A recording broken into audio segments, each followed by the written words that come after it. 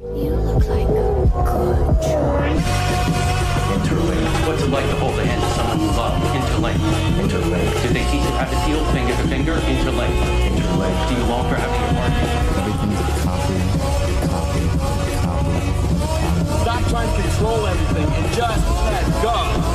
Cells. Do they keep you in a cell? Cells. Want to know what you think? Fuck what you know. You need to forget about what you know. That's your problem. Forget about what you think you know about life, about friendship. Interlinked. You would have died right now. How would you feel about your life? I don't know. I wouldn't feel anything good about my life. Look at you! You're fucking pathetic!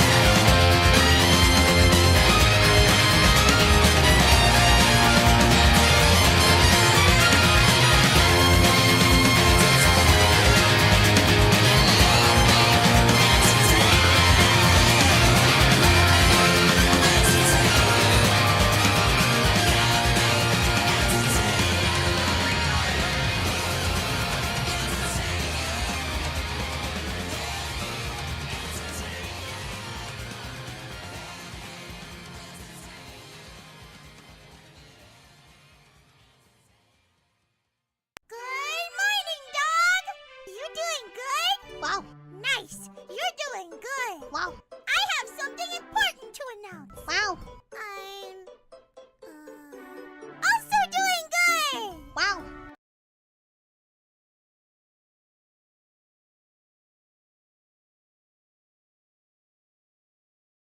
All right. There we go. It tried to say it couldn't pick up my mic, and I knew it was lying. I knew. Bow, yeah, bow. My Morty Figma got stolen after it got delivered. Hope your day's doing better than mine. Ooh, that sucks. That really sucks. Congrats on collab. Yeah. Yeah, Mama Ocho's a good dude. He's a pretty good guy. That report was like fucking nuts. It was a time capsule back to 2014. Right now, I have $2 up, Lolly. Well, did you expect to make it this far? As for me, I was expecting to be dead and gone by now, and nice. Yeah. Monkey movie was good, deserved better. Yeah. That's kind of been the agreed upon theory. Like, now that's out on streaming and people are more like, fuck it, I'll give it a watch. Like, people are legitimately, they're turning around on it going like, you know what, this is actually pretty fucking good. Like, I liked it a lot when I saw it. I was like, you know what, this is good. And we're live and in living color. Yeah. Bye from Hollow is playing near. She's got Kanye back after the time skip. Yeah. Fuck even is Gaia Theory?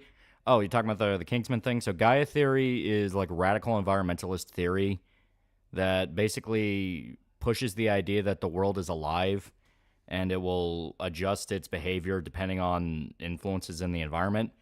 So in the movie Kingsman, because it directly references it, because it's Samuel Jackson's whole thesis for his plot, it views humanity as a virus, so global warming and the raising global temperature is the Earth essentially having a fever trying to kill off humanity because we are impacting the world. It is completely batshit insane, but there are people out there that legitimately believe it. I mean, no one knows who he is, but the marketing destroyed the movie. Yeah. Well, it is one of those where if they tried to sell it on the monkey fight, people would go in with the wrong mindset, because it's not about, it's not about Monkey Battle Royale. It is a slow-paced musical drama about a guy with very, very big problems. Yeah, Berserk new chapter cover art goes hard. Yeah, it's super good chapter too. Super good chapter. Super fucking good chapter. I just read it and typed up the script for the video, because of course there's going to be a Berserk video. Dead Rising will have to kind of sit in the corner a little bit while I get this done. Thankfully, it should be out maybe by maybe Saturday. Maybe. At the latest, it'll be Sunday. New Hunter the parenting episode tomorrow. Watching Pluto right now. It's also really fucking good. I think the first I heard of it was from you and Shota. Thanks for helping me broaden my horizons in terms of anime watching. I need to read the chapters. Yeah. Ripped to my DVD player, 24 years of service, and I crapped out tonight. Oh. Overwatch 2 is taking multiple steps back to the OG version. Imagine being so bad that adding back loot boxes is considered a good thing. Yeah. Well, the funny part is they were trying to go like, oh, we finally added back loot boxes again. People are like, we don't fucking like the loot boxes. Why'd you bring those back? New Berserk chapter. It's finally fully translated. And supposedly we're getting the next issue of Young Animal, which is in 2 weeks. It's going to be so fucking good. Yeah, Terrorizing 2 video sitting in the cuck chair watching you make the Berserk video. That's how it'll be. Berserk takes precedence over everything else. You ever had to deal with porch pirates? No. The area I'm in is a pretty good one, but there were stories from other neighborhoods nearby where I'm at where there have been some people who porch pirated. Who you collab with? Este, Mama Ocho. He's a VTuber. So why the monkey gimmick for the Bearman film? What's that reference? Is it something related to an album or a specific song? So the monkey thing is related to an inside joke Robbie Williams had about himself where he felt like a dancing monkey and he felt less evolved than other people because he heard the saying once about how the age you get famous is the age you're stuck at forever, and he got famous at 15. So he felt like mentally he's just stuck forever being 15. Yeah, Berserk is the BBC bull to Lolly Snow Bunny behavior, Donovan. And I played Call of Duty World at War game for the first time in 10 years. Forgot how fun it is. It's really good. Also, aren't all Berserk chapters free on Young Animal's website for the next day or so? Yeah. Starting tomorrow, because it's going to be the 14th, you can read all of Berserk for free on Young Animal. I don't know if it's going to be the English translation, but yeah, you can if you want. Seg162, $5. The bed will be cold, but the Berserk chapter is heat. Hell yeah. Look, you collaborating with other people and show says you don't have any friends. He's trying to set up other stuff. He's trying He's trying to live to his role as manager, but unfortunately, it's hard to do that. It's hard work. Can we see Berserk chapters coming out monthly, please, Maury? At least 2 months, as long as it's not rushed. Yeah, it's gonna be good. It's gonna be good. It's gonna be really good. Really good. Free Berserk, let's go. Yeah. I don't know if it's gonna be the English version or just Japanese, but yeah. Which I generate with AI. I don't know. I guess I guess the monkey from Better Man is like the Black Swordsman. That'd be funny. Mama Ocho is a he? Yeah, he doesn't hide it. Like, he outright says, like, yeah, I'm a dude using a model. Bay Rob Williams song. Let Me Entertain You is probably my favorite. It's legitimately a banger. That is one thing I liked in the movie where when he's with Take That, the music is fucking terrible. It is the most generic boy band pop ever. And when he finally, like, leaves and tries to do a solo thing, he's talking with the songwriter guy he's working with. And he's trying to do, like, the same mass market shit. And the guy flat out sits him down and tells him, like, for the love of God, dude, stop trying to make something that you think other people want to hear. Do something genuine. Like, genuine music is what people want. They don't want this crap. So that's when the music starts getting, like, better and better. Is Mama Ocho single? He's a guy. What about the voice changer? He outright admits to all of this. Like, he's not hiding it. Yeah, reviews are calling the new Cat movie bad. Even the Marvel shows don't like it. Everyone kind of expected, yeah. Only one who didn't know Ocho was a dude. Am I stupid? I used to listen to Robbie Williams as a kid with my mom while driving. Listening to Let Me Entertain You took me back, man. I've never heard a song of his before in my life before the movie. I didn't even know who he was. Still would. Actually, people did like Overwatch loot boxes. Like a majority of Overwatch players consider it more generous and less predatory than Battle Pass. Oh, it's that bad. Oh. Generate movie Bob just as Griffith. My mom ended up back in the ICU. Her lungs are filling up with fluids, and she's been refusing to eat. And she's on a feeding tube. We're back at square one. Fuck alcohol, man. So she has a history of alcohol issues. Yeah, that can get rough. You have to be a Brit Bong to know Robbie. That's what it feels like, yeah. The green text of Robbie Williams. And so hurts Robin Williams is gone. Yeah. Especially when you know why he did that. Now we know the buxom chocolate woman is actually a man. When we come out and reveal you're actually a woman. There are some moments in Bear Man that made me have teary eyes. It's a good movie. I liked it a lot. I still say it probably should have ended on him taking the TV to his grandma's grave. That should have been the closer. Because the way it closes, I didn't think was bad. But it's one of those of just that little stinger of, oh, he can still appreciate the little things. Like, that would have been a really nice way to end it. Yeah, Monkey Man's a literal who in America, but that movie's great. Yeah. I've only been recently subscribed to Ocho, but I had no idea she was a he. Yeah. Yeah, Robbie Williams is rather famous here in the land down under. Yeah, like, from what I understand, it's literally everywhere but America knew who he was. Yeah, I'll ask Guru Larry. Told me a bit of context rather confirming it. Robbie Williams sounds like Canada's Tragically Hip. Pretty good band, but never got outside the country. Mark 99, $2. Also Avowed, from what I've seen, it's mid. The most I know about Avowed is that controversy where you had, like... it was like the art director or like the sound designer. One of the two. Were outright bragging about how the company will refuse to hire white people. And that's one of those of like, yeah, when you're that blatant about it, no, I'm good, man. Baracho Gato, $5. Have you thought about whipping Shota or replacing him with an Indian call center for better performance?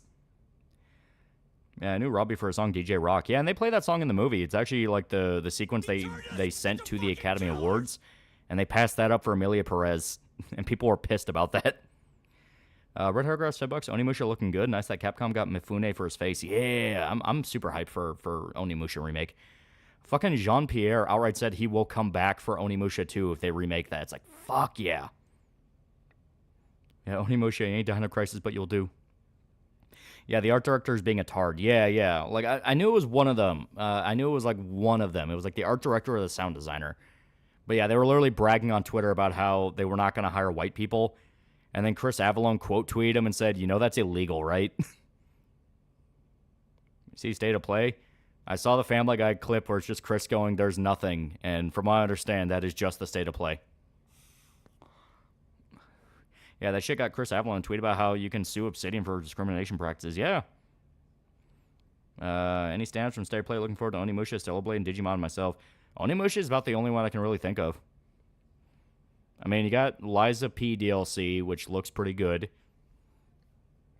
You have that one weird fantasy game that looks like it's being made by like a Chinese studio, but it's like King Arthur fantasy, and I'm like, all right, Chinese, meaning I'm probably not gonna touch it. And Trippin' by Robbie is the best song by him. I'll take a listen to it. I only saw MGS Delta. Yeah, Delta was about the only one. Yeah. And Mifune played Musashi in a trilogy of films in the 50s. That's an even cooler tribute. Yeah. I thought it's going to be bad. Even Obsidian fanboys are saying it's shit. Oh, I fully believe it. Because that's day when you have a guy screaming, we're not going to hire white people, that's usually a sign of this is going to be shit. Remember, woke behavior is a sign of terrible quality.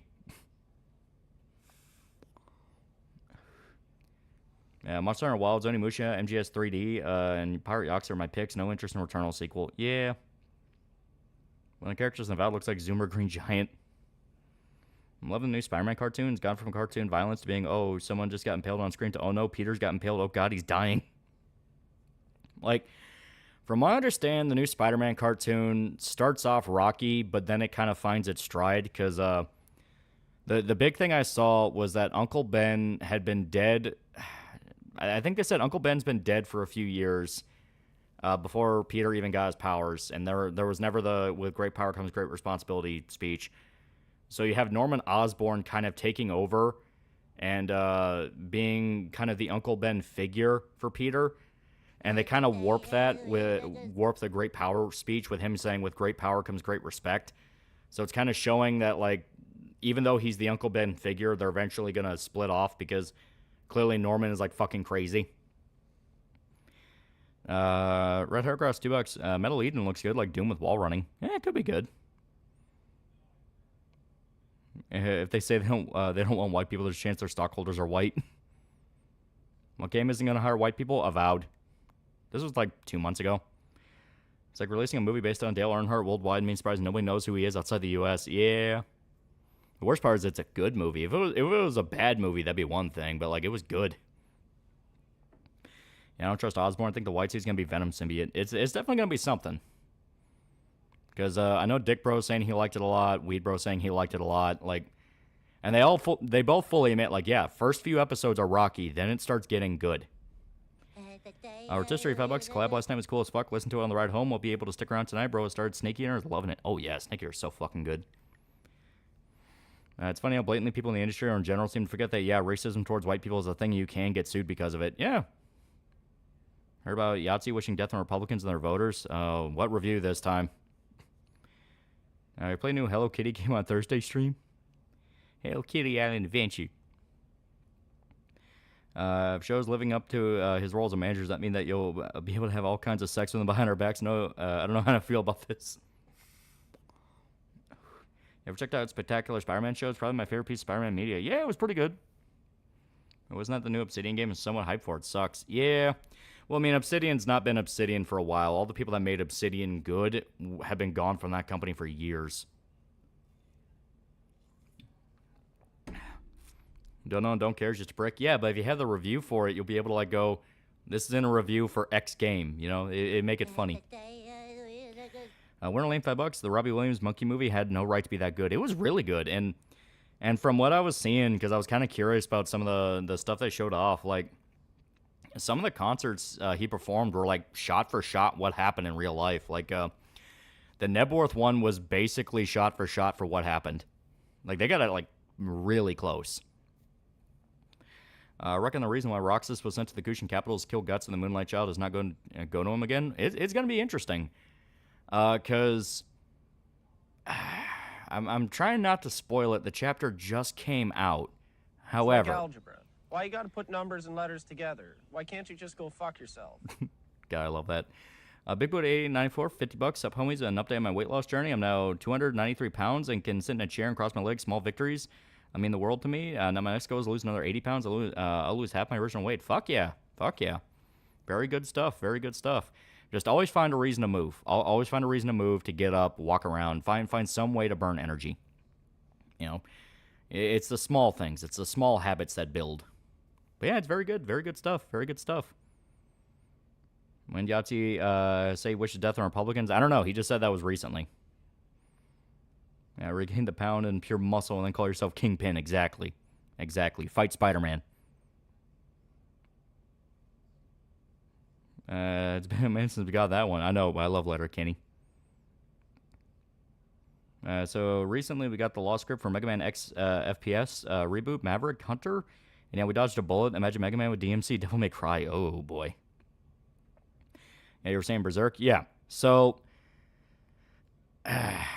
the way the chapter goes is Roxas's attempt on the Kushan Empire backfires spectacularly, and they regain control of the situation. Well, he starts rushing for a place that's considered dark because it all floods with light, and he doesn't like the light. He likes the dark. You know, he's an assassin. He's a demon. And the only place that's dark is the prison where Guts is being kept in. And it seems like he kind of recognizes Guts is there and is very interested that he's there.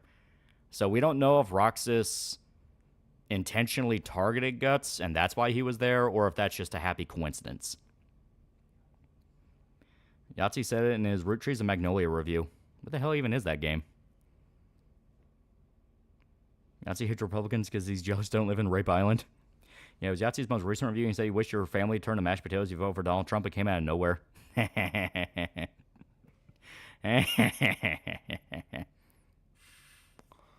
It's not about the money, Spider-Man. It's about the Mets, baby. Love the Mets. Kingpin 2019.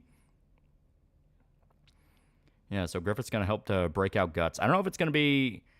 It's definitely not going to be that. It's more so much of... It's definitely going to be an unintended consequence. Because Guts kind of needs a kick in the ass right now. Because he's been stuck in his own head for a while. You know, he's all like, oh, God, I fucked up. And it seems like nothing is getting through to him. Shrike was just barely able to kind of rip him out of completely being consumed by the Beast's darkness. So now he needs something to be like, all right, we get it. Casca's gone. That sucks, but you need to get your shit together. Like, everyone's fighting right now. You know, fucking fight with them. Culper's time of $2. Avowed just looks so aggressively mid and bland. Cat market for $10. Better Man seems like a movie that would become a hit in physical media after bombing in theaters. Unfortunately, we like in the age of Netflix streaming where these good movies be buried. I don't know. I'm seeing a lot of posts about it. I'm seeing a lot of posts about it, and people are across the board going, this is good. So we'll give it time. Yeah, Redhead379 Serpico shows up for one panel smiling. My boy!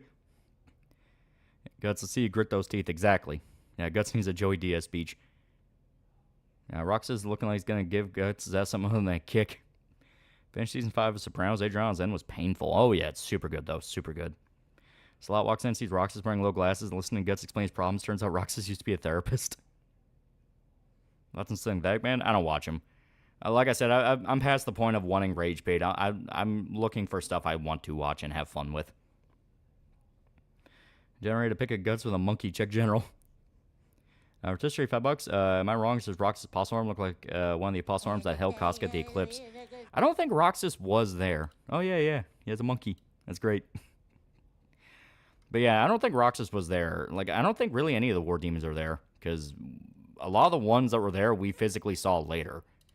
So it could be they were formed later or something. Is Roxas gonna end up being Guts' eyes? I don't know. Like I said, it's hard to tell what's gonna happen. Salat is chasing Roxas as well, so Salat's gonna be down there with them to help. So my guess is the two are gonna team up, and Salat's basically gonna be the guy to kind of shove his foot up Guts' ass and go, dude, you kicked my ass multiple times over and over and over again. Like, I was humiliated by you, and it made me have to get stronger. You need to do the same thing. Keep thinking you're saying Roxas. To be fair, it's literally pronounced the same way. Man to woman or woman to man to woman from penis to vagina. Got still upset over what happened. Normally he would be out kicking ass right now, but he just isn't. He didn't even attempt to escape. Yeah. And like I said, that's been good. That's been good. It's like, oh man, he really needs to get through this. But now the situation is the make or break. Like, this is one of the, like, you either do this or you are going to die. What changed to the Punisher? I assume you're Punisher. Would you want to be permanent? For me, it's Punisher with a war machine or a symbol. I like the Punisher Max look where he basically just has a bulletproof vest and a leather jacket. I like that. I like the more simple designs for Frank. The bodysuit's not bad, but it's one of those of I prefer him looking like just a guy. You know, he can kind of hide who he is. That was a spin on Rakshasa. It may be. But it's always just Raksas. So Roxas. What's on Tulsi and Candy being confirmed? Hopefully it's funny. I like the 80s one, the Marvel Knights one. Yeah. Send Jay-Z down there. Guts, get that dirt on your shoulder playing Jigga, you know. How about his Vietnam gear? Vietnam gear is not bad. It's pretty dope. Singing for Niece 2, the spell is fucking awesome. She's really becoming strong with white magic. Just don't teach her fire magic. Yeah, she's becoming a pretty powerful mage now. Like, she was directly responsible for why they were able to fight off a lot of the trolls in the temple. Keep thinking of Kingdom Hearts when you say that name. Yeah, Mayor Eric Adams' charges are now dropped and is promising to reopen ICE offices on Staten Island. Red Hot Grass, $2. Doom Guys, Conan costume works really well. It's super dope. I love it. Looks so fucking cool. Who's ready for the IRS getting dodged? Dude, I was thinking about that earlier because, like, we're in the middle of tax season. Like, this is the middle of tax season. So if the IRS gets audited and there's, like, shitloads of money they were misappropriating or not accounting for or anything like that, in the middle of tax season, people are going to be pissed. And did you hear there's going to be another of the Dead movie based on George Romero's last script called Twilight of the Dead, Zombie Civil War? Yeah.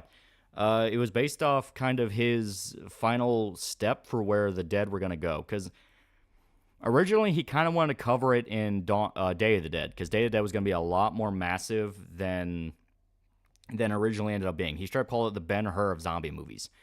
So it would have been like 3.5, maybe 4 hours long.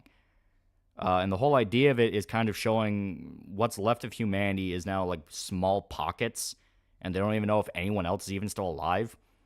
And the dead are becoming intelligent enough to where they're starting to form factions of themselves, and they're getting into civil wars.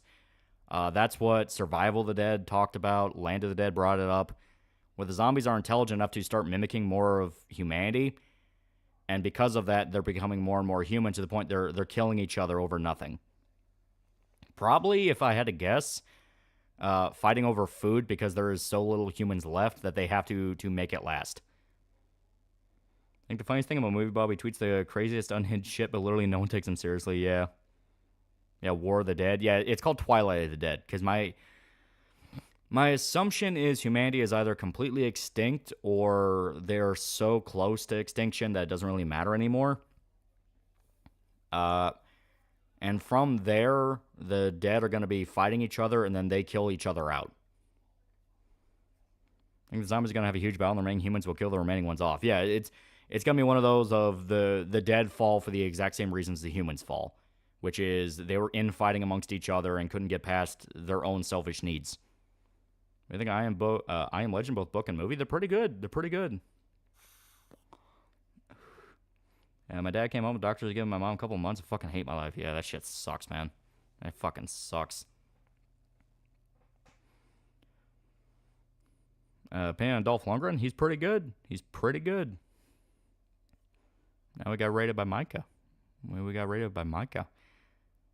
What anime was it with vampires with the same plot? I Am Legend? I don't fucking know. Do you think the zombies will have human farms? That'd be an interesting idea, but it's also one of those of zombies they would have to be a lot more intelligent to the point of they'd be able to handle something like that. Because the reason humans have always been able, like, any zombie media has to drastically dumb down how people work because even a slightly intelligent human can figure out ways around zombies. Raid? Yeah, raid. Yeah, Shrike comes back and tells Guts for Casca is giving him motivation. Well, like I said, the setup now is just straight up going to be Roxas trying to kill him. So it's like, if that's not going to wake you up, nothing will. Hey, Loli, do you see some guy's going to retranslate the entire Xenoblade 2? He's making a lot of progress? Hell yeah. What waifu should I generate? I don't know. Just pick a name out of a hat. Was Erica in this chapter? Was it some random girl? Don't want to get my hopes up. No, it was Erica. The only white girl in the entire crowd of Kushin children. I got KCD2 this week, and I'm loving it. Got my alcoholic career bandit mercenary Henry build down pat. Yeah. Or Doge getting into the IRS? Any comment or not? No, like I said, like, it'll be very interesting to see what happens. Because if they get audited and there's a bunch of money that they weren't talking about during tax season, that's going to be, oof. Basically, Guts needs a good kick in the ass. Yeah, he needs a good kick in the ass. He turned us into fucking killers! Sarah for the end. It was a great show. Oh, okay. Red Hair Grass, $5. Smart Zombies, time champ, waifu, time to get pliers for her teeth. Zombies gonna have discrimination based on how, if you look more human. We don't know. Like, we don't know what the plan is. Because, Survival of the Dead ends with the two old men who were representatives of their rival families dying and turning into zombies, and the movie ends with them pointing guns at each other, trying to shoot each other. So they still hate each other despite both being zombies. But I don't have a hat. Fujimo is a rare type of writer that we don't see these days. The type of author is called fucking insane. Have you seen a zombie movie, game, or comic with a bioweapon for zombies? Talking about like something to kill them? I mean, Resident Evil talked about that. 2022 may have been the start, but with the Doge audits, is going to start Operation White Boy Summer. And a good manga about war? I mean, you have Kingdom, you have Saga of Tanya the Evil. Yeah, Berserk. Berserk talks a lot about war. There's a lot of really good ones. So you know Onimusha? Musashi seems like a fun protagonist. Yeah, it's going to be so fucking good. I'm going to kill you. Guts grabs Roxas and uses them as a blanket falling asleep. You ever meet the god and don't wish to be a blanket? Yeah, Villain Saga also, yeah. I was watching AP live stream of Congress hearing about US aid, and the chat was going nuts saying that Trump is a corrupt and this will crash the economy because the US government is the largest employer. Yeah, it's stupid. That's stupid, just hysteria posting. No one actually knows how the government works. I think it'd be cool if the English dub actors for the Berserk Golden Age trilogy do an audiobook of the manga. That'd be fucking awesome. I mean, hell, I just want him to do a new anime. I think Trump will be able to stop the war in Ukraine. He's already making progress. He already revealed that, yeah, all that money we were sending him never actually went to them. It was being pocketed by U.S. politicians. I remember a miniseries where vampires won and they ran out of blood. Can't remember the name of it. I mean, Daybreakers covered that. Do you think post-Meteor Berserk is going to be good, or is it going to end up like post-Frank Herbert Dune? I mean, so far it's been really good. Even Dead Rising hinged on an old woman somehow being able to overpower two grown men and opening a door to save her stupid dog, yeah. Barachikata, $2. Shimonetta, it's a war against censorship, yeah. So I saw the post about Kingsman. It's just me or these people just India SJW types all over again, ignoring context, pushing lies, funny seeing how fast some accounts shifted. Yeah, like I said, the politics of what these people claim doesn't matter. It's their end goal and what they want. They're gonna just shift with the rising tide. You know? Because, yeah, people are going back to Kingsman going like, oh, of course they'd shoot up a church full of Christians. You know, of course they do that, ignoring the fact that the movie's literally about a global cabal of elites that want to murder common people because they view them as tools. You straight up see Obama's head explode and a bunch of DC politicians' heads explode. Favorite piece of vampire media? I mean, original Dracula's pretty fucking good. Get your Berserk remake with them animating every part of the manga, but the catch is young as be a voice in it, but you choose who he voices. Which guy do you pick? Oh, he picks one of the guys in the Band of the Hawk that dies. He has like one line, you just hear him screaming. How's your collab with that VTuber? Was a bit of a surprise and was some good background noise. Appropriate considering how much white noise that report was. Yeah, it was fun. It was fun. I say that was a whole rabbit hole of nuts. And they killed Obama and Kingsman. That's based as fuck. Yeah. That's one of those where as soon as I was seeing people post about it, they're like, they once again bragged they did not see the movie. And it's one of those of, if you're going to brag you didn't see the movie, don't be surprised if someone goes, so you didn't watch it and you're a fucking idiot. Yeah, I don't care. That church scene, the rest of the movie kicks so much ass. Samuel L. Jackson's lisp kills me every time I watch it. It's a fun movie. It's meant to be fun. What about the Sega IP's revival games, like the new Shinobi game made by Streets of Rage 4 guys? Could be cool. Could be. Young, he has Corcus. No, he has as little lines as possible. He is just a guy in the background and he dies. My opinion, you can discard animation entirely when enjoying an anime, then you might as well listen to an audio drama. Everything else can be perfect, but the animation's bad. 6 out of 10. I'll see you next time, Soldier 42. Out. Young, Soldier dies. Yeah, Kingsman 2 sucks. Kingsman 2, I don't think fully sucks, but it definitely is one of those of, man, this is just not as good as the OG. Definitely liking the amount of ninja games this year. Yeah. After the event, Valentine's Day disappears tomorrow. And Kingsman 1 was cool. The rest of the films, yes, there are more than 3 suck. Yeah. And the guy does this horrified afterwards because he's been mind controlled. Yeah. Like, they make it clear, like, he thought the people in the church were annoying because it was, like, a hate group church where it was just straight up a Westboro Baptist church parody. But he didn't want to kill them. Like, they were still civilians. He felt terrible about it. I want to be a ninja. I love Kingsman. Yeah, first movie's really good. If I never saw the full movie, Rob review Kingsman, only that one clip. Yeah, because that one clip was explicitly Movie Bob screaming he didn't get the point. It wasn't the main villain, black eco-terrorists who want to kill humanity? Yeah. Kingsman, you mean the guys who wrote Louie Louie? And Kingsman 2 needed a better plotline, not killing off characters from 1. Yeah. Do you or chat know a band like Sabaton, but their songs about anime manga battles? I mean, you have, like, Anthem. They're not explicitly anime, but they have been licensed for anime. Tomb Raider 4 to 6 remasters released tomorrow. Are you excited? Like I said, I didn't play a lot of Tomb Raiders. I don't really know. Kind of like all third Kingsman movie. At the very least, the action's great in them. Like, across the board, the Kingsman movies had some pretty damn good action. Where do I become a wizard?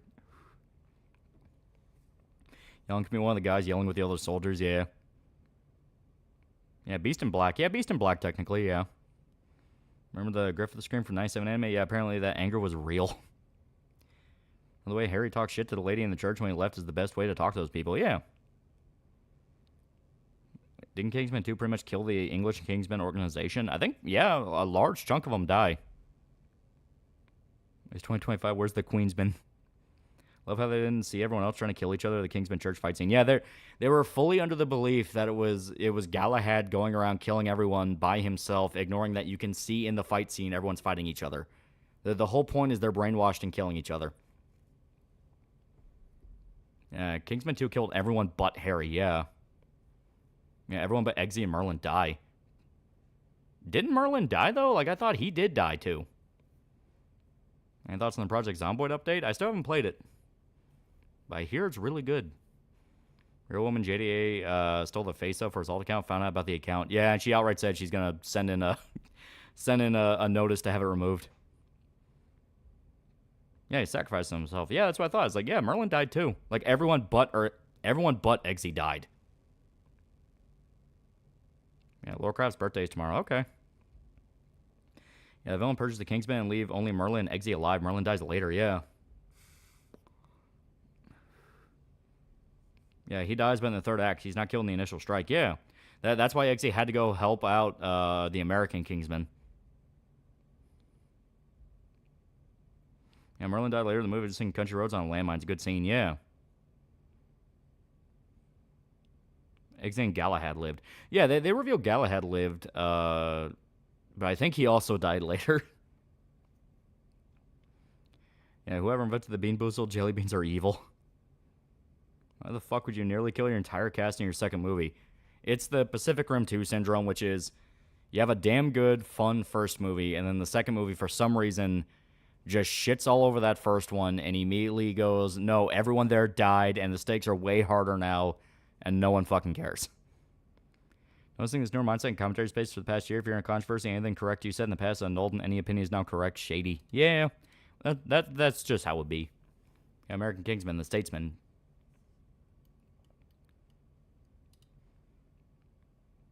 What about the third movie? Was that good? The King's Man? It's okay. The plot kind of feels like white noise more than once, where it's like, wait a minute, why are we doing this now? What's happening? But once again, the action's fun. Merlin said they didn't find out about him because he wasn't in the office and didn't know his real identity. Yeah. And Pacific Rim 2, we never got a sequel. It'd be cool if we did. I was talking with my friend about the untapped market of superhero games. Are there movie tie-ins, forgettable or genuine fun, or Arkham games? Yeah. I'll say when you realize Kingsman was when Matthew Vaughn peaked. Yeah, Statesmen are based in Kentucky. Yeah, the whole thing is being Southern gentlemen, and it's great. You a fan of Kevin Smith? I like old Kevin Smith. His new stuff is like rocky at best. Yeah, Kingsman 3, best parts on Melee and No Man's Land. Melee and No Man's Land, the Rasputin fight, and the reveal of Hitler at the end like a fucking MCU villain. Those are the best parts of the movie. But when chapter releases, you don't review on Valentine's Day. I don't want to hear you say I love you. Yeah, Clerks, Mallrats, yeah. Clerks, Mallrats, maybe Dogma. Like, his old stuff. Yeah, Matthew Vaughn, right before he fell off, I'm sad. Kevin Smith, who knew all of a man's talents and integrity, could be stored in his fat. Here, Russia occupy the Gaza Strip. Okay, they can have it. Remember when Kevin Smith lied about killing He-Man? Yeah, Argyle was fucking terrible. Gonna say I love you, viewers, and for that you get a Berserk video. I hate the main guy in Pacific Rim 2 and Finn actor. Pacific Rim 2 across the board just was not good. I don't know who the fuck they got for that, but like, Jesus. It reveal was so funny. It was great though. Yeah, Clerks anime was good. Yeah, that was still like old Kevin Smith, so that was pretty good. Yeah, I wish they didn't kill off the son of the Kingsman. Didn't feel earned. As to a lot of the plot of the movie just kind of became white noise. Just kind of like, okay, this happened. Wait, why'd that happen? What? Okay. I was in Clerks animated series. I don't get why a lot of people don't like it. No, like I said, I like it. I like it. It feels still in line with the humor of Clerks, while just being a little bit more cartoony. But it was still like very grounded and like dialogue based, which is what Clerks needs to be. Yeah, they killed off Mako. Fuck that movie. You like Jay and Silent Bob movies? First one's pretty good. The new one was like fucking terrible. And Luigi simps with the kaijus, yeah. If Arnis can use magic as soon as the other mages learn, they could be a force to be reckoned with. Cat Mercury Fedbox talking about Valentine's Day. A cute Asian broke my heart, so thanks for distracting me tonight.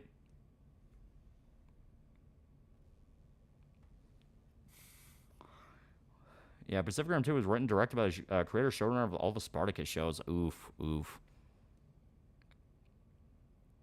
Yeah, Tusk was okay. Tusk was fine. Like, it was okay for, like, the first half of it. Like, I like him getting kidnapped by the old man in the scene at the table where he's like, let me out of this chair, you fucking psycho. Like, I like that. Then you get to Johnny Depp and his over-the-top French accent, and it just becomes, like, complete nonsense. And then the ending is, like, I genuinely don't get why people think the full walrus is scary. To me, it looks too much like a walrus. I know that sounds weird, but, like, when you imagine a Frankenstein suit of human flesh made to resemble a walrus, I want it to be a lot more fucked up. Like, you can see, like, disjointed parts where some guy's elbow sticking out, or, like, you can see a guy's face still there, you know, stuff like that. But it looked too much like a walrus. Yeah, it looks like a suit, exactly. The only episode of Clerks animated I remember was the one where they parodied Temple of Doom. Didn't even know the name of the show at the time. When the hell did they take him to a doctor and get that suit off him? Yeah, it's goofy. Yeah, Tusk would have been better as a 35-minute short film. Yeah. Finished with season 2 of Dexter. Discovered Mike Armitraud's actor briefly made appearances in the show. Yeah. Paul Dini was in a few Kevin Smith works. He might have been in Chasing Amy and Clerks anime as George Lucas. Yeah. Why is Valentine's so popular now? I guess because it wasn't such a big deal back in the day. Because everyone had a partner. Now you're seeing his weirdo for not celebrating corporate holiday. I know of Tusk thanks to the animation Goob Smooch made where a husband spent $5,000 one of the walrus suits from the movie. Part 2 Berserk gets the best anime adaptation ever, but it takes 10 years to make the anime. Makes 10 years to make the anime with. Who do you choose?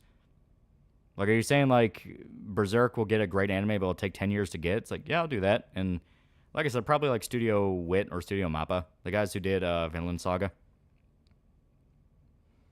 You like Dogma? Dogma's pretty good. I don't love it. There are some parts of Dogma that just straight up feel like Reddit atheism, the movie, but it has some pretty good jokes. Do you believe Tarantino's theory of Top Gun being a story about a man struggling with homosexuality? No, it's just that's what the 80s thought was cool at the time. Didn't Kevin confess they only did Tusk for the shock value? It makes it unwatchable for me. I mean, it's a gimmick horror movie. Those exist. Noonan Ho 3000 for 5 fake monies. Hi, I love your videos, but I don't like lollies. Have you read Bug Ego and heard of Kenshi? What's your favorite Suda 51 work? Yeah, I know about Bug Ego. Isn't that one just coming out now? So I haven't got a chance to read it yet. And yes, I know what Kenshi is. I've seen the Seth video. It was pretty good. And favorite Suda?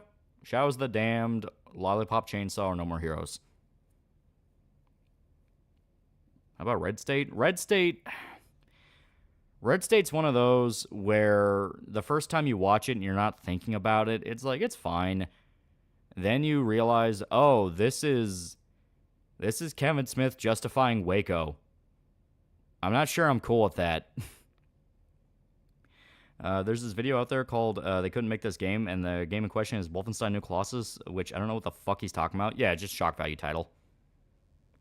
Killer 7's a trip. Killer 7's pretty good. Yeah, I wish Killer was dead is better. Wasn't Tusk based off a true story? Tusk was based off a story Kevin Smith heard where I think he was browsing Craigslist, and he saw an ad for an apartment where the owner of the apartment would let some guy stay with him for free as a roommate, so long as he wore a walrus suit at least once a week. Kevin Smith justified what now? Yeah, I'm not kidding. Red State is based off Waco. It is about the ATF surrounding a cult compound, and they get into a violent shootout. And it goes to the idea the cultists shot first. The ATF go to killing the civilians, including small children. And then at the very end, when they're debriefing John Goodman's even like, they shot civilians, that's not cool. And his commanders are, well, fuck those people, we don't care. And it's like, are you fucking kidding me? Because, for one, he outright compared them to, like, the Westboro Baptist Church. That's to make you absolutely despise them. It's like, oh, they're a murderous cult. They kidnap and torture gay people. All this shit. And it's like, dude, if this was just a by-itself story where it's completely fake, you would have one thing. But when you draw direct allegory to Waco, that is to a level of you smoke so much pot, your fucking brain is retarded. Because that's not what happened. What's the ATF? Alcohol, tobacco, and firearms. One of the worst agencies in American history. All Kevin Smith does, cry on camera like a fucking sopping wet pussy. Looked into Crimson Rogan's book reviews? Yeah. He's okay. The original ending of Red State was meant to be archangels coming out and killing the protagonist. Yeah, and that sounded ridiculous. You have two choices. One, Berserk manga ends as hero, the best ending in manga history, but people who don't know Berserk will come as an asshole. Are you talking about, like, they'll say it's an asshole? I mean, if it's the best ending in manga history, I don't give a fuck. Yeah, fun fact, the sniper at Ruby Ridge is also Waco and wanted to shoot Koresh. Yeah. You ever consider Kevin Smith hates you and wants to see you dead? Man, Kevin Smith's fake tear pictures are the best things he's made. Did you get your concussion to get into the niffle? I love that NeuroViz video. It's great. Between that one and the dating show, though, those are great. Or if it's another dimension, or if it's the past. Well, if it's the past, I can at least, like, tell myself to invest in certain stuff and get a bunch of money. Yeah, what's the ATF? Something that should be dissolved. I think I've heard a single person say a good thing about the ATF or any government organization. Yeah. And which camp are you in? ATF killed everyone out of incompetence, or ATF killed everyone out of malice in Waco? It was both. Their absolute utter incompetence to contain the situation in any way, and then it just turned into straight up malice when they wanted to kill them all. Was it confirmed the Westboro Baptist Church was funded by leftists and USA as a straw man? I mean, I wouldn't be shocked. Like, for one, the founders of Westboro flat out admitted it was just a scam. After the dad of the family died, the daughters tried to keep it going, but they couldn't get the same momentum. Because their plan was, and this was like documented in public what they would do, they would show up to soldier funerals and say, God loves dead soldiers, soldiers are fags, shit like that, because they wanted to provoke the families into attacking them. When the families attacked them, they could then turn around and sue them and get a bunch of money out of them. It was literally all just a scam to sue people. And aggressively burn children alive when they could have avoided it. Yeah. And posed with the corpses. Yeah. This stream's been sponsored by Pong Cordo's Tooth Booth. You bastard. Hey, Lolly, how would a horror movie about Starling Cannibal Island work? It would be depressing as fuck. And so the church was a bunch of gypsies. They were explicit scam artists. Besides, aren't the Westboro Baptist Church all inbreds? Probably, but they're also egregious scam artists. Like, what was it? 2 out of the 3 daughters were lawyers. Horrible would be if found out the IRS funded some of Epstein Island. Oh, that would be... That wouldn't be horrible. That would be amazing. For one simple reason. You would finally have an excuse to tear down the IRS. The exact thing people bitched about for fucking years. Tax season's a fucking nightmare. So if they have an excuse to rip apart the IRS, especially, remember, Trump's bill to eliminate income tax is still being talked about. It's still being pushed. So if they can point to the IRS and go, the exact people you're expected to hand your money to are funding pedophiles. I've said before, getting rid of income tax would fundamentally change American culture because everyone would have way more money to play with. You would no longer have to give a solid chunk of your paycheck over. You can just have the money. You can do more stuff. Yeah, dangerous cult is children who should be protected, so we're going to burn everyone alive to save us the trouble. Yeah, welcome to the ATF. One good video about Waco good. I don't want to comment about it without having actual sources. Watch it, and... No, Dankula hasn't done Waco yet. He's done Ruby Ridge. But, yeah, watch it. It's pretty good. That's an RFK confirmation estate. I hope it's funny. I know you joined a stream with Mama Ocho earlier today. Yeah, he was a pretty cool dude. No income tax means more eggs. Let's go. Yeah, pray for the day the taxes are eliminated fully. Yeah, we can have enough money to actually fix the roads around town. Yeah, minimum wages may actually be able to live a decent life in decades, yeah. ATF raised their flag over the compound like they were conquering a foreign country after killing American women and children, yeah. Yeah, if it comes out the government wasted a bunch of money on bullshit, expect more tax elimination organizations gone, yeah. And Wendigoon is a good video about on Waco. Yeah, he outright asked about the Wendigoon one. I was thinking Dankula did one as well, but no, Dankula only did Ruby Ridge. See a new Wolfman movie? No, but I keep hearing it's not great. And Dankula needs to do a Mad Lads on Yukio Mishima. That would be an interesting one, yeah. On the ATF, Brandon Herrera pointed out that abolishing it now would have all the gun laws being enforced by the FBI. He said be strategic about it. Well, right now, the FBI is also getting fucked up the ass. Like that has been the amazing thing these last 2 months. It's no government agency has been spared the ass fucking. Everyone across the board is getting their due, and it's been great. Yeah, Dankula said he will do it on Waco. Yeah, but I imagine it's going to be a long one. Yeah, Wolfman looks like Master Splinter with mange. Hey, watch Jacob's Ladder? Yeah, it's very good, very good. I doubt those organizations will go down quietly, likely to stir shit up somehow to try and justify their existence, but that's the best part. That's the best part. With them being audited and all their money being ripped out into the open, anything they try will just backfire. Because they can go like, well, if you don't, if you don't let us keep using this money, bad things will happen. And then people will just go, well, why weren't you doing that when you were receiving billions of dollars? Enjoying things getting sodomized is pretty sus. When it's government agents, it's pretty good. It's pretty good. I think all laws in America should be rewritten so even dummies person in America can understand the law. What do you think of that idea? They kind of already are. Yeah, Dankula recently did a video on the Iceman, but he kind of glossed over the fact he lied about working with the mob, and a lot of ex-mafia say he was a liar. Yeah, I listened to the video, but it was like kind of half-heartedly while I was working on stuff, and I know about the Iceman. I know he's like one of the biggest, between him and the guy that inspired the Irishman, they're two of the big mob guys that people swear across the board, like they're making all this shit up. Don't believe a fucking word of them.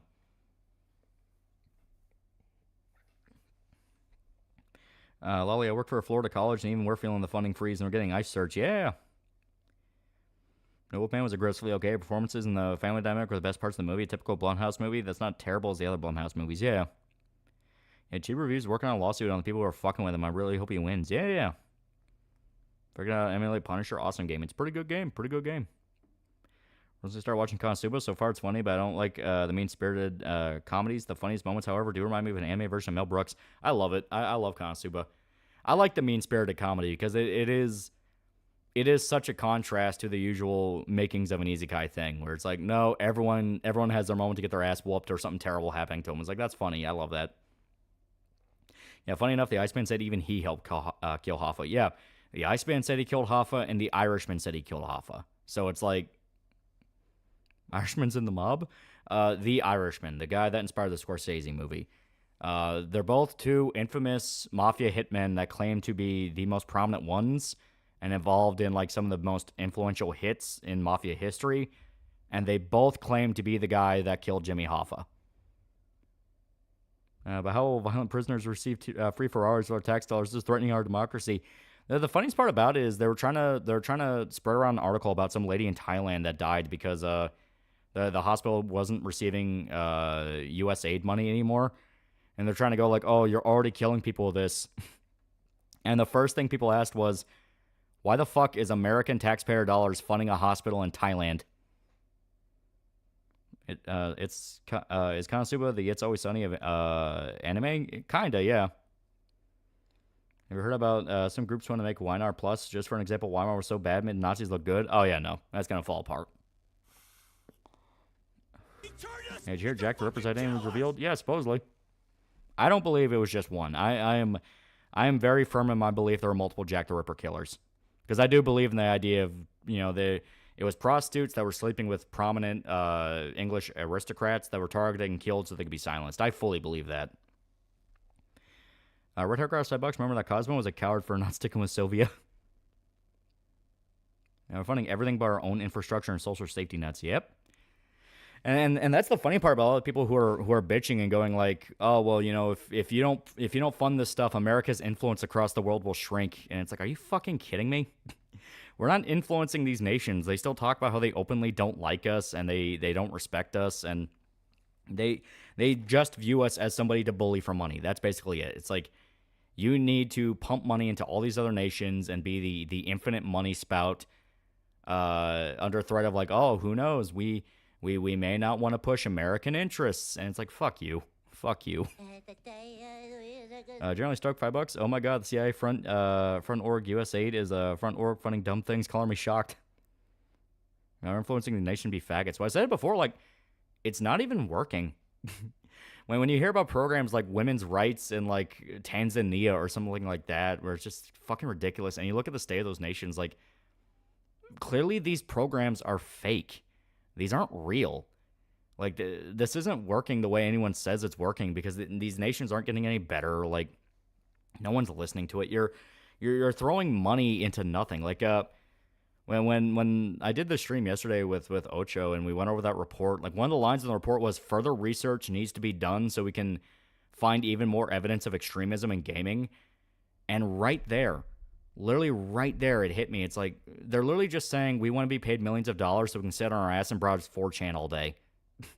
That was literally that was basically the result of the report, which is we found all these examples of extremism and like extreme right-wing behavior and all this shit in online gaming spaces, but we don't know for sure, and we need more money, and it literally just amounts to we want to browse 4chan all day. So anyone that genuinely believes these are being used to push interests, like, yeah, for some of them I can fully believe it. Like, you had that one that came out of like Politico received a grant from the Department of Defense for, in their own exact words, social deception. The program was literally just called mass social deception. It's like, yeah, no, I fully believe that. But when it's something like that, where it's, extremism in gaming and anti-terrorism in gaming, it's like, this is bullshit. Like, these programs don't fucking exist. Like, these are just there to take money. And Wild How basically the Something Awful goons have been siphoning millions from the feds for years. Hello, I know you're not a big fan of werewolves, but I'm kind of curious in which version of werewolf you prefer, a classic version with a short face or werewolf with a wolf head and tail. I like werewolves, just they're not my go-to. But I love American Werewolf in London, where it's just a very big dog. Who'd you collab with? Mama Ocho, the VTuber. Yeah, it's money laundering, yeah. Yeah, bigger fraud than Bully Hunter, exactly. I mean, hell, look at Bully Hunter. We all thought that was we all thought Bully Hunter was just a scam to sell headphones. And I do believe on some level that was also a scam to sell headphones. But when you think about it, they might have been trying to make it a thing so they can get grants from the government to keep doing their work. And that would basically just amount to, we want to play video games all day. People are being paid to watch these streams. Let's go. Yeah, where's study for anti-Semitism and K-On? Finishing Sopranos. What other show should I watch? I'd say go ahead and watch Dexter, but stop after like season 4. So you can understand when anything new is announced for Dexter, you're like, oh man, that's gonna suck. It's not as good as season 4. Yeah, or The Wire. Yeah, The Wire's also really good. Yeah, Breaking Bad. Started watching Zero Punctuation video essay, and I got a bunch of comedy gobbledygook. Yeah. Wonder if all the BBC threads will go away on B if the agencies get audited. People are already saying there's like a vastly low amount of them on poll. Yeah, watch Boardwalk Empire, yeah. Countries we fund openly attack American citizens and plant contraband American citizens can be legally held hostage for ransom. Yeah. Okay, Lolly, question, what classic horror would you smash? You already know. I prefer the Wolfman design mainly because it was clearly made due to limits in filmmaking, but it's one of the only creative werewolf designs I've ever seen. It's okay, yeah. Every membership money going to Tall is going to the feds. No, season 3 of Dexter. Miguel's great. Yeah. It fucks me up to see people angry about USA being dismantled. You're literally able to see that we're taxed trillions for nothing. Why aren't you mad at people taking cash? Because they genuinely believe from the bottom of their heart, these programs are real and they do work. They genuinely believe the only thing preventing a full-on Holocaust in Peru is that transgender comic. The average Joe that just reads the headlines, they don't understand that these people are just lying to you and these don't exist. These aren't real. I let Dracula take me, of course. I heard some people talk about how Musk has made Cybertruck tanks for the U.S. Army. People are using that as proof of corruption. I almost finished the Boys comic. It's really good. Genuinely think Pointless Hub guy never even read the Comically Amazed video. You notice that a lot when you actually read it. Tell how those children in Zimbabwe receive gender-affirming care, you monster. Yeah, shit like that, too. It's like gender-affirming care for children in Zimbabwe. I mean, that is the most blatant this does not exist program ever. Because no, like, I highly doubt there's a substantial transgender child population in Zimbabwe. You know, the problem Walter White had where he had millions and couldn't spend it since he didn't launder it, Kronk's spouse had that problem really bad. Yeah. People don't realize results require action. El Salvador got rid of the crime without doing anything gay or retarded. Yeah.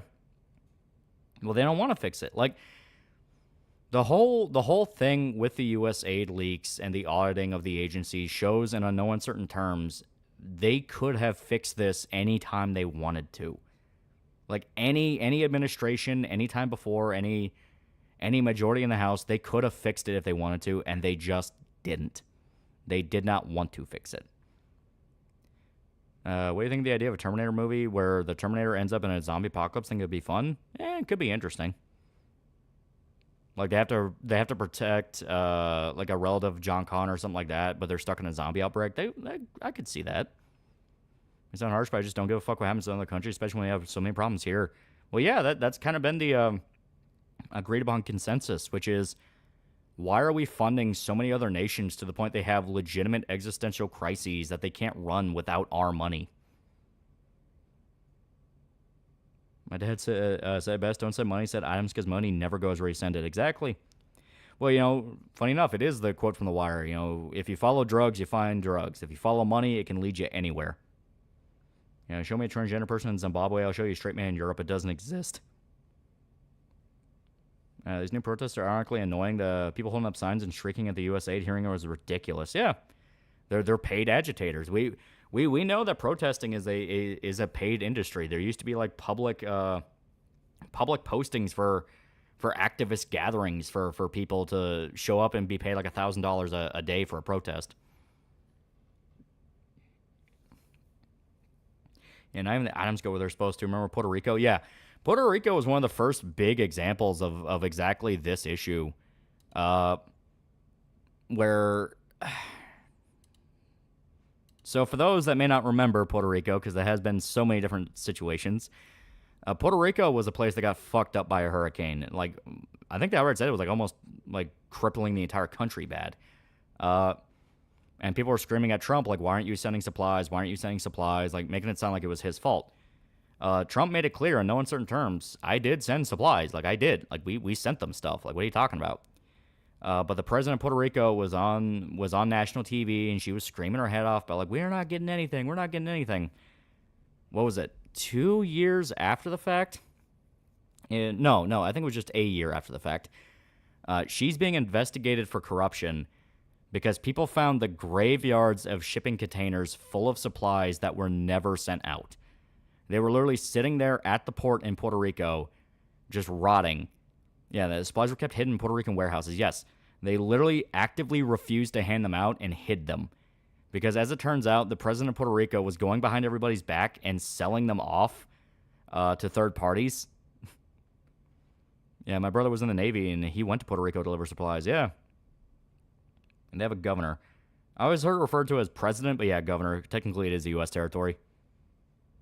Yeah, they found it 2 weeks later, and she hid it. Yeah. Since we're talking vampires, Lady Dimitrescu redacted. Yeah, we have a name for that in Mexico. Acarreros. Literally paid sheeps, yeah. Obama definitely could have changed the political sphere because Doge, literally his U.S. digital service program got started in 2014. Yeah. Weren't there photos of crates of water balls with a plastic rotten in the sun? Yeah. Because she was complaining about how they didn't have any water. They didn't have this, didn't have that. Then people saw the shipping containers. Like, you had water sitting right there. And she needed more money in her pocket. Yeah. Realize the concept of vampires, that creatures that devour life force rather than simple carnivores. They drink blood because it acts the corporeal body of the soul. Yeah. Seeing all these anti-ICE protests waving Mexican flags. What are you waiting for countries you don't want to go back to? How the fuck are Puerto Ricans not violently revolting? Yeah, donde está la agua? Don't know how Tony didn't beat the shit out of AJ in Season 5. Yeah, and a Just World should have been hanged. Yeah, but that was one of the first big signs to the normal population of you can send it where you're saying you're going to send it, but that doesn't mean it's going to end up where it's going. Charity across the board for a long time has been a complete scam. Like, there's a reason I very rarely give to charity. I mean, like, if I'm asked to, like, round up to $1, if I'm at, like, a store or like, a fast food place or something, I'll do it just because, fuck it, why not? It's $1. But if you're, like, giving large chunks of money as charity to an organization, that money's never going to go where they claim it's going to go. Like, at all. Like, you are just paying to be ripped off so you can brag about it. Because, no. Charity organizations do not actually handle money right. Yeah, live with the devil long enough, you get used to the abuse, yeah. Yeah, fuck Mexico, more importantly, fuck Chipotle. And most charities are pennies on the dollar, yeah. Yeah, St. Jude's, baby. Yeah, St. Jude's about the only one I trust. Yeah, I worked at a nonprofit for 5 years, 80% of them are scams, yeah. And now we see with the USAID stuff, yeah, a lot of them are in fact scams. A lot of these NGOs are complete fucking scams, or they just exist to suck up government money. Yeah, Cars for Kids, another one of those shit-ass charities. Donate your car and it funds programs for Israeli kids, yeah. One thing you know about Doge, the cryptocurrency, is some sort of nerd shit hit squad funded by Elon. Doge is the Department of Government Efficiency. Basically, they are the IRS for the government. They will go in and audit the government and make sure they're meeting their budget line and the money is going to go where they say it's going to go. Every single agency they have audited so far has failed. Failed in spectacular fashion. Yeah, Hurricane Katrina, Red Cross got millions of donations, said they were going to hold it for the next catastrophe. Yeah. Look at the Wounded Warriors. Wounded Warriors is fucking infamous, where people leaked out the budget report for them, and like all the money was going to the founders of the company. They were going to the celebrity voices for it. Like, none of the money was going to the charities. Long enough timeline, we're going to need a Doge for a Doge. Yep, that's how it goes. It's a useful organization right now, but if it's allowed to stay in existence after it serves its purpose, it's going to be corrupted. And look at all the breast cancer charities past few decades, all scams. Yeah.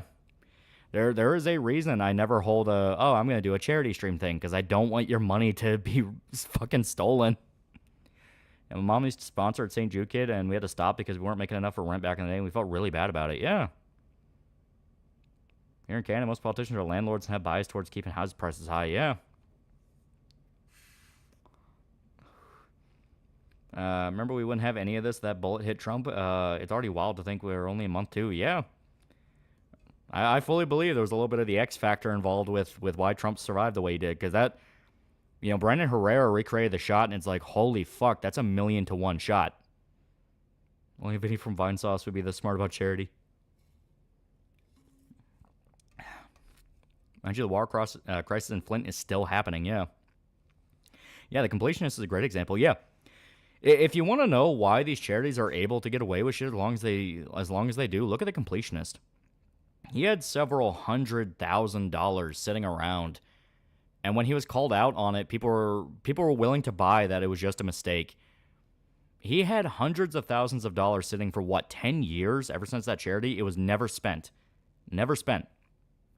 It never went where they said it was going to go. It never left the account. It was just sitting in that account. And his excuse was, well, we just couldn't find the right charity, or, well, we forgot about it for 10 fucking years. Think about how long a year was.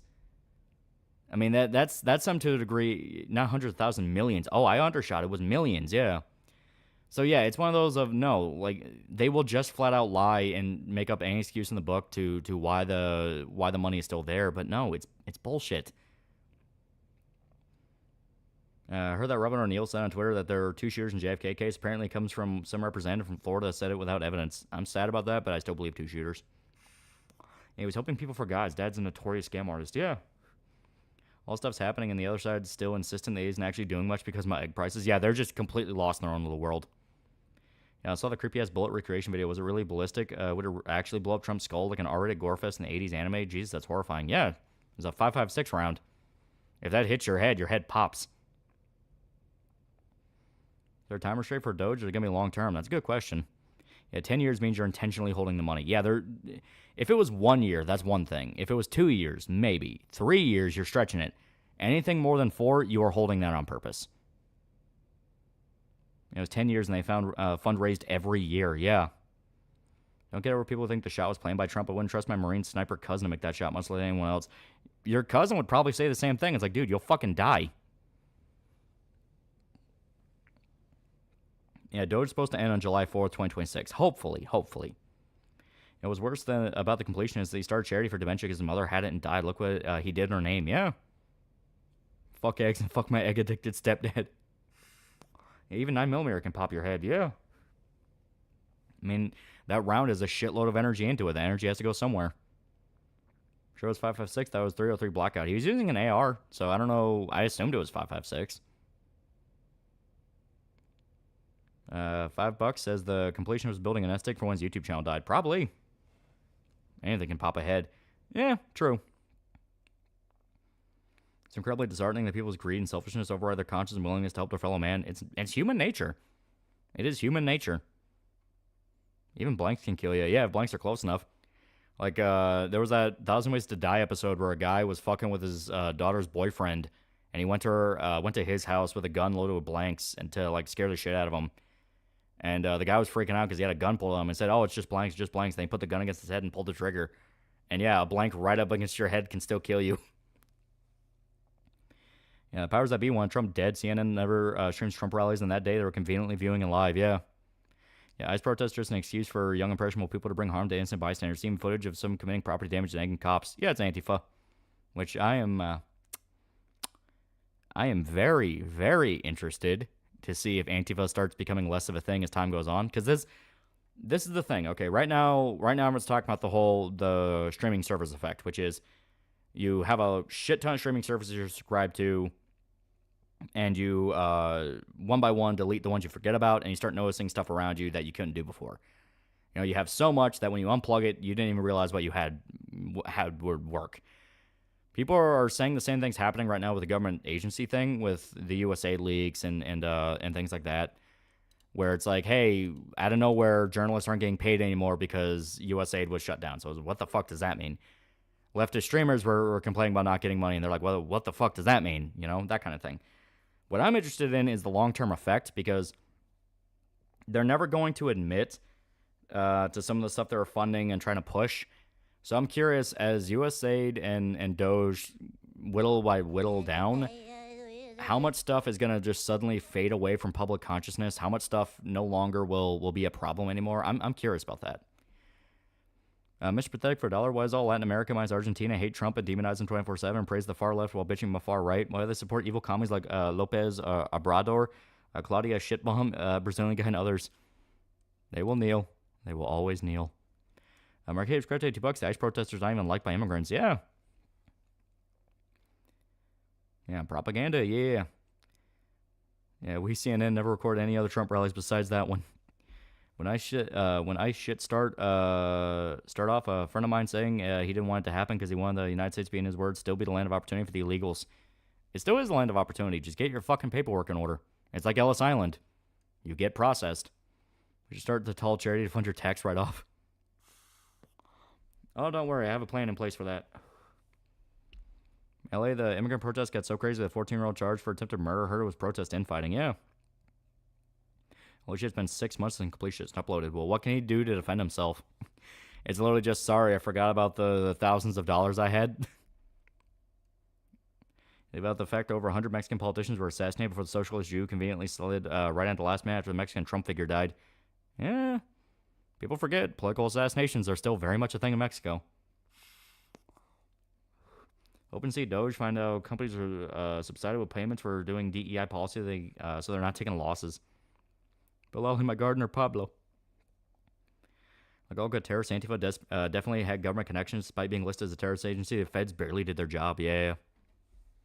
All right, we're going to swap over. Now, once again, it's probably going to default to my mic not working. I will check, but that'll give me a chance to whiz real quick because I've been drinking my tea all day. There we go. Now, Plato o Plomo. Oyster charity, all proceeds go to him riding away for Rachel to walk again. I will talk a little bit more about Sour Pop stuff. Just give me a sec. Give me a sec.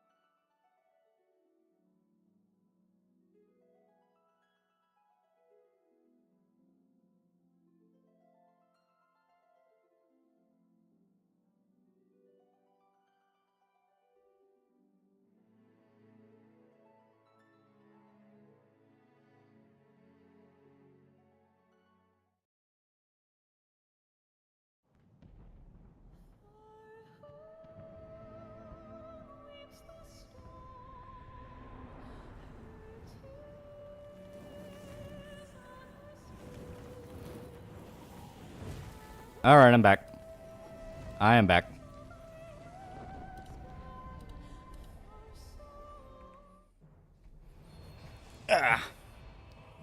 Okay. Everything south of Rio Grande's full of uncivilized commies. Oh, he's whizzing on his hands, save time on washing them. Too bad he's peeing in the sink. Hey. Completion is his mom's body. He donated for research in an attempt to stop the backlash. Yeah, he's just a fucking sociopath. One brings shadow, one brings the light. You wash your hands, don't lie to me, you filthy animal. Here we go. So many games are either set in medieval times or ancient Japan or trying to be Elden Ring before games were trying to be like Dark Souls. When does the cycle end? Have you watched the Apple TV show Severance? I keep hearing Severance is really good. That's why I'm going to start after I finish Tokyo Vice. I'm like halfway through season 2 on that one. The Final Dungeon a metaphor and underleveled?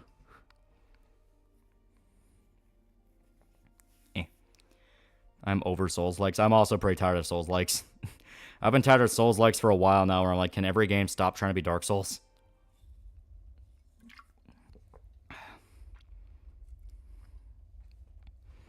You think Gerard got a toothy BJ from Frost? Can predict movements for trans rights will last like maybe 12 months at most before it becomes irrelevant to, I don't know, artificially wombed humans, clones, robots. Do you like Tokyo Vice? Tokyo Vice is really fucking good. Brought got to $5. Hey Lolly, Doge just dropped another list. Says 30 million went to a comic called Cyberpop. Care to explain? Well, I'd like to see that fucking money. I was Tokyo Vice every time I'm about to watch and something else comes up. I really like it. It is really, really good. It has some like fantastic dialogue. It sucks finding about the completionist what he did because back in the day I respected the guy, but now I'm just disappointed. Yeah. Remember the game Painkiller? Oh hell yeah, Painkiller was great. See the new Invincible? Yeah, it's pretty good so far, and they're getting into the Yeah, why not? Fuck it. I don't even know what that does. I don't even know what that does. But yeah, no, they're getting into... I think they're just straight up... Doesn't Mark already have the blue suit, or are they about to get it? Because blue suit Mark's going to be interesting. What about Soulblade? Talk about giving the audience what it wants, Souls-like gameplay, and one with exceptional personalities. No, the Souls-like gameplay is like the worst part of the combat in Stellar Blade. It need to be more Sekiro. Like, stop trying to be Dark Souls, be more Sekiro if you're going to copy anything from FromSoft. Yeah, he has the blue suit. That's what I thought. It's like, yeah.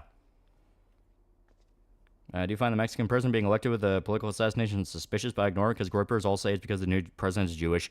You gotta remember the Groypers are Mexicans themselves, so they gotta cover. Hey, got it. Last episode I watched, Oliver killed Mahler. Yeah. Blue suit Mark and Oliver are a thing. Also, they put in a Joji song when Mark and Eve went on a date. And Starblade PC released this summer. Yeah. Going to what Gerard said in his tour shows, he's never loved his parents. Yeah, I fully believe he's just a fucking sociopath. I've been playing Wind Waker HD, so a gorgeous game, by the way, and I decided to name the game file Shota for the laughs. Why is Blue Suit Mark going to be interesting? Never read the book. That is where Mark kind of has to put his idealism aside, and he starts doing some pretty fucked up things. Music Invincible's terrible, yeah. They keep spending all their money on voice actors and like trying to get like top charts music when everyone says you don't need to do that. You don't need to impress us with that. The Invincible story itself is good. Could you link the stream with a VTuber and you? Also, if you could have a licensed character be put into an easy guy, who would you choose? I would go for Jimmy Hopkins from Bully. Yeah, that would also be funny. Yeah, it's Mama Ocho, as stated. Mama isn't like how we'd spell it. It's M-O-M-M-A, and then Ocho. O-C-C-O. I don't know if that's how you pronounce it, but that's how I pronounce it. And at least I got Peter Cullen, that is true. I'm level 71 in Metaphor. Like the licensed music, I don't mind some of the songs. Yeah, I get that, but it's one of those.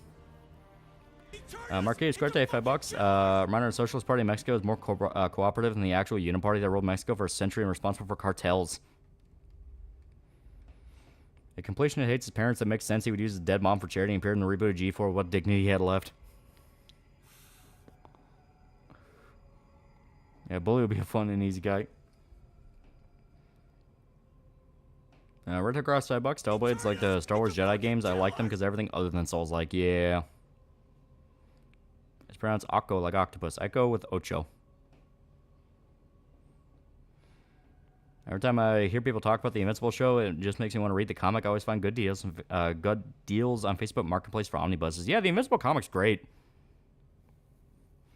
Yeah, Mark's still an idealist, thinks he can do good without killing people, who thinks Cecil is defending the Earth wrong, especially when he said Darkwing should be in prison. Yeah. Like, that's one thing I like about Invincible.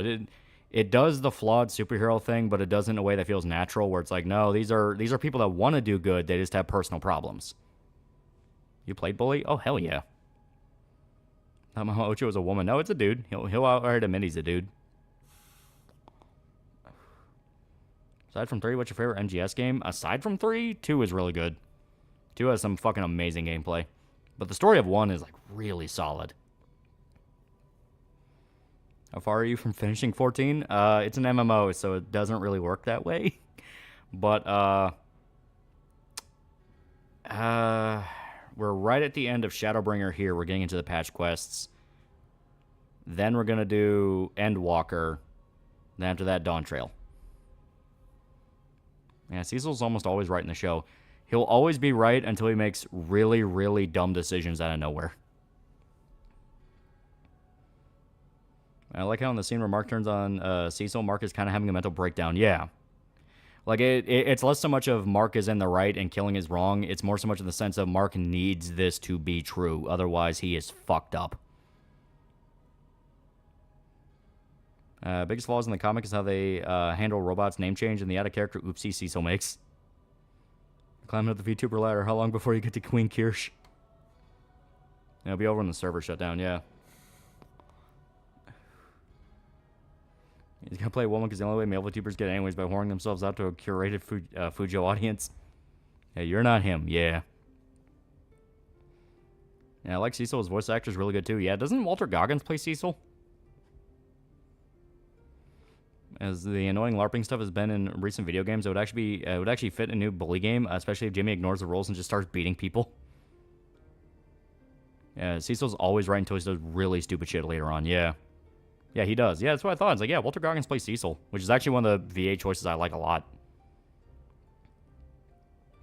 Yeah, movies are honestly kind of terrifying because it's literally a 1984 concept. Totalitarian governments would use media that's devoid of humanity. Yeah. Would you collab with Saori? Isn't that the French lady? I mean, I never watched her, but yeah, she seems nice. Night, y'all. Chat member, but the octopus is a woman. Chat hasn't seen fat tentacock. They don't know the tits are just ink sex. Yeah, the reanimen are one of the few things that can even slow down a Viltrumite. They are essential. Yeah. Like how Invincible mostly avoids the Cape comic trend of undoing tragedies, major status quo shifts. When the city gets nuked in the comics, the heroes just have to live with that. Yeah. Invincible is one solid story. It's not like a big universe like Marvel where they have to double back on stuff for other characters. Like, whatever happens, happens. Yeah, Saori is awesome. Okay. Yeah, Mark's VA is good. Yeah, what's his fucking name? It's Steven Zhang? Whatever. He's Glenn from Walking Dead. Really good actor. X-Men was never really meant to be a civil rights allegory. Yeah, that came later. That was the Chris Claremont era, I think. Stephen Yeun, yeah. Yeah, he has great range, yeah. Watch Beef. He's in that show, and he's great. Is Invincible still going? Is it done? No, it's still going. Please tell me you hate the changes to Amber. Yeah, it was dumb. It was dumb to have her know who Mark was because the entire point is she didn't know. She didn't know, and their relationship just kind of naturally fell apart because of that. Random men are volunteers who offer their bodies for their country, and Darkwing only kill criminals. Both are useful, yeah.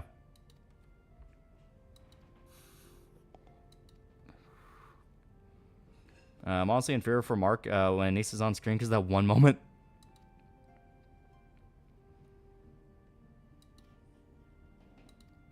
There we go.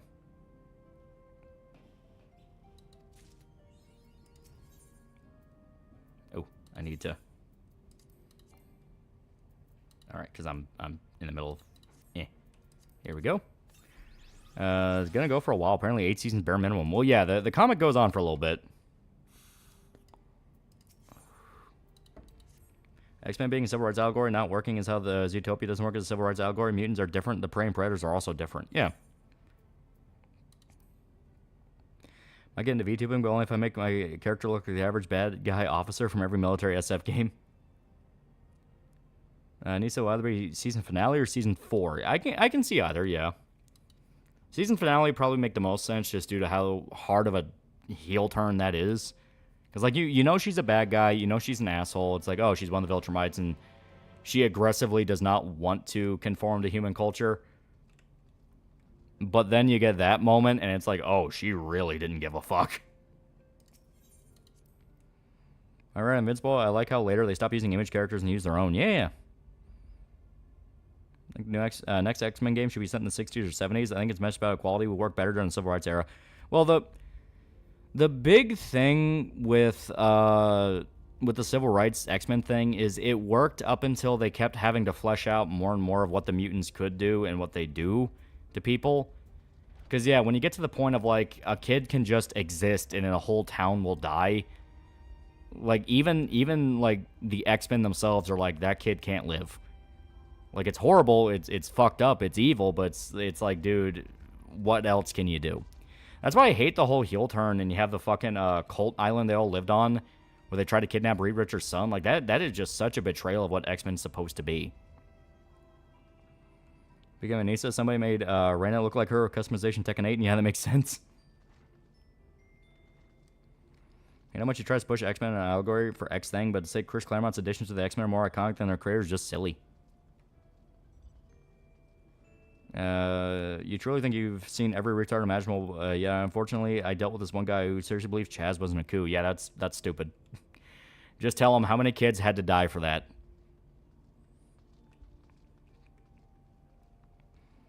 And Wolverine had to put down a kid because his power was just that dangerous. Yeah, that's the one where if he just lived, his town died. As X-Men Civil Rights allegory works, since mutants seem like a ticking time bomb where one person will end up too powerful and lose it, causing everyone to die. Yeah, that's what they eventually became, but when the civil rights stuff was originally being pushed, it was more along the idea of mutation could mean anything. Sometimes it means power, sometimes it means you're disfigured, other times it could literally just be you have the gene. And people were oppressed because of that. But now they've went so hard on the Magneto is right and humanity needs to pay for what they've done that now it's a thing of, well, now the only answer is to oppress you because you are not giving everyone else a choice. I think X-Men's a better allegory for gun control. You can see it that way. They literally kill off their undesirables, yeah. You literally want me to die just for existing is not an argument one can use to defend mutants. You know, mutant children can rewrite reality and have the brother of mutants keep pushing for human genocide isn't really helping. And kidnapping Reed Richards' son, something Magneto would do. Yeah, and they had the fucking X-Men do that. And then as soon as they found out he didn't have powers, they're just like, oh, we don't care about you anymore. And it's like, that is just fucking evil. And didn't they try to make Cyclops and mutant supremacists want humanity to wipe out? Yeah. I hate that because that cannot be a mutant power, yeah. Amber was a Ta-Nehisi Coates fan, was into fourth wave feminism in the show. Yeah, and she was the worst character. And when you know what happens to her later, it's like, ooh, boy. And Magneto's evil because he's a Holocaust survivor somehow learned the wrong lessons from Hitler. That was the whole point of him. The whole point of X-Men was about how bigotry will only become a cycle and continue forever. The whole thing with Magneto is he represented the guy that just became the very thing he hated. Also doesn't work as a race allegory. Many mutants can blend right into society, yet many choose not to. That's more of a foreigner allegory. Krakoa Saga for X-Men was kind of shitty there. I said it. Dude, I fucking hated it. I hated the cult island. It felt wrong. It literally felt like a cult. It's like, this place is dangerous. Yeah, AVX is a complicated mess. See the westernized gatebox? It didn't just use shitty semi-realistic designs, but it was a straight downgrade. It was a screen at tube as opposed to a real hologram. Yeah. Well, didn't they outright say they got, like, advice from a consultation company, hint, hint, that, oh, no, an animated design wouldn't work in the West. It needs to be more streamlined. Yeah, I truly think you've seen every idiom imaginable. Well, Chad, I see you every Monday, Tuesday, Thursday, Friday, and Saturday. Kick. Comparison between MLK, Malcolm X, Professor X, Magneto falls apart, knowing Magneto is a race purist and pro-human genocide and enslavement. Yeah. Remember a bug aspect about Ultimate Spider-Man was that Peter hated the X-Men because of how big of assholes they were and only cared about mutants. Yeah. Marvel games should be set in Marvel Zombies, Resurrection Zombies, Xenomorphs, basically. Maybe. Like when the Twitter comments thought Megatron was supposed to be the hero in Transformers 1. Yeah, just... they... Not to sound like a rioter, but they do out themselves as, you are just Nazis. The entire point of Magneto is he is a Nazi. He's just a Nazi that doesn't realize he's a Nazi. One thing I like about Invincible is that it's both gruesome and realistic, while also not being bleak and depressing. Yeah, Invincible genuinely loves superheroes and superhero medium and is unafraid to gush about how much it loves superheroes. It just also is like, hey, if this was quote-unquote realistic, this would be how shit happened. And there wasn't even a proper ending to Krakoa Saga. It just sort of fizzled out until Hickman somehow connected with a new Ultimate Universe. Yeah. Also, it's been 10 years since Iceman was mindfucked and being gay by Jean Grey. Oh, so woke writer confirmed. Quick spam and McNutt. People who write X-Men have been undermined by leftists who don't believe people can get along and want a race war. Yeah. Like, really, Adele, people think Megatron did nothing wrong when he decides to let his friend die. What a piece of shit. Yeah. Magneto, the Jewish Nazi, the man's like a walking contradiction. Yeah. That's the whole point of him. Ultimate Peter had hated muties that still dated one, literally the white supremacist with brown girlfriend meme. Yeah, Megatron Crash Out was understandable, but doesn't justify his actions. Well, the whole point is they're understandable, but they become the worst version of what they could become. For the present, at least. Yeah, they cheer on Megatron and the Decepticons because of their politics. I cheer them because they look cool. Yeah, I hated when Jean outed Bobby. Yeah. And avoiding Invincible because Seth Rogen's involved. How prevalent is he in the series? Not very. The worst of it was Amber in season 1. After that, they've been following the comic pretty damn closely. Probably because Robert Kirkman's involved, and Robert Kirkman knows, like, you will not fuck this up, because as much as he milked Walking Dead, Invincible was kind of his passion project. Yeah, he didn't just let his friend die, he dropped him. Or when Redditors thought Thanos was the hero of Avengers or Ozymandias the hero of Watchmen, like, you really think it's okay to wipe out half the world? Yeah, because they don't think it'll involve them. Remember when the thing called Wolverine a Canuck? That was funny.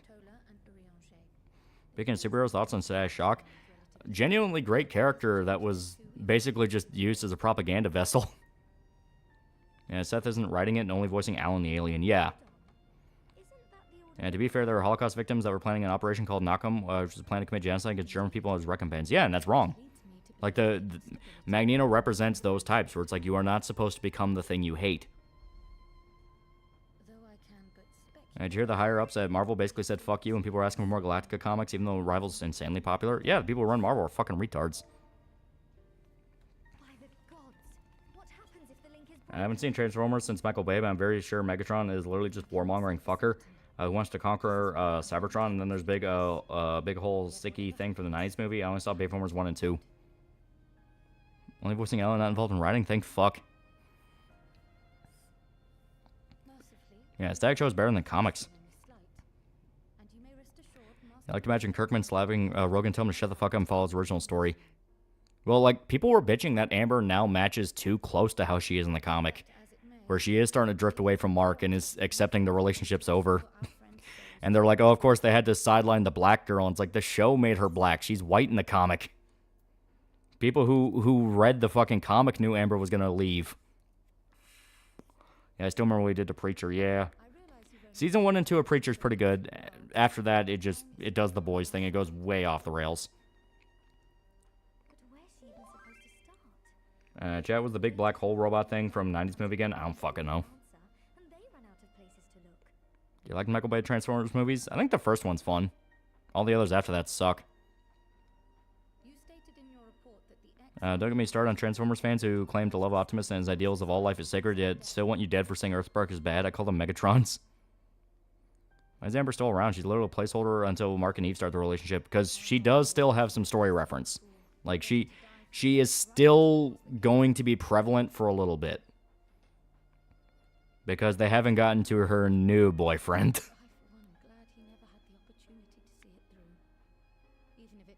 I actually don't mind Optimus becoming more brutal in the Bay movies. The Decepticons deserved it. It's called Unicron? Okay. Optimus Prime giving a speech at the Lincoln Park is peak cinema. And like I said, I think the first movie's fine. The first movie is fun for what it is. Action in the worst Bayformers movies absolutely mogs most of the action, most superhero movies. Yeah, Amber has one major arc, if I recall correctly. Yeah. Propaganda in what way? Because the inner city black kids trying to juggle home life and heroism is pretty cool. Because when you look at what they're doing with Static Shock now, it's literal BLM stuff. Like, it is directly, he is the BLM hero. And yeah, it is pretty fucked up, considering that was never the point of Static Shock. Static Shock is meant to be like, yeah, he was the urban hero in the sense that he talked about legitimate urban issues, but it was always from a place of nuance and acting like a fucking superhero. And considering that I hear nothing about Goonergate now, I guess it's already dead. It died fast, I thought it would. Yeah. Well, as stated, people are noticing that, hey, all these people that were spending years going, oh, haha, sensitive woke libtard are trying to act offended at everything now. It's almost as if these people are going to basically try to be the new wave of that group. And we should probably ignore them at all costs and not give them any attention. Otherwise, they'll fuck everything up. Yeah, Static was about to fight gangbangers, yeah. Yeah, Static's greatest power is having a dad.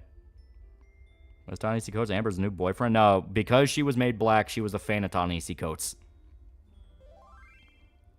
And can we play the touch at the end of the stream, or is that super copyrighted? Speaking of Marvel writers, do you think Paul was meant to be the heel so they can rustle the jimmies of comic nerds? Racist Dad episode of Static Shock was actually well thought out and actually offered a kind of solution to the problem. Racist Dad, the school shooting episode, like, there were more than a few where they handled very serious subject matter, but they did it very well. Man, Static Shock always had the coolest powers, in my opinion. He was smart with them. Like, it was basic lightning power stuff, but Static himself was very smart with how he used them.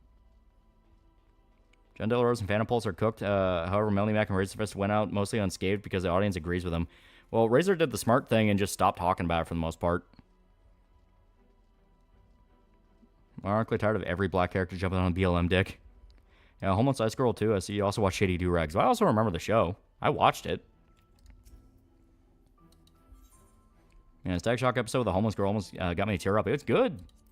I always remember the Riot one where he goes back in time and his mom was an ambulance, was like an EMT who is in the riots and trying to help people, and she gets killed in them.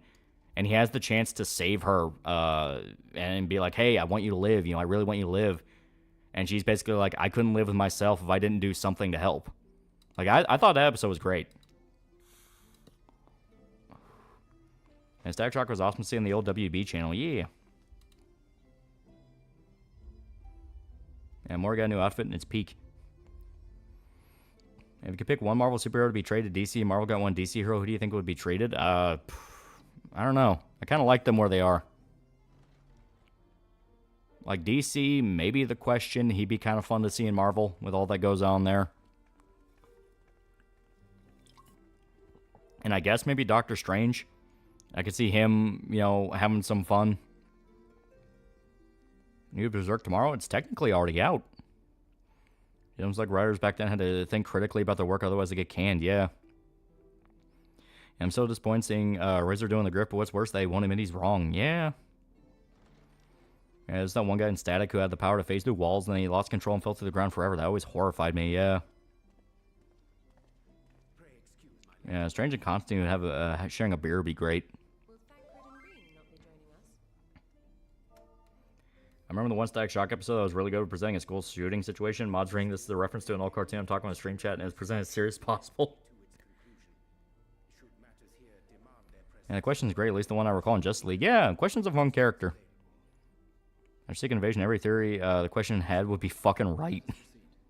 Yeah, just imagine the Question investigating, like, Secret Invasion or something like that. Wasn't that Batman Beyond, not Static? They might have had a crossover episode. Like, I love the show, but I hate how they try to change Static Shock's origins where he's part of BLM protest and they were being attacked by police in comics. Yeah, it's like, no. The entire point of it is gang life fucking sucked. It wasn't one big problem, it was multitudes of problems. Dwayne McDuffie created Static. He also made Ben 10 Alien Force and wrote a ton of Justice League Unlimited. Yeah. Yeah, they did a crossover episode. That's what I thought. It's like, yeah. Because I do remember Static Shock was there, and I do remember the guy falling to the world. It's like, I don't remember if Batman was there, but if he was, then that was probably the crossover episode. Blade should cross over into DC just because of the fuck ton of vampires that inhabit the damn universe. And Batman Beyond and Static Shock travels to the future to help us future self. Yeah. I think DC would want Spider-Man and Marvel would want Batman. Maybe. So based on Warhorse doing SMT3 Pixie thing with Pebbles in KCD2. I love Pebbles and always want to use her. Yeah, it's great. For those that don't know, if you use Pebbles long enough in the game, you get a perk that significantly boosts up Pebbles to be like one of the best horses in the game. And the guy falling in the earth was Batman Beyond. Yeah. Yeah, it was a crossover. That's on Batman Beyond. I don't like it as much as the animated series, but it had some pretty good fucking moments. Like, Return of the Joker is just good. Pebbles sweep. Tell Ben 10, bro, that Static Shock is like Ben 10, and we call him a nigger in no time. And Static was in Young Justice, and they did fuck all with him. And Doug Walker said he got, like, Spider-Man's origins in any place in time, but Magneto's backstory takes place in a specific time in history, and there's going to come a time where he's too old. That is true. It's one of those where Marvel now just keeps inventing reasons why Magneto can still be alive, purely because that Holocaust backstory is so crucial to who he is. But eventually there will be enough time that passes where it's like, it's going to suck, but you have to invent a new origin for him. Now, the guy falling to the earth wasn't a crossover episode. Are you sure? Because I'm pretty sure that was a Static Shock one. Batman and Spider-Man switch cities for a week. How would their interactions be with each other be? Spider-Man would have no problems because he legitimately has superpowers.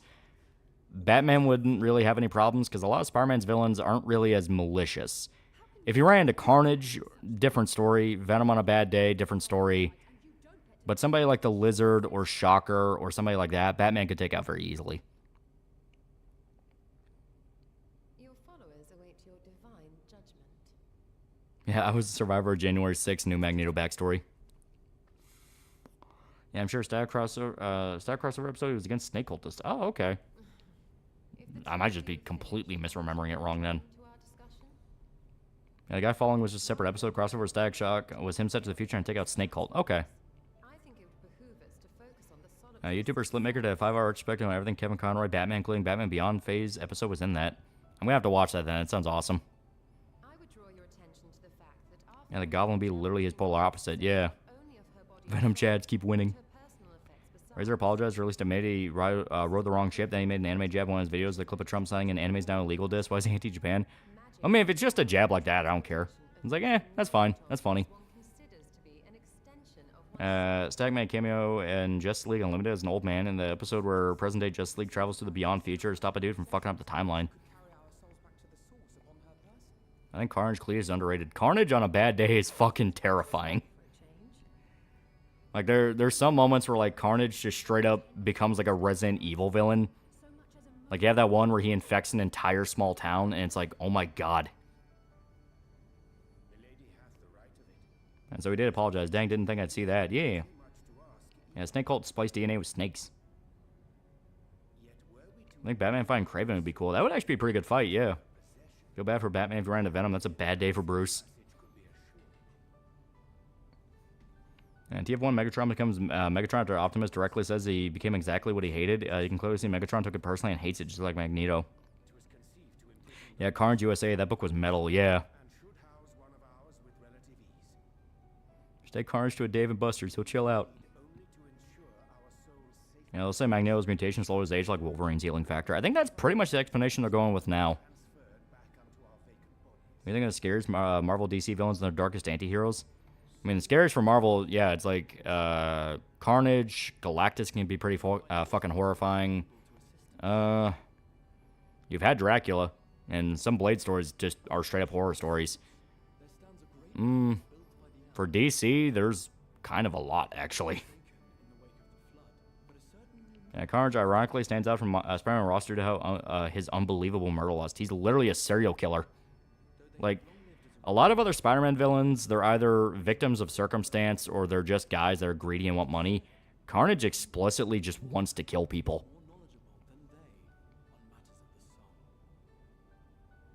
Yeah, Plastic Man's pretty horrifying, yeah. A lot of Batman villains are pretty fucked up. Yeah, give it time when another genocide happens, Marvel is now tied to Magneto's new backstory. Yeah, Carnage is a real threat because he has full control of his symbiote and once took over Silver Surfer. If you had to change the Holocaust for Magneto, what would you change it for? Maybe a Middle Eastern conflict? I don't think I can I don't think I can come up with any ideas that would live up to it. I mean, it's such a crucial aspect of who Magneto is. Like, you think about the first X-Men that came out in 2000, gave Magneto the Holocaust backstory, and he was still in his 70s in that movie, yeah. I saw Pitch Black, and I liked it. It's a good movie. It's a good movie. Remember that Carnage and Cletus are one and the same. Venom and Eddie are separate entities, so Batman could get them against each other, like Carnage, yeah. October 7th? That still wouldn't really fit. Like, the entire idea of Magneto is that he lived through a genocide. It wasn't just a conflict. It wasn't just an attack. It was a full-on, years-long genocide. You know, that is why it is so crucial.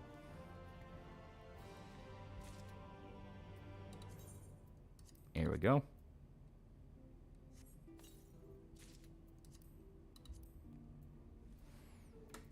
Afghani Mujahideen Magneto.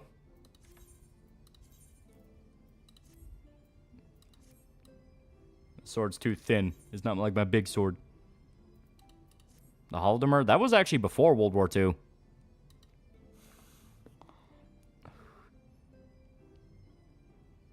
What about Cambodia? That was like 60s. And Professor X made Magneto relive the Holocaust again to make him get him to stop. Yeah, that was in the X-Men cartoon.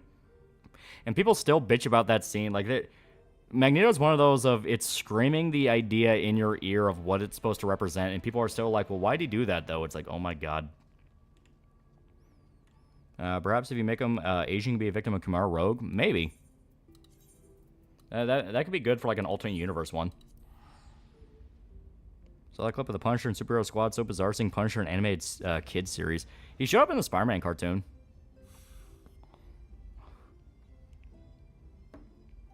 The really messed up part about Carnage is that the symbiote actually legit loves Cletus and calls him my sweet levels. Yeah, because it gives it what it wants, which is bodies.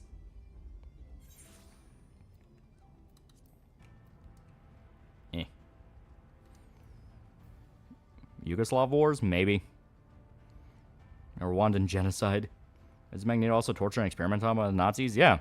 Once again, that's why when he saw what Senator Kelly wanted to propose, all he saw was the Holocaust again.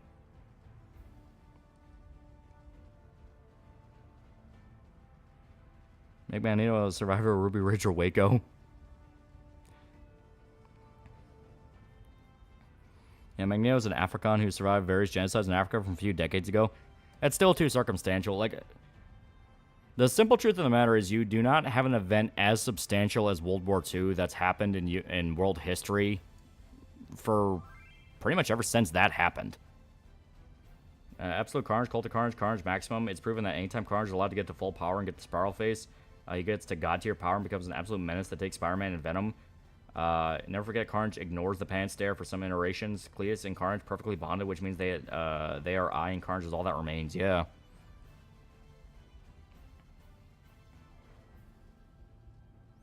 I think what I think makes Magneto's backstory work so well is with the Holocaust versus the other genocides, how systemic it was in comparison. Yeah, it was complete industrialized death.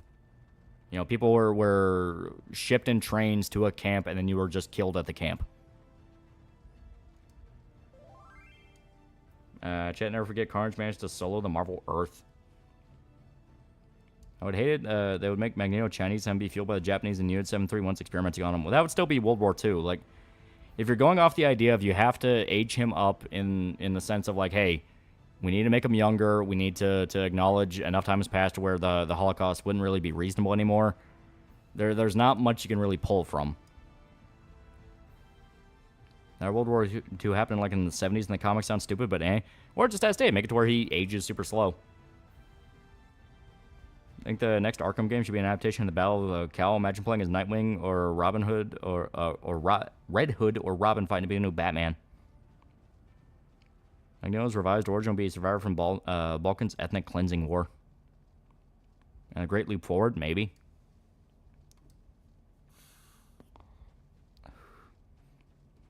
You read Chainsaw Man? Yeah, it's super good so far.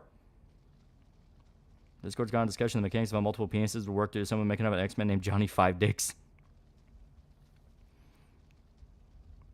Magneto saw his dad fuck his mom.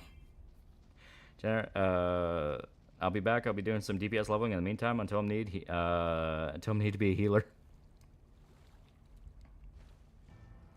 Good as power slow as age work. I mean, that's pretty much how they've been operating for a little bit. They do what they do with Frank, where they just have the same Holocaust happen in a fictional country. Maybe. Just bring Magneto into the future and explain to, say, somehow got brought back from his time in a future year. Yeah, I can also see that working. When Batman Arkham Beyond, it's the best way to expand the series forward, make it a full advantage of the current consoles.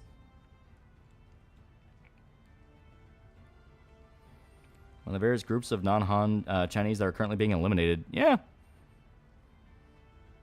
Magneto being a survivor of the Tiananmen protest, PLA did a lot more messed up stuff during that than most people realize. Yeah, I can see that if they want to cover, like, the Chinese genocides. Johnny Five Dick, still not worse than Steve Deadloads. Yeah, Twitter moms got mad there's sexual tension in Chainsaw Man Chapter 160 or so. Yeah.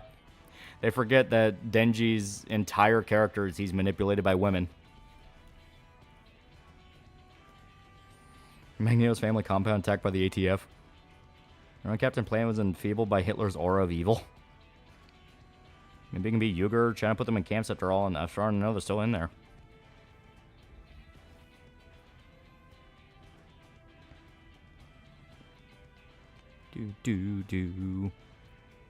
Yeah, we do something with Hydra, trying to continue the Holocaust and human and mutant experimentation after World War II.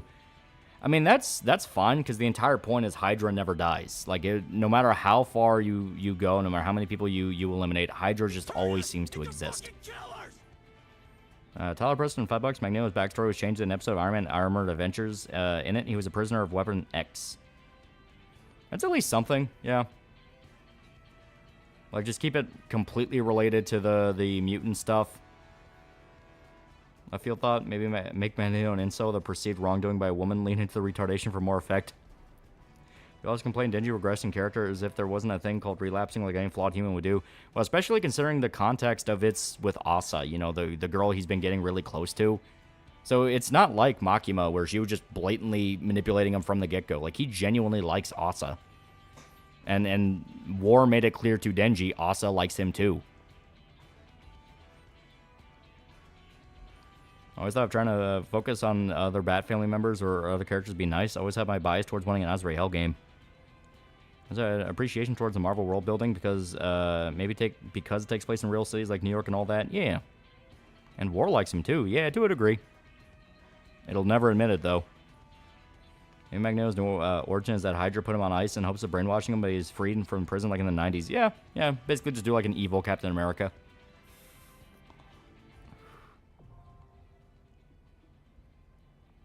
Yeah, Rizzy's still better than Asa. Yeah, comics actually have a Hydra superpowered leader who's actually a black man made it kind of work somehow. Yeah. Like I said, it works. It works. Yeah, fuck it. Yeah. Ah, damn it. Needed better item level. How much for this?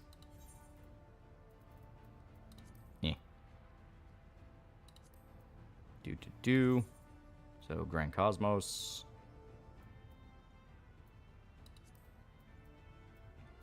Probably not going to let me actually use the Duty Finder without.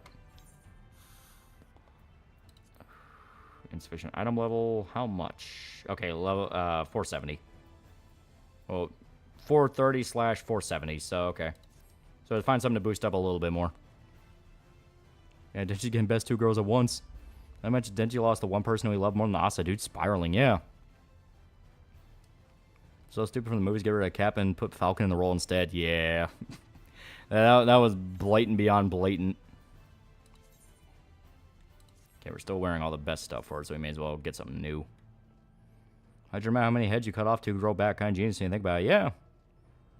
Seem to honor her deals. Yoru seems to honor her deals, and the concept of being the war devil means doing whatever it takes to win, whereas Makima was mainly to manipulate and control. Yeah. Makima, you could tell over and over again, had no intention on honoring any deal she made with Denji. But that also made it work. The fact that Denji was being blatantly manipulated, and part of him probably even knew that, but he just didn't care. It's like even the possibility of having sex got him excited. And John Walker did nothing wrong. They called out a Punisher movie where Frank's in Vietnam, and the movie is set in like 2001. Yeah, like a old man Punisher, kind of like Punisher Max thing. That'd be dope.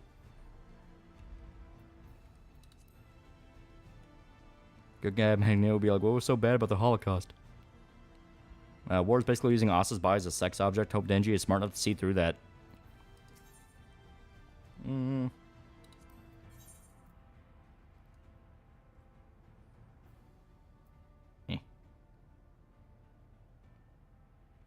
Nothing really useful. At least from him. May as well repair all this stuff. Okay, in that case, let's try to find our... Let's try to find our fucking... What do you call it? God damn it.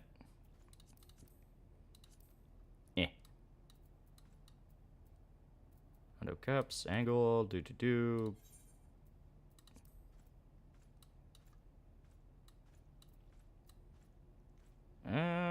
Yeah, should be there, Crystarium. Try to find our ruins merchant I was trying to say. Could Frank take on Cobras? Yeah. Instead the Death Devil is not the final villain as we believe, since she's the last sister, and Yoru will in fact be the final antagonist. I don't really see Yoru being the final antagonist, just due to the fact of, I mean, there is nothing scarier than death. Just due to the fact of, like, I mean, what does every single fear relate to in the end? It relates to death. You're scared of falling because you don't want to fall to death. You're scared of starving because you don't want to starve to death. You're scared of blood because blood represents death. War embodies death. So all of it will come down to death, to the point of, like, I don't even see what you could do beyond that.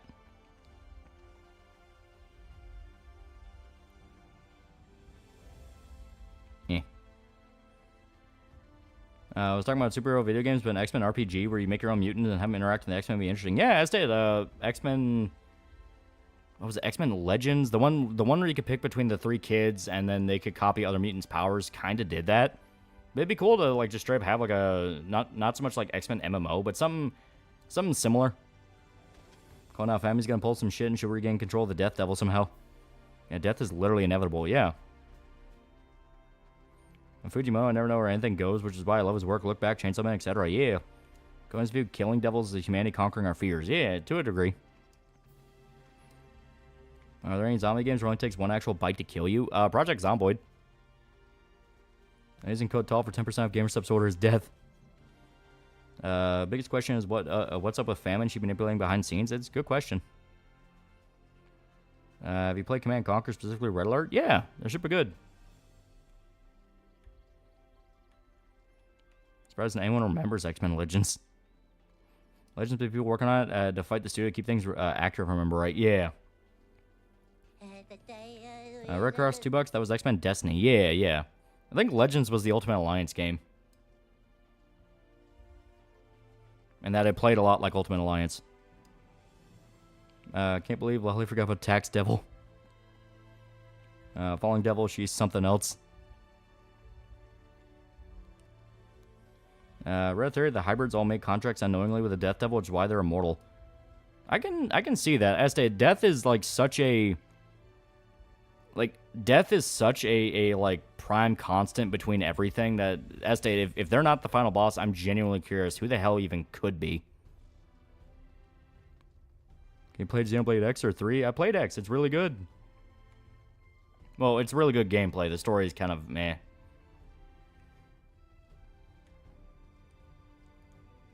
Yeah, Red Alert 2 is the best RTS of all time. Fight me. It's pretty good. Legends 2, I think, were pre-Ultimate Alliance. I remember 2 begins with you playing as Magma. Yeah. Stop by the ring. Should be enough item level. Yeah, but just for note's sake, where is the rune vendor here? Because I'm trying to remember. Here lies Denji. Never scored. The Fear Devil. I give you oysters. And final boss is Kobeni's car. Bastards won't let me trade it. But you still get oysters. Can't get my characters lost to bites in Project Zomboid. Sounds good on paper, but holy shit, does it suck when it happens. Yeah.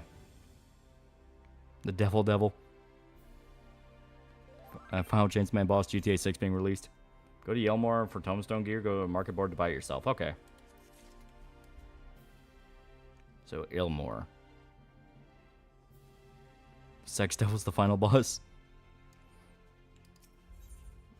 Yeah,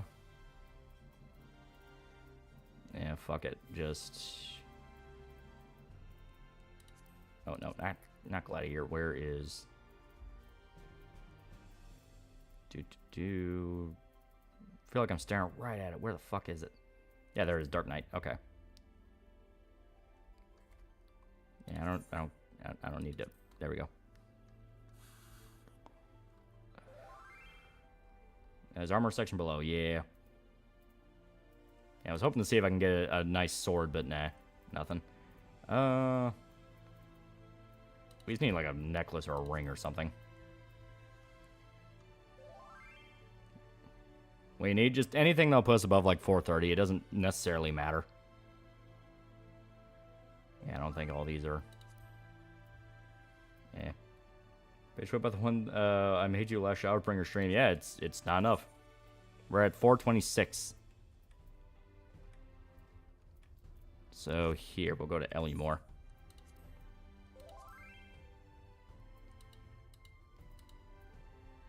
Okay. Is your level again? Character level?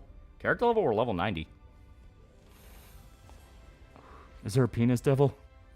Yeah, Virginia Devil is Denji's nemesis. Golden Kamuy Kingdom are 2 amazing manga that shame never got popular in the West. Yeah, they're getting there, though. They're getting there. Daily reminder, chainsaws were invented to assist women in childbirth to cut them open to get the babies out, so the final boss will obviously be the birth devil. Sloppy Toppy Devil and Kobe may deal with was a real mastermind. Okay, give me a moment. Okay, I said we're gonna go to Elumore. Booty warrior devil. Fun boss gonna be his fabled sloppy blowjob. He was beaten up by testicle devil. Can't believe Nayuta's dead. We barely got to bond with her. I don't think she's dead. I think she'll come back. Like I'm fully convinced that it's like she's not dead. We thought the last time this happened that they were dead permanently. Could Satan be higher than Death Devil? Yeah, if they just straight up established Satan as a thing, I could see that working. And God Devil, because why not? Cockblock Devil, a few fat blue hair that keeps screaming she's not interested. Seriously, maybe it's the fear of the unknown devil? Maybe, but like I said, everything would relate back to death. You know? You fear the unknown because you don't know if it'll kill you.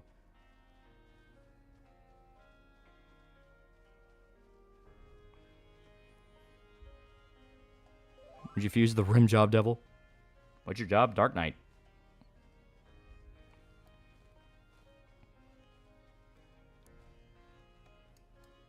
Okay, we gotta go the other way because,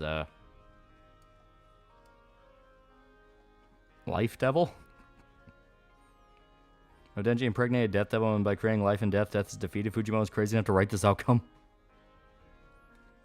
I think he was alive. Severed head didn't look right, unlike the others we've seen. Yeah, like I said, it's one of those of like, we've seen this bait and switch before with Makima. It's like, I don't think she's dead. Daredevil, they could do some really creative stuff with the concept of reflection. So got to address the Chainsaw Imposter, Justice Level, and Nuclear War Devil. Wonder how they'll play into this. Yeah. Yeah, I feel like Fear of the Unknown is kind of just Darkness Devil. You're not wrong. I have two theories about Chainsaw Man manga. One is that Judgment Day Devil is the final devil, or two, Chainsaw Man universe going through Judgment Day. There is a lot of Devilman influence in Chainsaw Man, so I can kind of see a Judgment Day type situation. Go to Yellowmore, easier to find you there. Yeah, we're walking there now. How strong will the Hawk Tua Devil be? Plot twist, Death Devil will actually be the most kind and loving of the Horsemen. And Makima also has a number of lives equaling at least the number of citizens of Japan, and Nayuta had none of those. As far as we know. No question, did Kobeni make a contract with the devil? I want to secure see if Kobeni is devil. She does, she just doesn't say what it is. I mean, you literally have the four horsemen of the apocalypse, yeah. That final boss is going to be the editor's devil. Nayuta will come back called Denji a Weezo. And Chainsaw Man also has Kamen Rider connections. Yeah, a little bit. Big bad for Chainsaw Man is the get married and have 4 kids and live a happy life devil. Impregnator Denji must continue the Yoru bloodline. Has there been a love devil yet? The fear that comes with love? I mean, technically-ish. But I say, that wouldn't be more powerful than death. If you're talking like what would be the final boss, it has to be death. Hoping Famine isn't super welcoming and nice, but at that point, just Rule 34 Nurgle.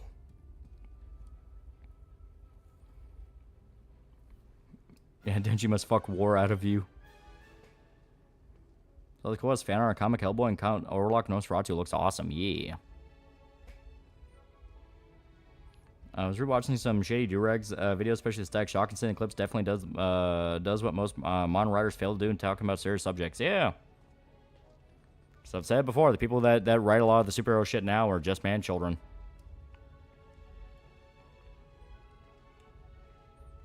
Yeah, Kobeni making a deal with the devil is really funny, most because it's hard to imagine.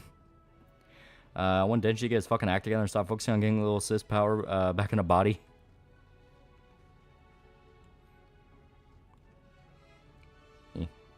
Yeah, Death Devil's big booty Latoon is gonna manipulate Denji to fight Yoru. Everyone in children's cartoons had stories.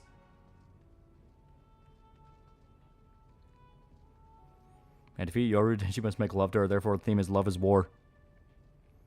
Mention the racist dad episode of Mon Riders. That'd be insufferable.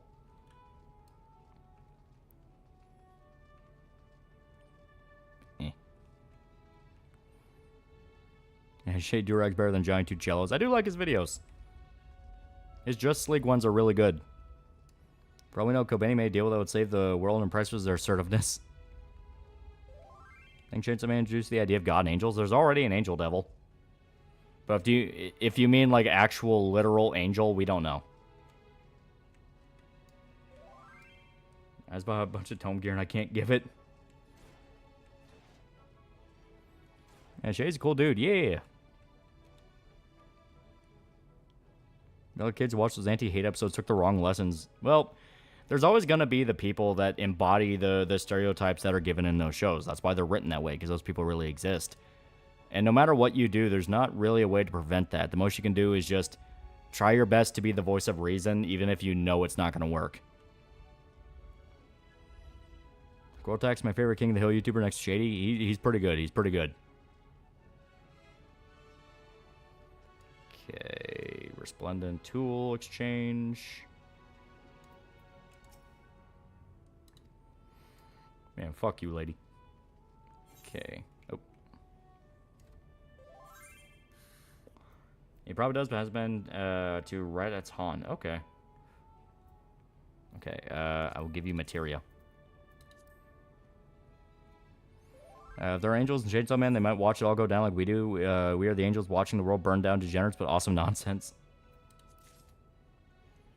That whisper wasn't meant for you. Ignore that. That's spoilers. Okay, there we go. And where is the merchant? Because I'm just going to buy a bunch of stuff to prevent this from happening again for the long term. There we go. Tombstone. Actually, let me see how much currency I have. A little under 400, so not terrible. Now, guys, most likely abandoned Earth and Chainsaw Man, or like someone else said, it's Judgment Day. I can see it with how the apocalyptic shit's going on.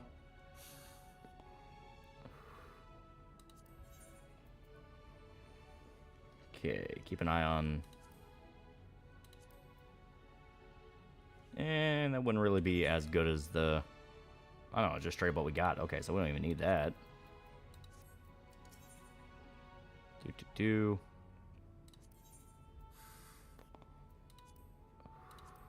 Okay.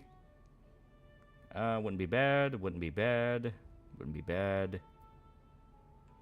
Yeah, we'll buy this first. There we go. Okay. And obviously, once we do the next dungeon, we'll get more tombstones from it. There we go. Green M&M Devil. Would you get oral from transgender? Fuck no. Calling Kobeni may deal with a Death Devil because she's like a pet kitten to Death Devil. The shame. A lot of people have theorized that Kobeni might actually have death. How good are the Flash comics? They can be pretty good. Remember the nothingness devil from the final boss? The idea that after death there's nothing I think is a bigger fear than death? Maybe. That'd be a little too specific. Like the whole idea of the horsemen is they represent primal fears. You know, they're the thing every single thing is afraid of. You know, even animals are scared of death. Even devils are scared of death. Yeah, Kobeni has a contract with the sloppy blowjob devil. I mean, like adults who grew up misinterpreted those stories like Stack and Shock took the wrong lessons. They're good lessons, just people don't understand them. Yeah, it's Dade. You're always gonna have the people that just embody the asshole in those stories because those people exist.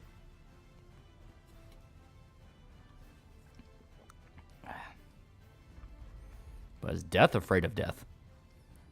The idea of the horsemen is that there are 4 horsemen mentioned in Revelation. Yeah. Joker 2 was especially disappointing because I was expecting something very similar to some Sweeney Todd. Yeah. Todd Phillips did not want to make a Joker sequel and he made it our problem. Excuse me, horse women. Here also, I took out the Death Devil. Denji, you Muppet, I meant the Death Devil. Can't hear you. The Death Devil took away my hearing. And Kobeni might just be the most rational of the characters. She saw what happened to those who advertised they were a powerful devil. Yeah. NTR Devil's the final boss. Who's afraid of war? Fucking everybody. It's a primal fear. People are terrified of conflict. Fun fact, in Greek mythology, owls were thought to bring victory to Greek armies, so they might explain Yoru's owl form. Is her a drug addict devil? Yeah, the strongest devil is the friends we made along the way. Yeah, Four Horsemen is the Antichrist, so would Death Devil just be a distraction? And had people get into conflict. Yeah, it's a thing that exists. When Joker 2 came out, there were so many Joker rape memes that were everywhere. Well, because it was ridiculous. It was a ridiculous plot point. It was literally Todd Phillips screaming from the top of his... At the top of his lungs, I didn't want to fucking do a sequel. My prediction in Chainsaw Man Part 3 is that Hell and Earth have combined into literally Hell on Earth. Maybe. I could see that. I want a happy ending for Chainsaw Man, but I don't want Devilman ending.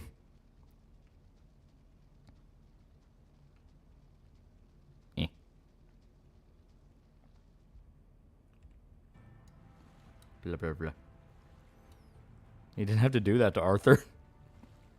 Well, like, I knew it was made out of spite when he literally made Harley Quinn just some rando that was inspired by him because she saw him on TV.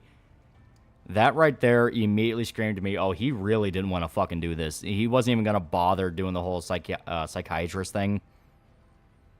The only thing I know about Joker 2 is the Joker got raped in prison within the first 10 minutes. From what I understand, it's not the first 10 minutes, but it does happen.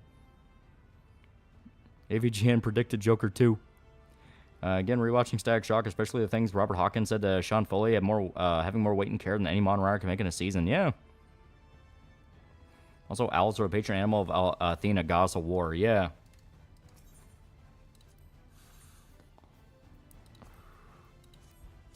There we go. He never wanted a sequel, so he probably made shit. Just say fuck you to Warner. And salt the earth and make sure it can never happen again. He literally kills Arthur.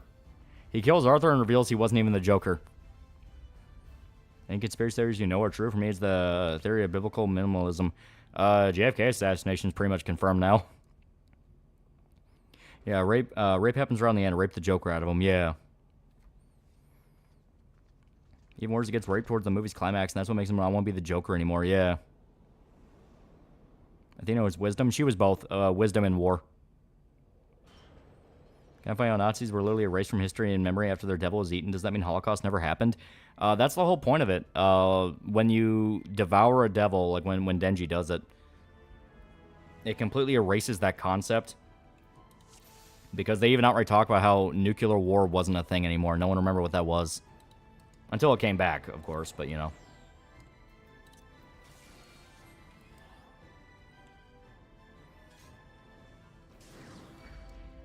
Oh boy. Oh jeez. By the way, biblical minimalism is the theory that the Old Testament was written hundreds of years after most scholars claim, either after the exile or even after Alexander the Great. I mean, it's possible. Batman, I don't understand. The only way I can stop Joker by raping him. I don't want to rape him. Killing him is only going to help because he's come back from the dead. Yeah, Chainsaw Devil hasn't puked the Nuke Devil yet. I thought Nuke Devil came back. Raiding a castle? Yeah. People have been treating Kanye's tweets kind of shows so people don't give a shit about actual mental health breakdowns. Just laser focused on the Nazi shit. Yeah. You know, it's one of those things where people are making jokes about it. It's like, yeah, that's perfectly fine. And then there's other people who are like, oh, ruin his life. It's like, you understand he's bipolar, right? Like, he's in the midst of an actual mental breakdown.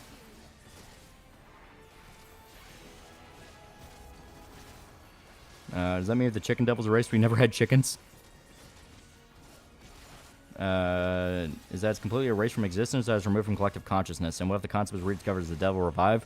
Yeah, no, from what I understand, because they are kind of vague on how it works, it just straight up erases the concept. Makima was the only one that even remembered the Nazis were a thing, and Denji's like, what the hell are you talking about? That's why I think the end game is going to be death, because if you defeat death and devour it, death will no longer exist. Would be scared of chickens. Maybe Kobani did make a contract with the devil. She made a contract with Satan. Imagine Denji thinking he beat the final boss, and then Kobani starts laughing and grows horns. You'll also remember that nukes existed. Yeah. And to be fair, she's one of the horsemen, so she would be powerful enough too. You think a new Teen Titan show based on the actual OG Titans, Robin, Speedy, Kid Flash, Aqualad, and Wonder Girl can work? If they did it right.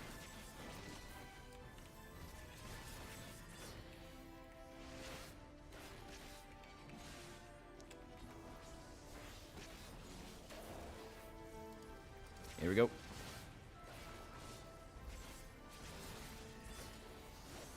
go. Death no longer exists. Equal immortality. Devil gets created. Humanity's bipolar like that. And Horsemen are unaffected by Pochita racing concepts. Yeah, because they're powerful. They are really, really powerful. Endgame and Chainsaw Man's gonna be interesting. Yeah, I think it'll be really good. Someone who grew up on a farm, chickens are evil and deserve the hate. Chainsaw Man ends tragically as Denji succumbs to Kobani's sloppy toppy devil to stop him from erasing death from the world. Kami hasn't done much in the past chapters, just 8. And she'll probably end up playing a larger part than anyone realized. She is also a horseman.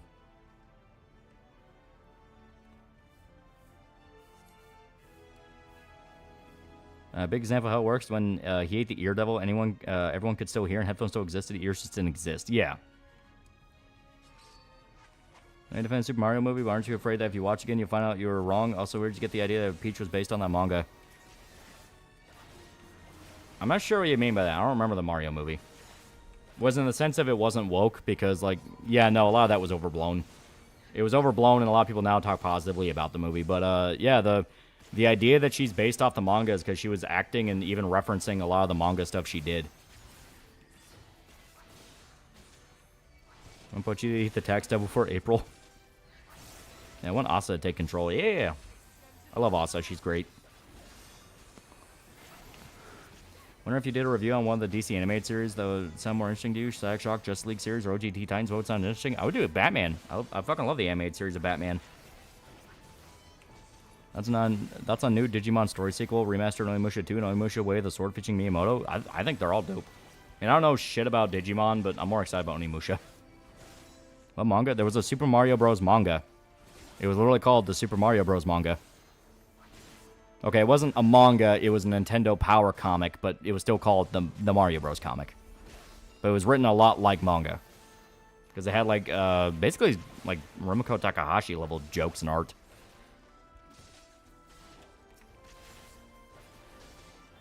To be fair, a lot of promo leading up to it made it seem like Peach is going to be more than a damsel, so I don't blame people for thinking that. Yeah, but that's marketing, and I've said repeatedly, marketing nowadays just fucking sucks. So for Coma? Kind of. And there's also a couple Mario manga, yeah. And the comic was pretty good, yeah. Tax Devil must be a weirdo who keep clinging to Death's leg and refuses to leave. Digimon story games are great, they play like SMT. Super Mario Cocoons, the gag manga has been going for decades. Asa is nearly fully broke mentally, and the only thing that's keeping her sane is the thought of Denji's dick. Which comic has the wash your foreskin panel? Did you ever watch the 3D animated Batman cartoon, Beware the Batman? Not that one, no.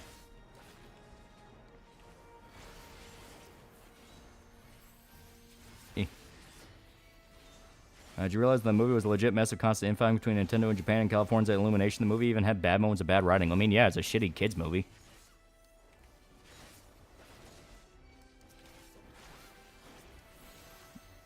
And the manga Dr. Light created Wario. Yeah, Beware the Batman was pretty good. Okay. That's the one I haven't seen. I've seen a lot of the other stuff, though. The Batman 2004? Yeah.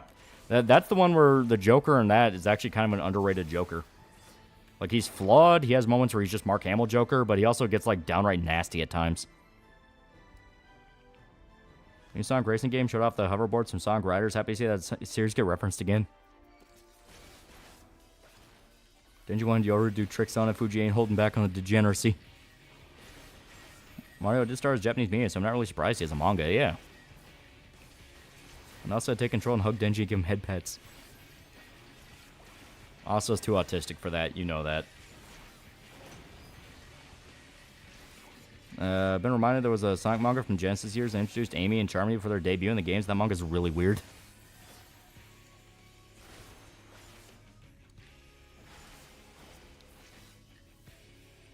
And Batman vs. Dracula was awesome, yeah. I call him Keith David, but Joker is actually played by Kevin Michael Richardson. Yeah, he's the guy that plays Principal Lewis in American Dad. Very distinct voice. In the 2004 Dracula vs. Batman movie, Joker goes to a blood bank and literally showers in blood, yeah. And Shadowbringer's boss name bangs. It's super good. The music in this one's really good.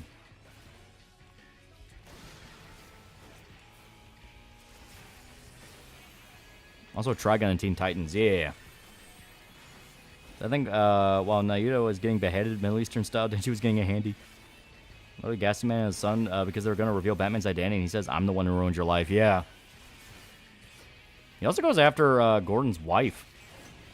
Like, he was unafraid to get downright nasty with people. American Dad was superior to Family Guy. Yeah, I'll agree there. Batman was canonically beaten by Shredder. In 2004, Batman Joker's a unique take. Yeah, I like it.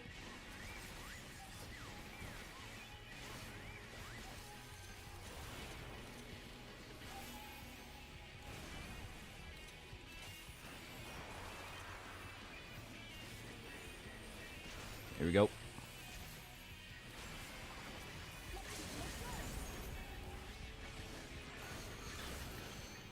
Here we go.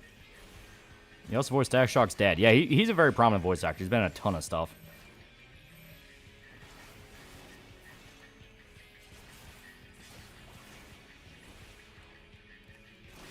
In 2004, Batman Joker has a cool design. I like it. He's one of the more underrated Jokers. Do I never like to compare wives, feel Francine with superior woman if she has bad habits? Well, it's like American Dad could have lighthearted humor and have it actually be kind of fun. Family Guy just feels bitter. Like, you watch it now, and it's so, like, for the love of God, please just end this. You think Gangsterlicious was based on Diddy? That'd be hilarious if it was.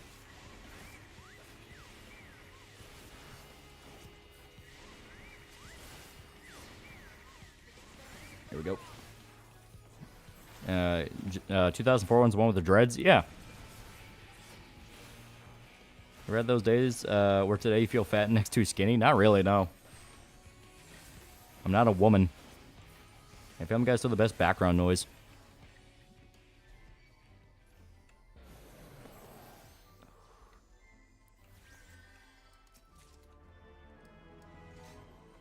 Yeah, he was also Cyborg from the first Baldur's Gate game. Yeah. Also, I'm pretty sure, wasn't he in KOTOR as well? I think he played the Grey Jedi in KOTOR, the old man. But 2004 Batman's emphasis on martial arts, even Penguin was throwing hands. Yeah. They actually acknowledge that, like, Batman knows how to fight. Yeah, American Dad and Family Guy is absurdism versus nihilism. Yeah. Our Family Guy makes me want to make an hour-long video on it where I scream about how mean it is and call it a cinematic disaster. Jolie? I think so, yeah. Look, I've been trying hard. Yeah, Dracula Batman special was goated. It was good. I love when he actually, like, fucking kills Dracula at the end. He styles on Dracula so fucking hard. Like, anyone who hasn't seen that special where it's 2004 Batman versus Dracula, the whole movie is Batman getting his ass whooped by Dracula, and then he's finally able to get him down in the Batcave where he wants him. And he just starts shit-talking so fucking hard. It's great. Did Ken Panders make Sally? Because I know Ken characters, he claimed ownership. Yeah, that's one reason why they haven't used Sally in, like, any Sonic thing. There's one issue with Batman animated series that Batman fights like my dad after a few beers. Apparently God decided to even out my genetics. My body produces extra white cells, but I was born with acid reflux. No, Sally is not Penders. If you could end The Simpsons, how would you end it? All the characters kill themselves. It's just like an hour-long special of every single Simpsons character slowly killing themselves in a mass ritual. And then the end of it, Homer's the last one standing. And he just looks at the screen and just goes, "Dough," and then he puts the shotgun in his mouth.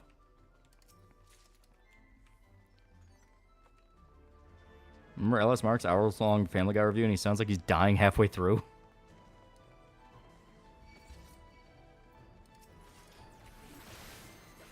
It's not just Treehouse of Horror. Yeah, but it's canon, it happened, and that's how The Simpsons will end.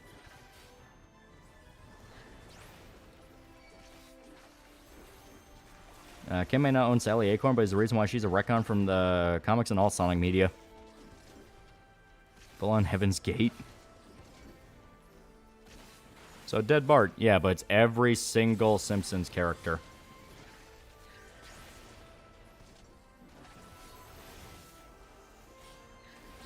Sounds like a creepypasta episode. Yeah, but it's fully like just, no, fuck you, the show's ending. There's nothing you can do to stop it.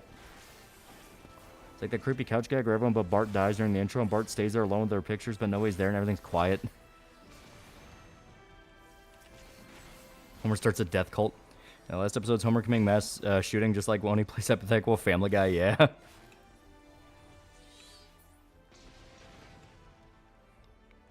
Except Santa's little helper, he gets to live. Batman vs. Dracula's great fucking shower. Dracula finally realized Batman's Bruce Wayne, and Batman fucking T-pose on him menacingly. Yeah, Batman jumps in the air to deliver the final blow, and he undoes his cape like the bat in the sun, and Dracula's just staring down. And I fucking love that, because Batman even says, the only thing saving you right now is me.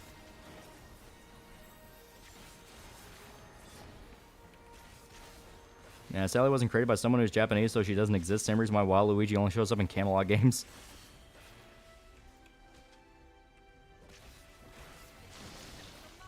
Yeah, Homer kills the Fox universe.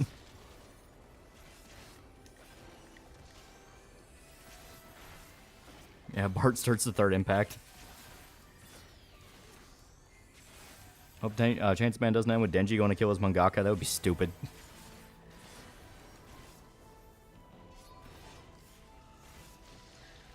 Here we go. Nintendo and Sega pretty much have the same idea when it comes to character rights. If they didn't make them, they don't exist.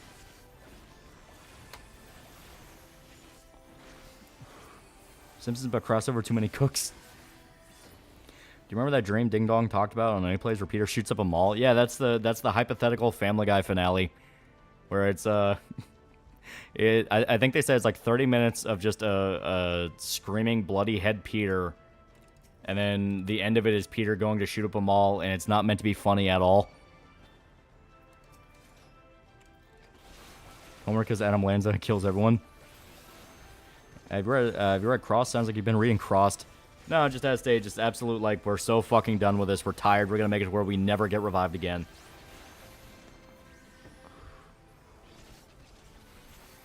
And it shows the last one to die. An ominous Bobo quote appears on screen. No music in the credits. Which mall is Peter shooting up? Walmart? Don't give McFarlane ideas. Oh, Peter shoot up a mall. If anyone won't do it, it's Meg.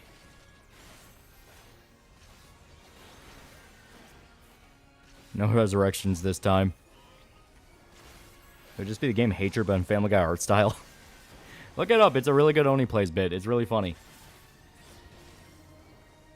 Simpsons ends like Devilman. Meg died like a guy.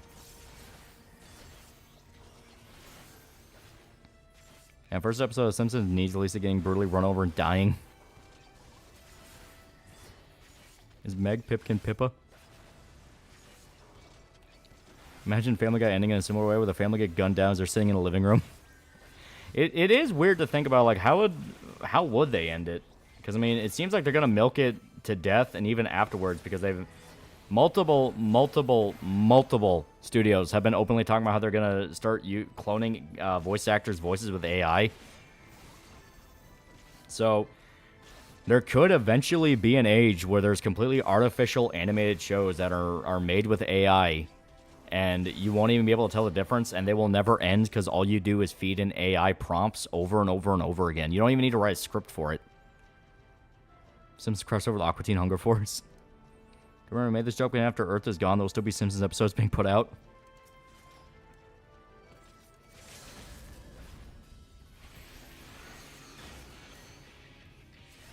Yeah, Batman vs. Hush is supposed to be next film after Dracula.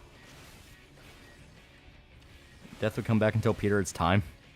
Well, the problem with that is Death was voiced by Norm Macdonald, so they would have to get a new voice for him. I've probably done everything I can before becoming a master of the monastery. It's time to help Hans get laid. New Simpsons are unironically AI written. They feel it. They definitely feel it. I like the implication Family Guy's already incoherent enough, and AI would have no trouble replicating it with standard AI goofiness. The reviews for Avowed are coming out. Looks like it sucks. Yeah, I kind of believe so. Like, Obsidian has not been good ever since New Vegas. They drip-fed talent left and right, and then after New Vegas, everyone left. Outer Worlds was fine. It was aggressively okay. But everyone could tell this was not as good as it should have been. This just didn't feel put together in the way people wanted. It wasn't the same, because a lot of those same people weren't there anymore, you know? A studio name is just the studio name. You need the actual people there for it to work.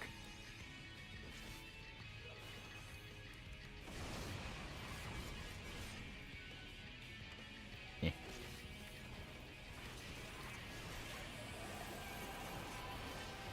Here we go. Wrong that death silences death. Outer Worlds hurt my eyes. And much like Dragon Age Origins was old BioWare's, yeah. Remember that Claymation Simpsons video where the whole family gets murdered?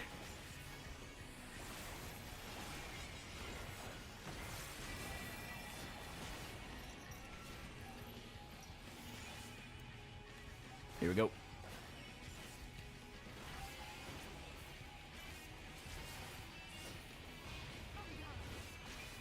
There we go. Now, South Park predicted Family Guy was written by Manchies to pick up balls with joke prompts on them. Yeah. Well, like I said, it's...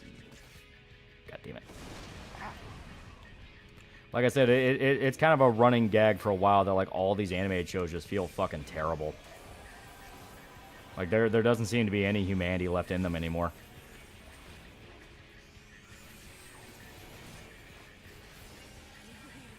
Yeah. Here we go. At that point, just man, spite. Seeing BoJack Horseman, they scan his head in for a movie in case he dies. Another character says, one day there'll be actor's whole job. Yeah, basically. Simpsons no longer human.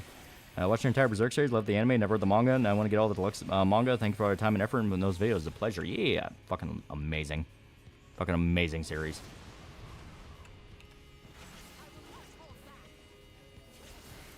Yeah.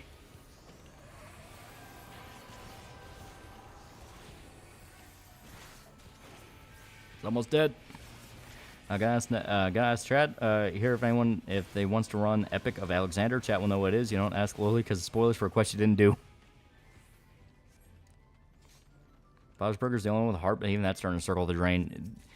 I've been very much the belief that animated shows can only really last maybe 4 or 5 seasons. After that, because 4 or 5 seasons realistically is how long you can keep the original team in.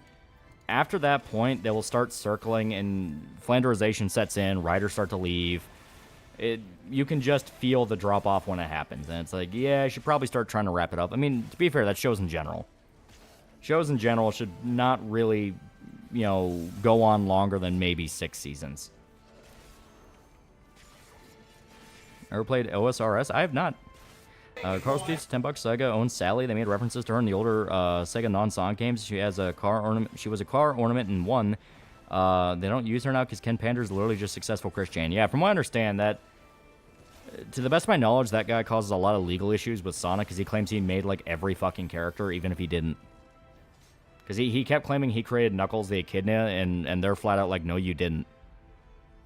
Watch Common Side Effects produced by the guys behind King of the Hill. I have not, but I'll check it out because I think a guy in chat was saying that it was pretty good, so I definitely want to see it. Every story has a beginning and end, yeah. I don't care how valid might be, I'm not paying $90 for it. I'm hearing it's mid. Like, at best, it's boring. Ken Better is the guy that wrote Sonic comics for Americans, yeah. So I think to quote the answer to a question nobody asked fits Modern Lisa so well.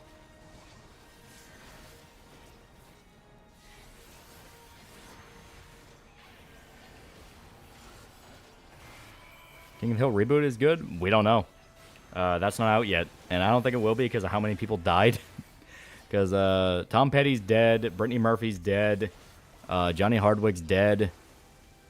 I mean, say what you want about Lucky, but, like, Brittany Murphy and Johnny Hardwick being dead, that means you don't get Luann or Dale. And Dale in particular was, like, a massive part of the show. Now, if I was aggressively mids, boring, stale, also runs like shit. Do you believe there's something after death, or do we straight up cease to exist once we kick the bucket? We don't know. We do not know.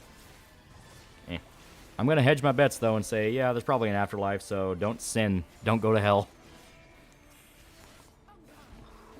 The only exception being the Venture Bros. Give me more seasons, Warner. They outright said they had plans for more seasons, so it wasn't like, oh, we're gonna, we're gonna fly by the seat of our pants. They had plans.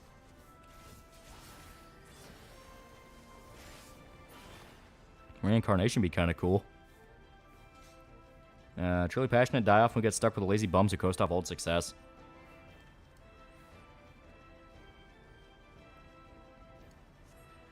Ken Panders did not make Knuckles. He was still butthurt by the fact that Echidna Tribe was based off the other Echidna Tribe in the comics. It was stupid. Yeah, like I said, it's a thing of he claims he made a bunch of them, but he didn't.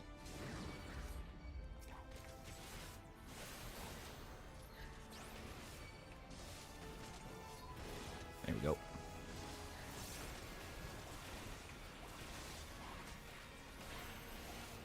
Oh boy.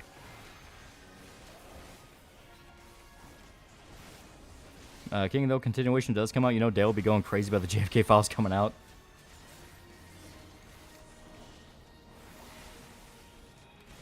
Human life in the world's far too complex to be an accident. There's an afterlife. Keep the sinning down. That's kind of how I feel. You know, I'm kind of a firm believer in intelligent design, which is, hey, the amount of stuff we were able to discover and just sort of luck our ways into. Now that speaks to a lot more than people want to admit. It's actually 100% correct that he was plagiarized. I'm not sure. Everything I hear about the guy is crazy. Apparently Pamela's still going to be voicing Bobby, even though he's a 20-something-year-old man in the reboot. Well, I mean, so long as he sounds more like an adult, it should be fine.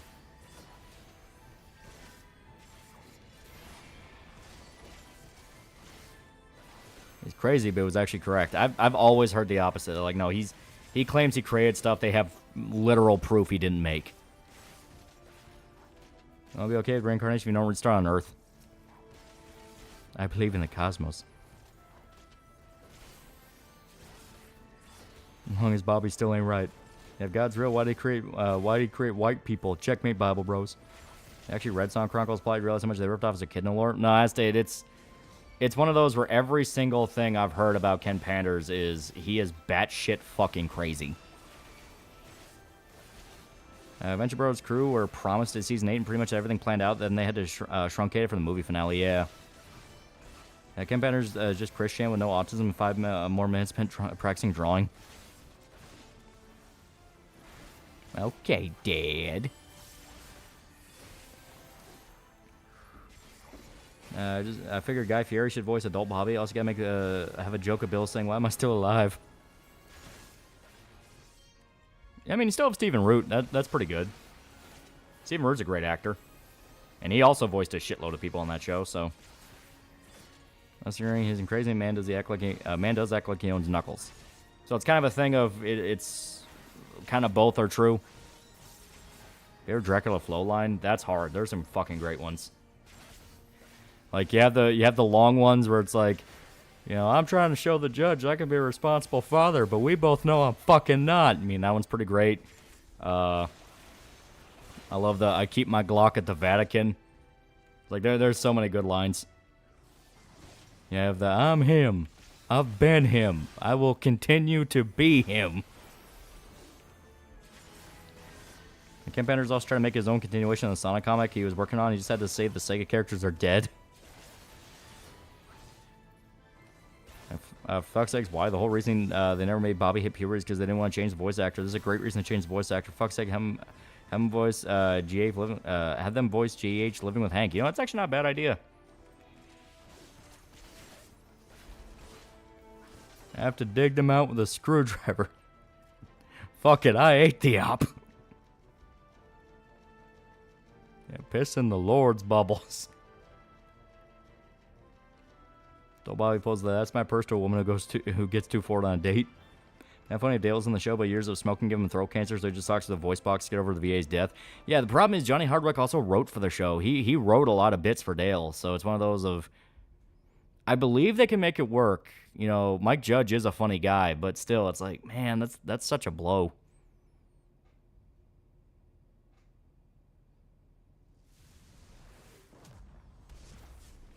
I can't believe Stephen Root's Buck Strickland sounds so different than Bill. He's a really good actor. Be a fun twist of Dale's funeral in the crowd. You see Dale in disguise. Yeah, he faked his death. That'd actually be funny. It'd be 100% in character for Dale, too. It's like, yeah, he faked his death and ran off to Mexico. Maybe asking too much for Mike to pull off with the King of the Hill reboot. The problem is, like, the idea itself wasn't the worst. It's just boom, one after another, multiple people that were involved with the original King of the Hill were dead. Yeah, just have Bobby be voiced by Mike Judge in his normal voice. That'd be funny. Of course, he would sound older than Hank, so that'd be weird.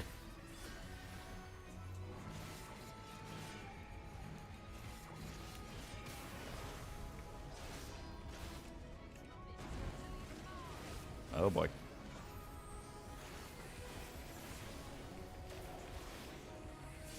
As Eric Park moves Freedom Tune section of his video, yeah. Even his own fan base is like, hey, you directly edited a lot of his videos. Going way back to the idea of biblical minimalism, what are your thoughts on the conspiracy of Judaism as a false religion created either by Alexander's successors or the Persians? I don't buy that. I mean, there's too much ingrained actual proof of Jewish culture to just write it off. Say Bill in the years past left the military and worked for a while with his friend of his named Barry. Oh, fuck. I died. Yeah, nobody's always fucked this fight up. I informed my family that make sure I'm confirmed dead, because if I am, I would be that bitch that would fake their death. Abigail reason the Beavis and Butthead reboot worked as Judge voiced most of the characters himself. Yeah. Do what they did with the Trailer Park Boys animated series and have old recordings of Dale voice them so they can still be in the show, be sparingly when they need to be there. Yeah. Get Chris Pratt to play Bobby.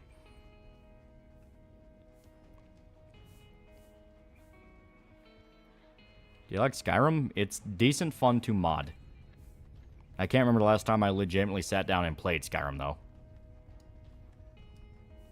I think if King of the Hill comes back, Bill should quit drinking and now in shape and a hot wife and no one knows how he did it but him. Yeah. It just won't be the same without Dale. Yeah. Ever heard the YouTuber Cold Raven? I have not. Remember on King of the Hill is Hank saying, don't blame the beer. How many people seem to realize the Bible is literally a collection of multiple books centuries apart? Yeah. It was basically an approximation and amalgamation of multiple scriptures across centuries. Away from the furniture when they get the blue fire, rub it off on it. Okay, okay. Remember Hank Hill will set you up to be raped by a dolphin. You cross him too much, yeah. I can't stand Skyrim. I'm not sure how somebody liked it without mods. Well, you know, Seth described it in a pretty good way in the Starfield review, which is, these are games made for dads. They just want background noise to spend time with while they're playing a podcast or something. Skyrim has been carried through the decades on the back of the modding community. If it wasn't for modding titties, the game would have faded away, turned into one of the ye olde classics. Dolphin did some things to him.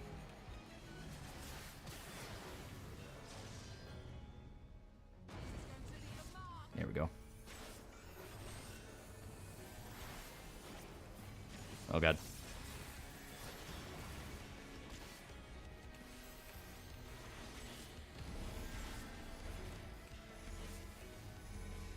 Oh, boy. There we go. Okay. That makes sense.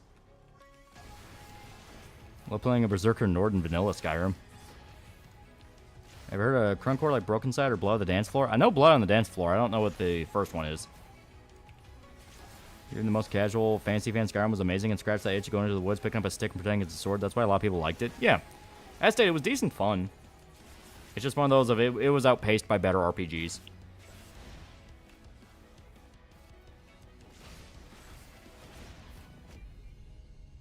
Oh boy. Okay, that's kind of a fun little gimmick. So he'll charge at you, but the main danger is, yeah, he'll do the AoE. Okay.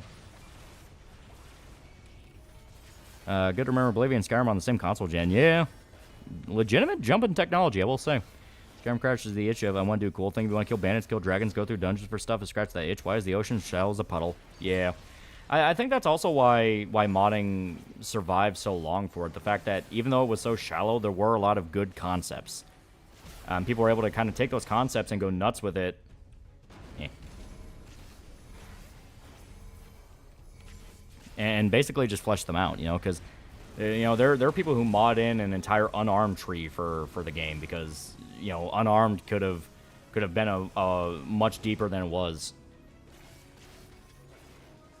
Didn't Hank get a guy raped by a dolphin in a game or something? In the King of the Hill PC game, if you fuck up the lawnmower minigame, he gets you raped by a dolphin.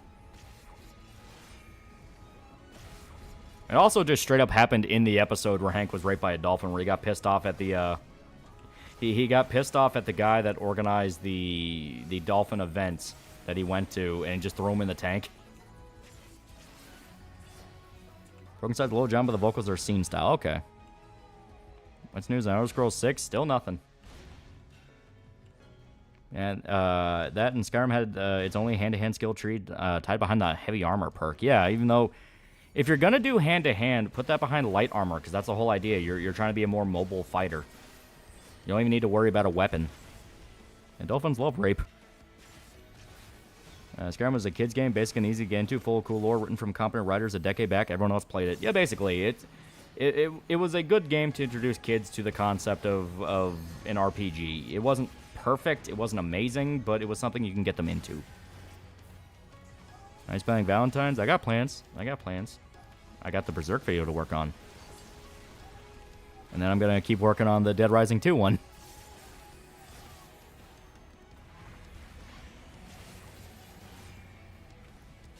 No, he threw that guy in because he molested and harassed Luann. Yeah. He treated unarmed like a monk class. Exactly. I'm just amazed that Bethesda hates money so much. They could have even made a terrible Elder Scrolls game in the past 15 years when it was sold like crazy, but no. Hank and Luann both were assaulted in different ways, but what the moral of the episode was to speak out on weird shit. Yeah.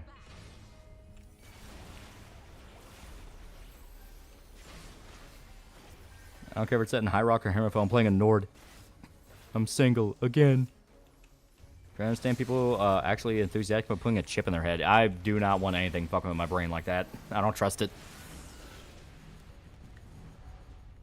Seeing fan animation telling the story of Skyrim better than actual Skyrim. Remember, I saw two girls kissing and I got mad because they got mad at me because I saw another one who was gonna be alone on Valentine's Day. It's like way more hours than Dragon's Dogma because it's actually fun to play. I played Stalker yet? Stalker 2? No. I plan to. Ever play ESO? Like very, very briefly. It just didn't. It didn't grab me. As to, I'm very picky about MMOs. 14 is about the only one that has consistently kept me along.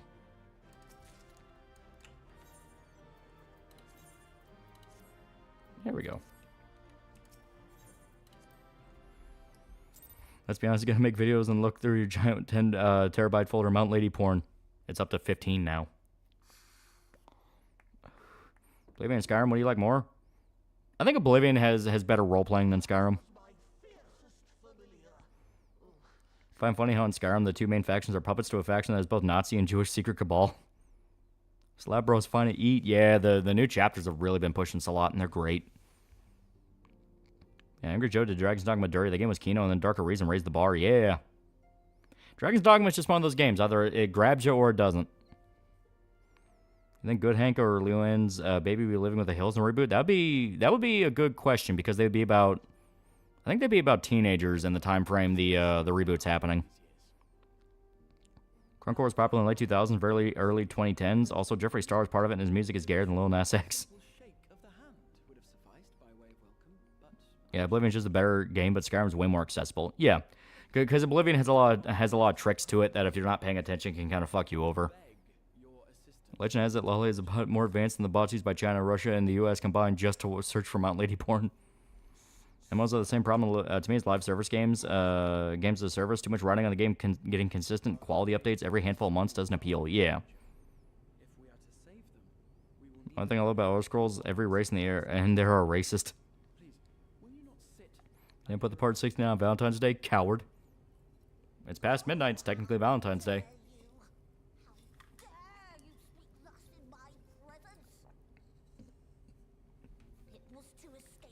Yeah, Oblivion has that early 360 game jank. Yeah. Well, also there were legitimate design decisions that weren't the best. Like enemies level with you is just a bad move for RPGs. Very rarely can they make that work. Like enemies leveling with you is their way of making it to where they never have to worry about balance because everything will just be on your level. Ignoring the fact that the pacing of an RPG is the early areas are easy to, they start getting harder towards the end of the early areas to encourage you to explore and grind and get a feel of how the game is supposed to be. When enemies level with you, there's nothing fundamentally that changes with the pace of gameplay, so it just gets to a point of search for the most powerful stuff that will just DPS out. You know, it's one of those things. It's 9:30 in Cali. Is that Bart Simpson with giant earlobes? Yeah, regular ass bandits shouldn't wear endgame Daedric armor. And Skyrim's pretty good if you mod Morrowind and Oblivion elements back into it, so not Skyrim.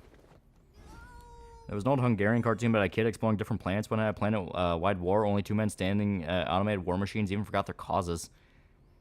It's a lot like that episode of Deep Space Nine where they were stuck on the planet where you had like these two factions fighting, and at the end of the day, they would always resurrect. And they even forgot why they're fighting. They're just fighting because they want to kill each other, even if they know the war's never going to end. It's 8:30 in St. Petersburg. I always thought of a good idea for a King of the Hill episode be that Hank quit working for Strickland Propane and starts Hill Propane. Why does the party keep committing new hate crimes? Enemies leveling with you is boring. Giving my early area a return power fantasy. Yeah. Leveling up levels the enemy's damage and defense, and even if you didn't level up that level for combat. Yeah.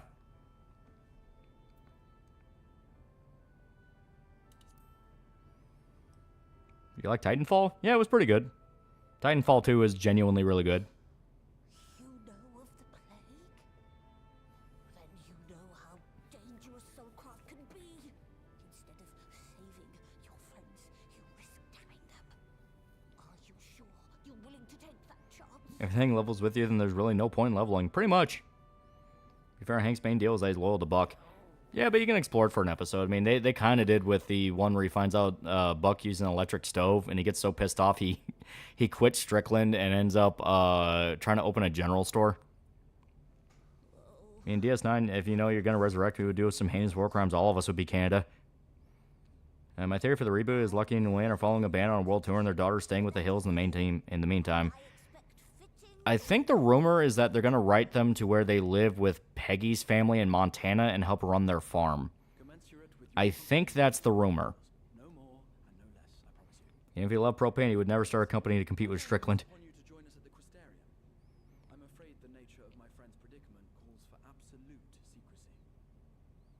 That's a clean burn in hell, I tell you what. Wait, is Peggy and Hank divorced? No. No, like Peggy's family is in her side of the family. Her side of the family owns a horse farm in Montana. Triggering break down that war isn't always about good fighting evil. It's people killing others and leaving a land that was once prosperous completely destitute. Yeah. Sugar Frybuck's problem is Hank. If Hank made his own propane company, he'd be no better than Thatterton. Will he move them to a farm? If you get a chance, watch Mike Judge's Rock and Roll Animated History. James Brown episode's great. Oh, yeah. What was it? I think it's called Tales from the Tour Bus. Yeah, that show's great. 24 review? I do like 24. It's a pretty good show.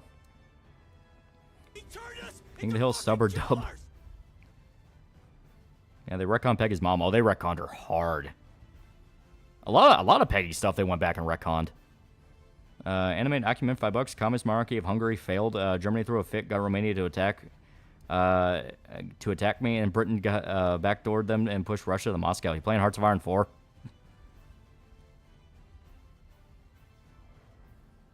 Enemies in Oblivion would be fine if it wasn't for health X player level. Early game enemies that have high base damage not tied to a weapon, really poor unique weapon level scaling on drop.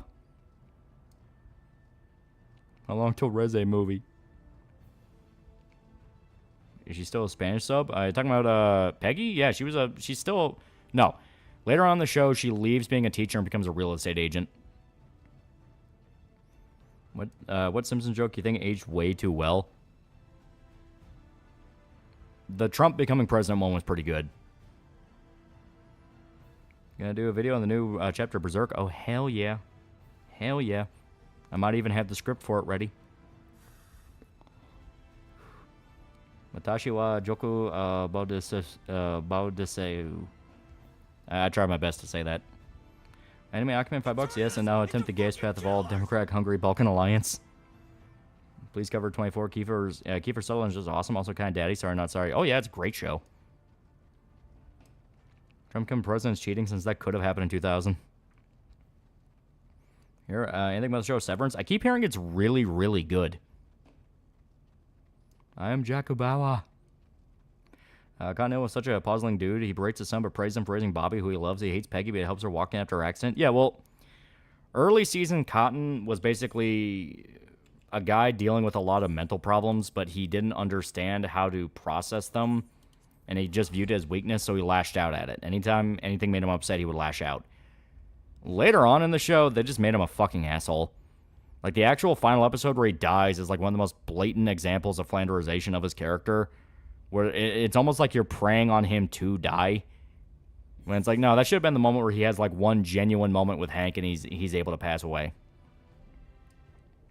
Am I the only one who hates Lisa Simpson? Oh, no, not by any means. I heard the new Spider-Man show is pretty good writing. I know Dick Bro and Weed Bro like it.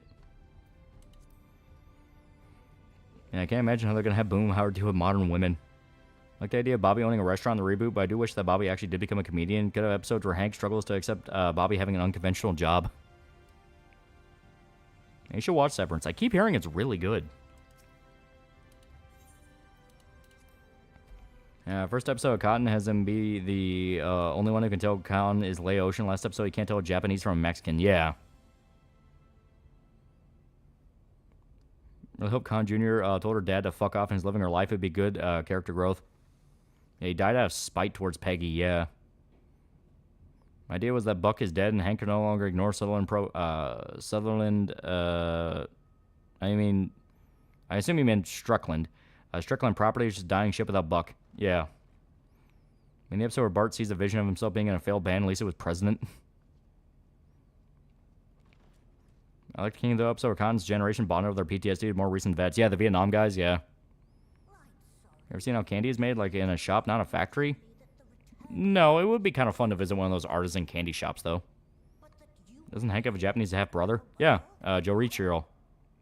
Or Junichiro is his name. The one major conflict of the reboot would be Bobby will cook with charcoal. Yeah, I feel like what they should have done with him is he's not afraid of death. However, he makes peace with Hank and everyone. I mean, I was still making still make him a bit of an asshole, but still, yeah, it's like, it's one of those where Cotton in the more modern seasons really got the Flanderization stick, where very rarely they remember that he's more complicated of a guy than they kept showing. Yeah, Junichiro Hill, yeah. I was Lisa President, but she sort of looked like Hillary Clinton. I'm wondering if Jimmy Hopkins was an easy kind of protagonist when he faces the Demon King and he does a big bad speech. What would Jimmy's response to that speech be? Probably just call him a faggot. Now, Bart Larry gets his act together, becomes a lawyer, and becomes Supreme Court Justice. Love how in the Japan episode they had no idea how to use the sliding door, yeah.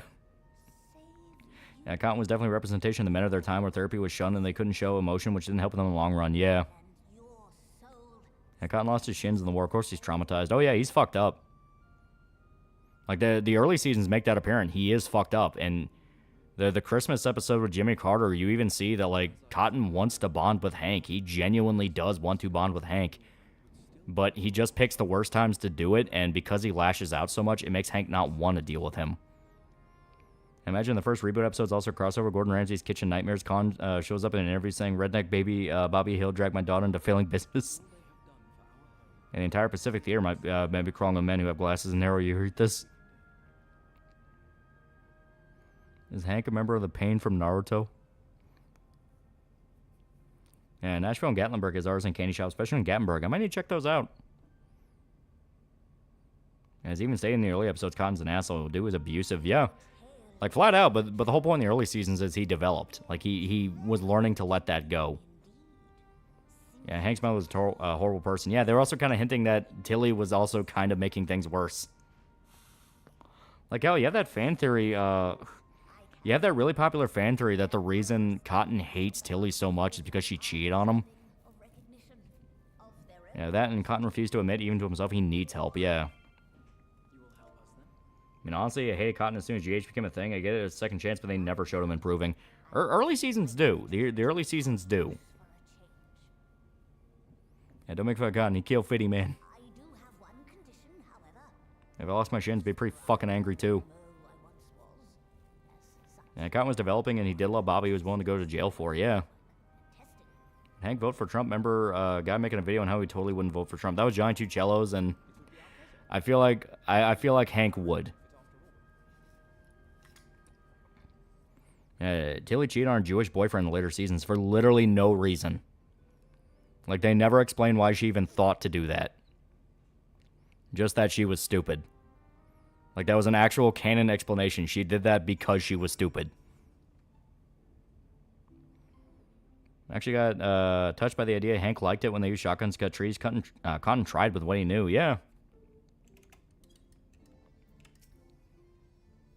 Who's Tilly? Hank's mom. King of the Hill, XU, Hakusho edits are hilarious. Yeah, Hank did vote for Bush Jr. I think Simpsons should end with Bart proving the Simpsons wrong and he has a good life. Well, Lisa has a normal life because she thinks a good life should just be handed to her. I think Hank might be autistic. Early Hank is actually radically different from the modern seasons. Like, he was much less of a prude in the early stuff. Like, I still remember the We Met Tanya episode where they kill the crane. Like, Hank was straight up telling Bobby how to get rid of the body. Really, it's a miracle Hank turned out as good as he did. Remember when Tilly ignored Hank's abuse to look at glass animals? Yeah, it's like... That's in theory Peggy got brain damage after falling from the plane. That's the pretty famous fan theory to explain why she ended up becoming much more obnoxious later on. And to a degree, I believe it, but it's also just the writers changed. Yeah, Tilly's Jewish boyfriend was a generally good man. He's too good for her. Yeah. I think at worst, Hank would have wanted to vote for Ted Cruz in 2020, but chose Trump because no brainer Hillary's evil. Yeah. Yeah, Hank's a Republican. He loves Reagan. Yeah. Yeah, Giant Two Jellos defended John Redcorn's hypocrisy. Yeah. When the entire point is Redcorn's a fucking asshole.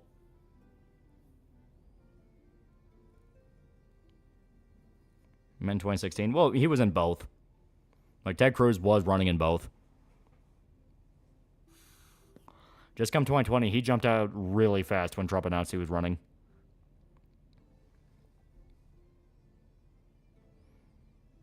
Hank can say that the Hill household does not like the Clinton family. Yeah. It is kind of funny how that was probably meant to be like a jab or like a joke of like, oh, they're just out of touch and all that. But then you look at it and it's like, no, they were just right. They were just objectively right. Also, KCD made me rewatch Night Tale recently. Forgot that quite a few people are in it. Yeah. That's one theory that Bill is Bobby's real dad. I don't buy it. Like, there is meant to be some commonalities and jokes between them, but I think the joke is that Bill's influence rubs off on Bobby because Bill himself is kind of a man-child. That's why Peggy doesn't like the two talking. Yeah, Japanese episode was pretty good. Yeah. I'm back from reading the new chapter. Berserk, good news. Farnese and Salah got a situation under control. Bad news. Rox is now hitting the guts' cell. Oh, God. And Giant Tutels loves King of the Hill in South Park, not realizing the shows often make fun of people like him. Yeah, he locked his truck doors when passing the sign saying home of Bill Clinton. Yeah. Yeah, Bobby looks more like Cotton than Bill. Yeah. Have you played any more KC2? Oh, hell yeah. It's a good game. Very good game. Excellent game.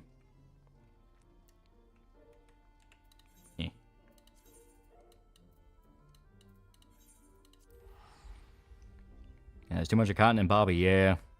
Yeah, Bobby looks just like what Cotton did when he was younger, just fat, yeah. Yeah, Bill let Bobby have his barbecue sauce recipe. Yeah, it was Bill's way of, like, passing on something. And John Redcorn's in the hospital. His wife's giving birth to Bobby. The baby comes out, looks like Dale. John walks out, dazed. Dale comes out of the bush and winks. Dale's never seen again. Yeah, you literally see Hank as a giant looks exactly like Bobby. Double chin, all just with brown red hair, yeah. Apparently not sequel King of the Hill show. Bobby's apparently going to be an adult who's pro chef. Yeah, I say they're doing a reboot. Have you met Zezka yet? No. Yeah, Bobby might have inherited Tilly's weirdness. What's your favorite classic Simpsons episode? I like a lot of the classic Treehouse of Terror ones. Those are great. So Razor apologized for shitting the bed and sipping so hard. Is he still being a retard? Supposedly he did. Supposedly. You can tell someone's a leftist YouTuber by the way they talk. They always find a way to inject their morals onto everything. It's rare they never used Boomhauer's job as a Texas Ranger for anything, because it was the last episode retcon. he was never a Texas Ranger. He was an electrician in like the early parts of the show. Do you think Peggy goes too hard on Bill when he generally steps over boundaries? That's fine, but then she's hostile towards him by default. Dale and Redcorn running joke was always funny. John being a deadbeat dad and Dale being a better father, Joseph despite being cucked. Generations from now, people will talk about crazy Grandpa Dale and how he might actually be in Mexico while John Redcorn's forgotten. Also picture Hank pushing Giant Two Tails down the hole like that one episode. Yeah, Squirrel Tax is really good King of the Hill content. Yeah, he has a really good... what I like is he explains a lot of the, like, references and in-jokes with like the historical aspect. Like the Fireman episode where it's based off like Three Stooges. He explains a lot of the history around that and the Three Stooges. Like, that was really cool. That's my purse. I don't know you. Up there he was keeping tabs on Bill. We're talking about Boomhauer. The theory was he was keeping tabs on Dale.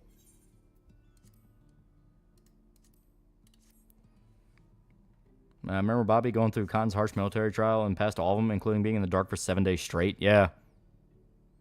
Considering how Giant Two Tails talked about South Park, despite South Park having a field day with people like him calling it, he'll put in Praise the Shadows. Eventually. Eventually. What are you talking about? King of the Hill. Very good show. Very good show. Yeah, Boomer was a Fed. So heads down the idea of King of the Hill having a reboot. As stated, it'd be like them announcing a Boondocks reboot now with how many people involved are dead. It's like, you just can't do it. Dale will join the insurrection during 2020 for sure, wearing that bullhead gear. It'd be fun to show Dale's grandfather looking just like Joseph, implying that Dale might have actually been the father the entire time. Like, yeah, it's like the whole story of the Jamaican grandma or something like that was fake, but he actually had like a Native American grandfather. Yeah, Bobby was not a strong boy, but he was sturdy. I know, Redcorn. I've always known. That's why I wipe your name and fatherhood from your boy. I'm his dad, but you'll be forgotten. I'll live long. See Berserk Grandpa star Vagabond? Oh, fuck yeah. Like, Berserk is good with the philosophical thing and Guts' arc and all that. Vagabond with Musashi, that's the entire story. Like, the entire story is Musashi, like, changing and discovering new philosophies on life. So he'll probably have a field day with that.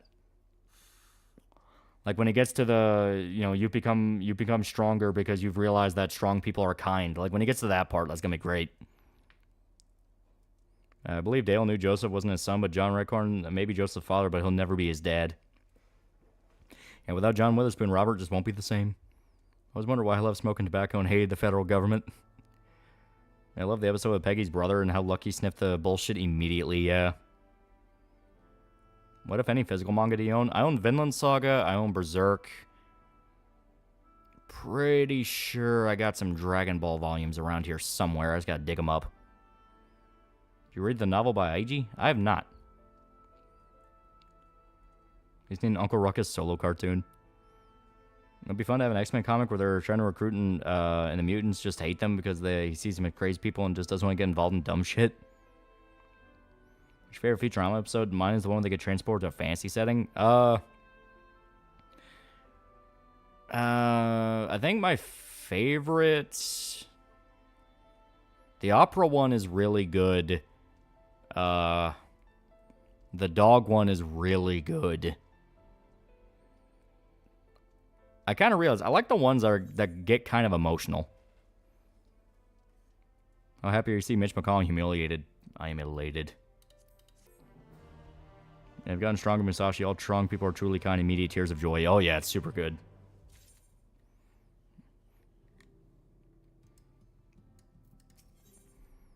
I liked Luck of the Friars because it showed Fry's family did miss him. Yeah, that was good.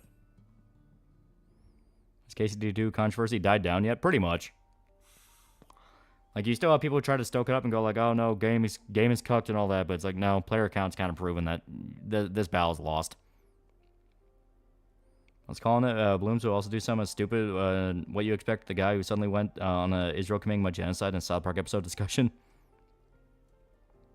Wait, what happened to Cocaine Mitch? Oh, he's gonna have a fun time soon. Read the Perfect Blue novel? Yeah, it's okay. It's not like the movie at all. Coach Batista, $5. Speaking of Musashi, I'm happy we're finally getting a Musashi game with Onimusha. Yeah, it's super good.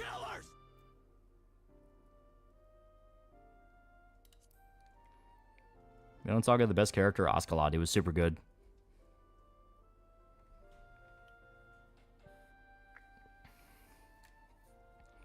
I think the idea in King Dale's sequel having Dale just dead and Redcorn admits he's Joseph's real dad, only to be rejected by him and everyone openly criticizing his mother too. Is Mitch McConnell finally being run out of DC? He's getting close. He has that fluoride stare. How hard would you crash out Berserk had a Last of Us 2 style ending? Assume the Walmart gets shot at the very least. It won't. Like, nothing in the story's pointing to that. If anything, the story's building to we have got to kill Griffith or the world dies. And KC2 is one of the best RPGs I've ever played. It's really good. I like it. Is there a complete complete series DVD collection King of the Hill? I think so. I'm actually glad we have stories like Villain Saga and Vagabond carry the central theme behind Berserk to have true strength to be kind and protective of those you love. Yeah. Speaking of Musashi, do you think they'll add Sasuke Kojiro and Onimusha? Maybe? That'd be kind of cool.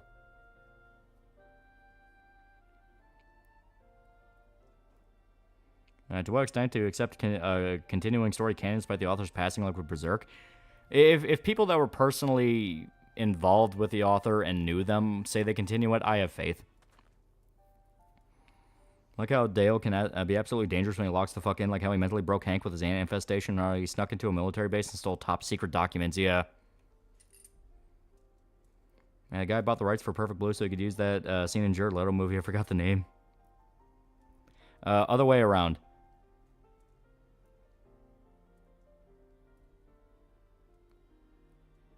I found the absolute Venom comic you're talking about. It's great seeing Paul get dunked on by Dylan of all people.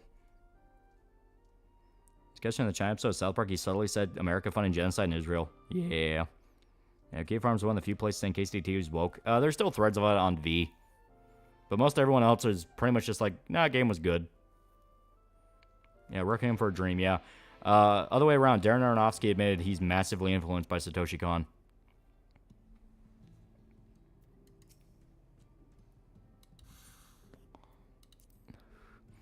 Yeah, Dale proved himself to be a great father and husband, even he refused to fuck the lady exterminator. Yeah. Be a great way to respect the VA and let the consequences of the adultery happen, especially since everyone knew but said nothing for Dale's sake. Also was the last thing to do at the time. Yeah. Berserk introduced angels like see both sides for our main characters. We'll see them as beautiful beings, but those people who are wicked like monsters or cruel, they're terrifying. Well, I say they kind of did that with the 4 guardian spirits, but yeah, something that's like official, like this is what is considered an angel, that could be kind of cool. I find funny Bart can speak several languages fluently. It kind of shows he's not dumb. Yeah, the whole point of Bart was that he wasn't dumb. It's just that nobody took him seriously. Yeah, Darren's gonna make a Batman movie that even Frank Miller thought was too dark.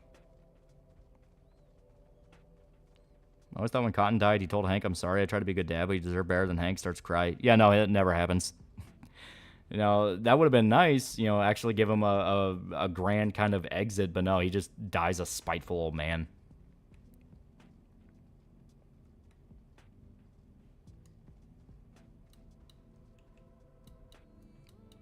Yeah. Will Guts forgive Griffith or go through with revenge? Oh, he has less than 0 reasons to forgive Griffith. Griffith has only doubled down. He fucking kidnapped Casca in front of him. According to the theory, the reason no one says anything about Joseph to Dale is because they think Dale will go straight up crazy. I mean, he lost his mind when his mower was stolen, yeah.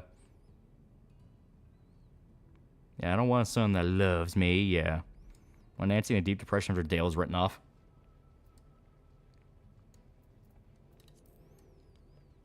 I'm finding that every Twitter people use John Redcorn. When I bet if you show someone that one Thanksgiving episode where Bobby reads about Redcorn's tribe and all the fucked up stuff, yeah. Remember the anger issue episode? And didn't they literally have an episode where Bart's actually the smartest one in the house, but he just lets Lisa get the title because he felt bad for her? I don't understand when they undid Cotton's arc. Flanderization. Every character got boiled down to their base traits. Hank became more of like an autistic prude. Peggy became egotistical. Bill became pathetic. Dale became wacky. Boomhauer just kind of was there. Cotton was spiteful asshole. Bobby was just weird kid. Cotton died because he thought Peggy wanted him to live. Speaking of shit takes in cartoons, fuck that Saberspark guy. What show is opinion on John Redcorn? I imagine he thinks he's pretty funny. Not in the positive way, but in the sense of like, yeah, that's exactly like a fucking native that thinks he's of the world.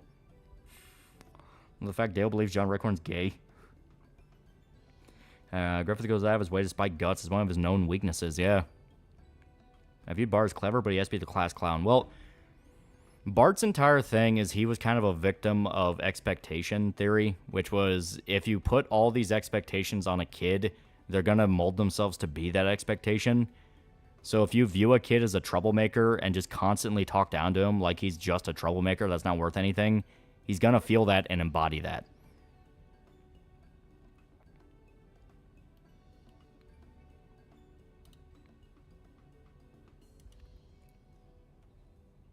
And my name is Rusty Shackelford. Like who John Redcorn becomes more pathetic over the series, yeah. This happens when writers suddenly forget how their own characters act for some reason. Well, a lot of time writers leave. Yeah, poor Bart, yeah.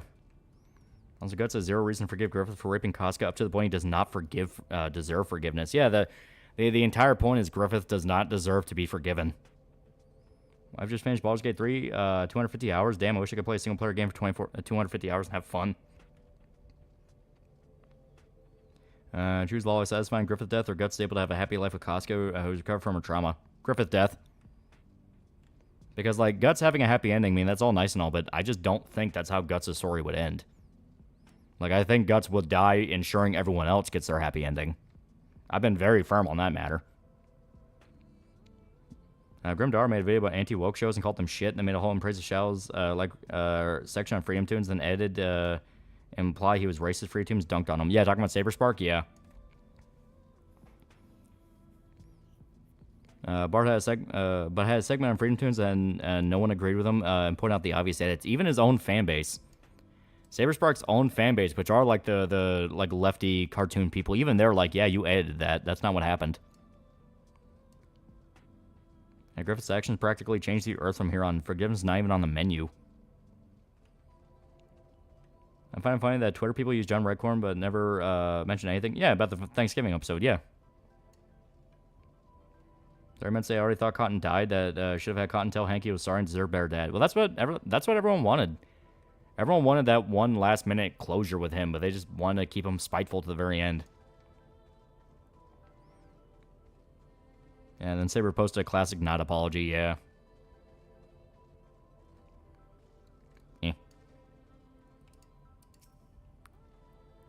There we go.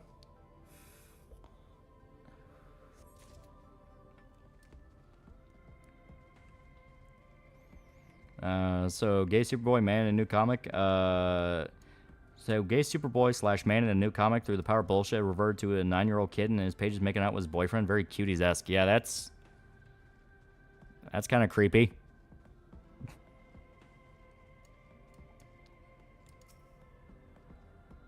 There we go. And Kickball episode was great, showing John Redcorn as non-athletic despite being so jacked. And Saberspark should have known his place and not do politics, but in the end he pulled in praise of Shadows. Yeah.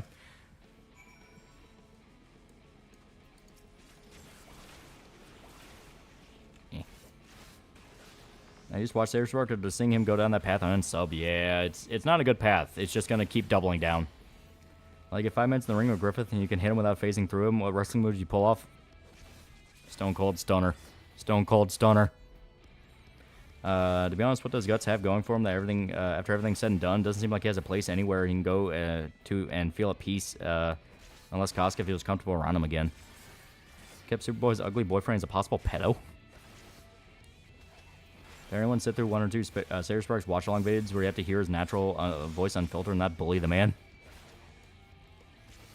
Stu Gaga Twitter guy just posted Zod handing you a Valentine chocolate. Would you take Valentine chocolate from Zod? If you say no, would you want to see what happened? Take the chocolate.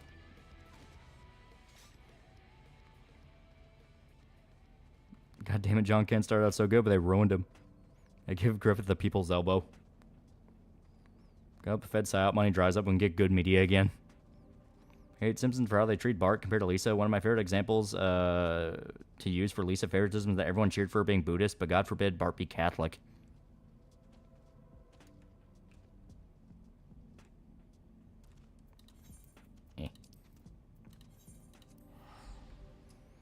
Pochita full form versus Godhand Femto. Who's winning? Probably Pochita. He is pretty strong. Knowing Saber's phenotype will pull another Impressive Challenge or something much worse. Well, once the spiral starts, it becomes more of a matter of like ego, you know. The ego's damaged, therefore they need to win, so they'll keep doubling down to get back that loss they supposedly had. Give Griffith a curb stomp like Seth Rollins. So in case D2 is your Henry honorable or slowly going on the path of fuck honor, I started the playthrough off stealing horses. It's a good way to make money. Yeah, Saberstruck's been mid for a while. Yeah, but Cheetah literally eats concepts, saying he no diffs Griffith. Yeah, push comes to shove, Farnese rapes and prisons him.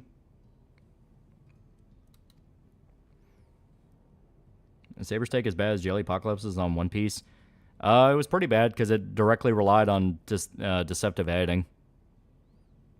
John Redcorn also tried to make every SJW excusing his tribe fuck up stuff by saying it was a different time type crap. Yeah.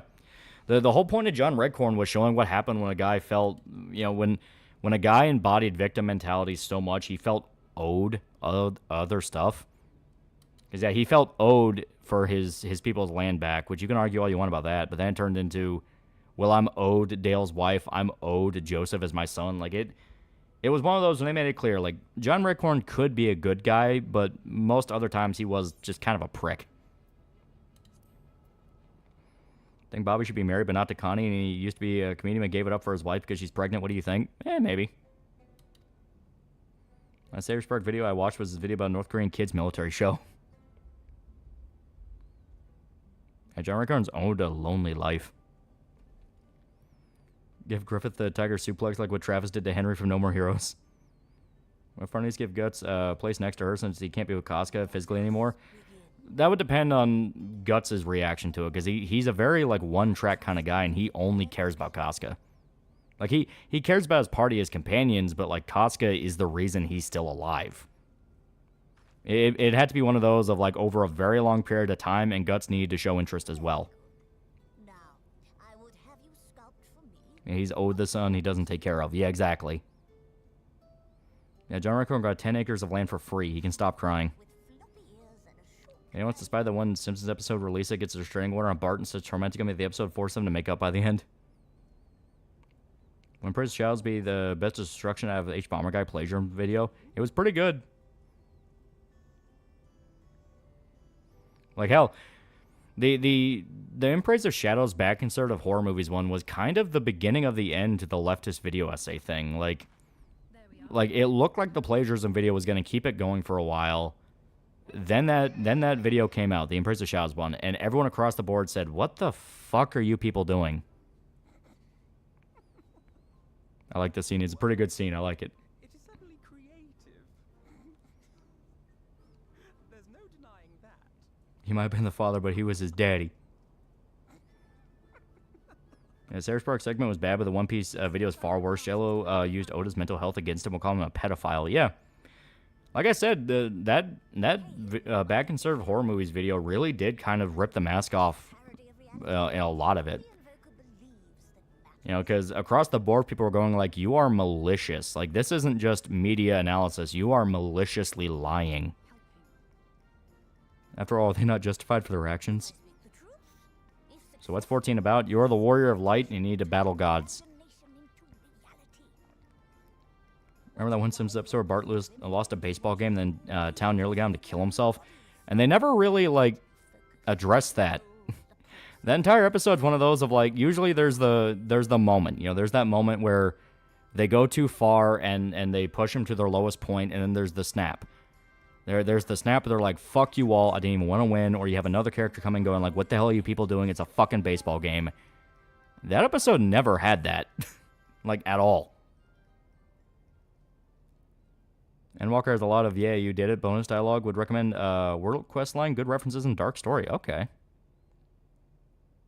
Kill God, the JRPG. No way Dale didn't know about his wife cheating on him has been shown he wiretapped the phone. Yeah, Nancy didn't know.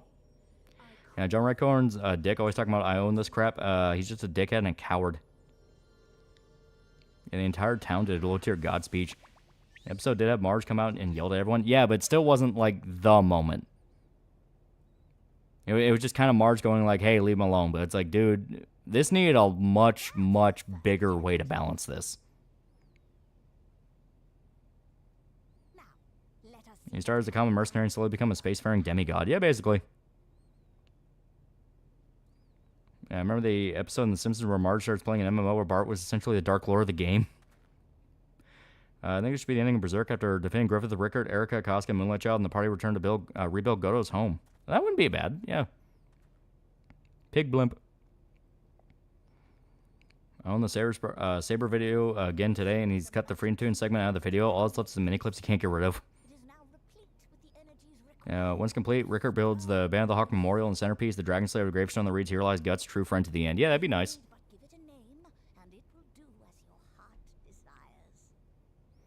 Yeah, Sarah's Park versus Freedom Tunes like the Telltale ratting at a kid for doodling instead of rating Jello versus Oda, literal slander.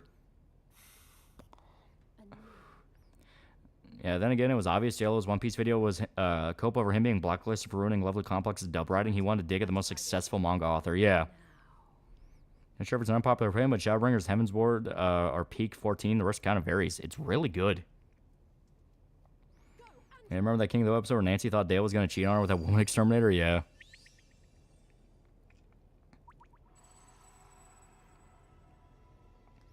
And final Berserk panel is the POV of Rickard slapping the rear with his god hand. This episode, Rapper Roberto will kill Hades. Joins next time for the next god to be rejected.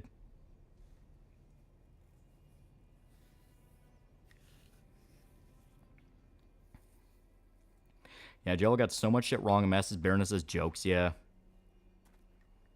Wait, John Redcorn had a daughter? Yeah, that's another episode. Bill starts dating a single mom with like 2 kids, I think. And as they're dating, Dale looks into them and finds out that the daughter of the lady shares the same DNA as Joseph, so they have the same father. Because as it turns out, John Redcorn, in fact, knocked the lady up and gave her one of the kids.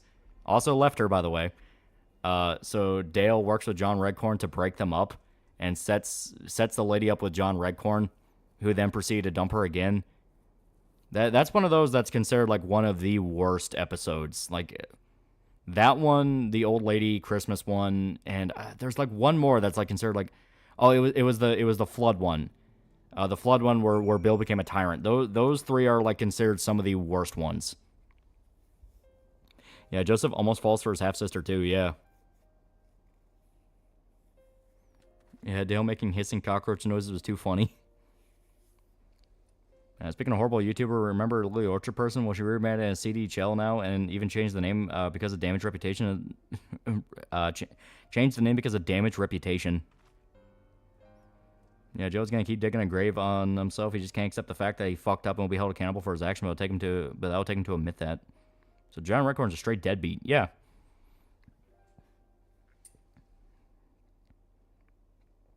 I always remember, chat, almost all famous people critiqued Oda for how he drew his female characters, either degenerate shit, Jello Fartfesh, or Dr. Pizza Effect. Hated that Floodgate episode even as a kid. Yeah. You've been blessed by the pig blimp. Good fortune will come your way.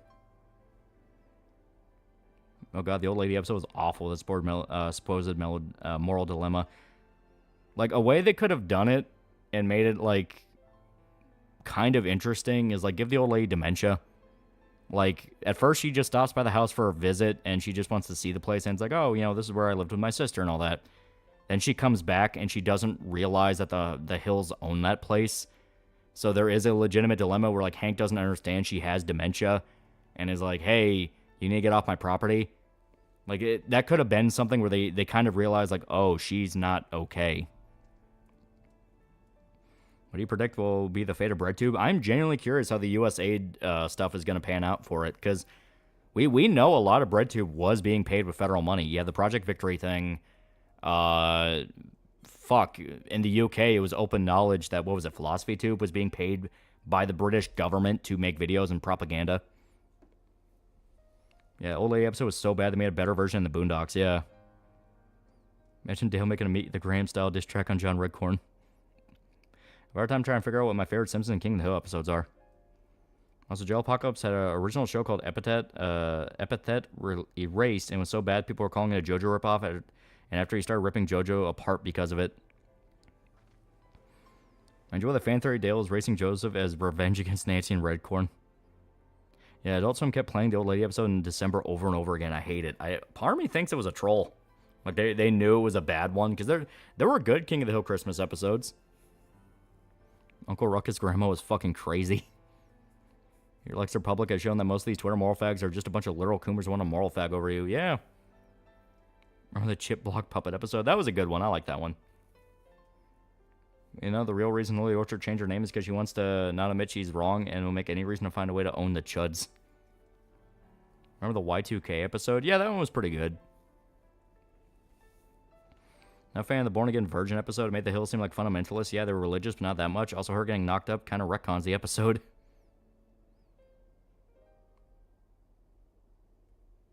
Can't wait for Magic Mush's video on Lily. Yeah, who in the government decided to give someone like Vosh money? Yeah, the government probably is pushing the trans shit to distract and destabilize its own population so that people are too obsessed with fighting each other and get away with more grift. It's that. It's pushing big pharma interests because that is, you know, permanent customers for big pharma. And yeah, you have the social aspect. They can talk about, oh, we're going to push transgenderism in like Peru or something like that, and people will buy into it without question. Watch the June the King thing on Lily. It's interesting. Why did Dale gag the puppet? Yeah, Crispin's episode with Bill is great. Hank was a bro trying to help Bill from his suicide and cross-dressing shit show. Yeah. Do it funny, monkey man. Also, King of the Hill Raccoon episode was a pretty good one. It was kind of sad how it ended. Yeah.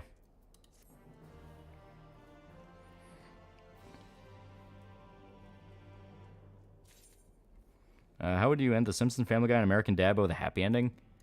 Family Guy, Lois dies, and the family realizes she was the one holding them all back, and they get access to her money, and they live like billionaires forever.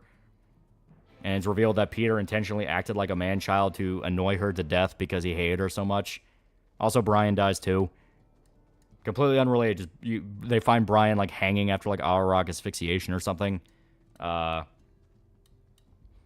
American Dad, I guess, you know, close out the loop of it all technically takes place in heaven.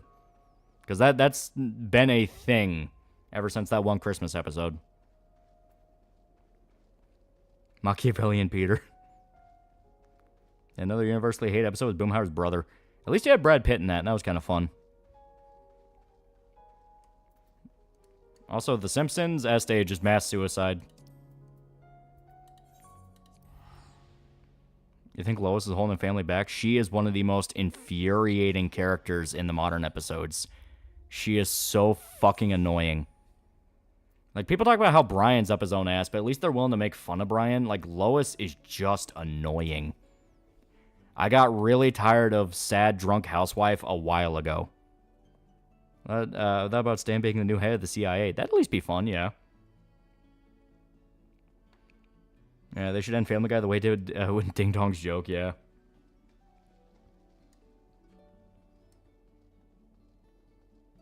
It's gonna be money laundering too, no less, like gender affirming care in Latin and African countries. Quit jerking me around.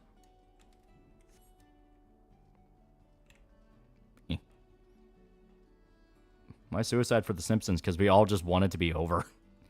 It hasn't been funny in like fucking 30 years now. Just end it. Didn't Peter have a fancy about killing Lois? Yeah, that was one of the gags after Lois told him about how her father offered them a bunch of money to be on their feet, and she said no.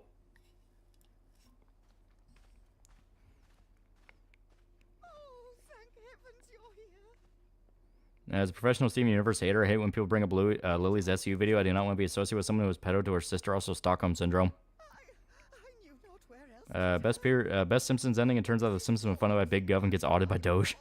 to bear alone. I just call it the Simpsons, just a dead horse at this point, yeah.